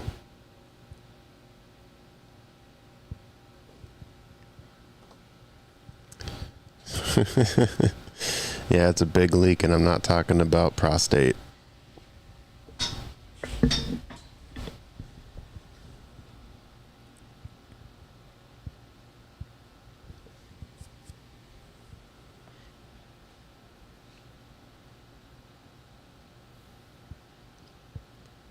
All right, so Proth gifted an opportunity here.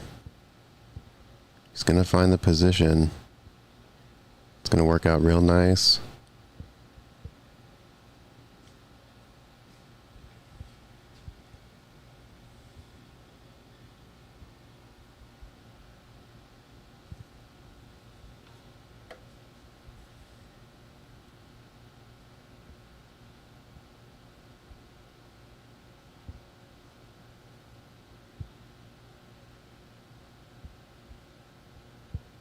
Proth needs to run this up to the short rail.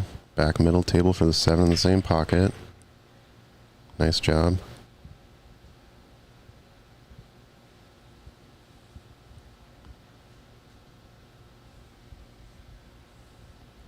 Now the 4 was definitely awkward on that point.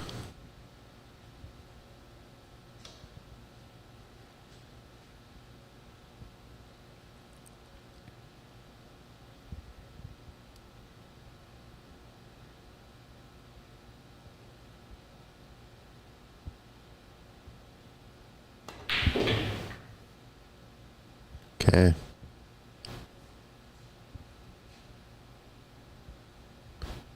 Ideally, he stop shots this, or just rolls a little bit forward to have a more favorable angle on the 10, but really just needs to take his time here and make sure the 9 goes down smooth.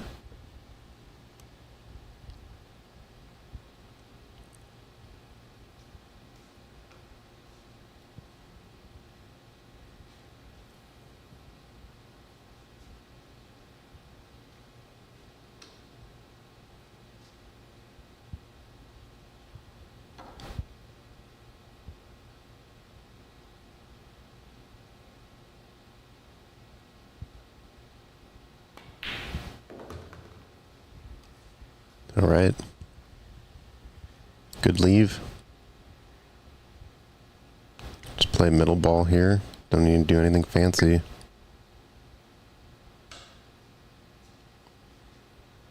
I think I would have preferred to follow that up just a little bit, but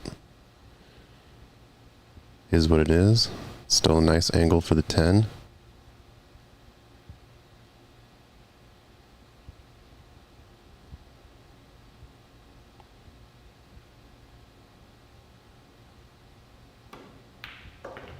All right, and that is it, folks. Prathamesh with the big win here.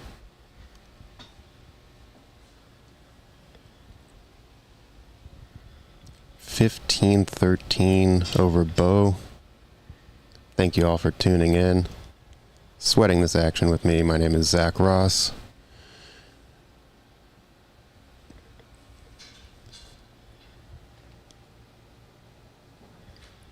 We'll be having another match in 2 weeks, so go ahead and hit that like and subscribe. Turn the bell on. Be notified when we go live. Thank you all for tuning in. Have a great rest of your night or morning, wherever you are in the world. Take care. Thanks.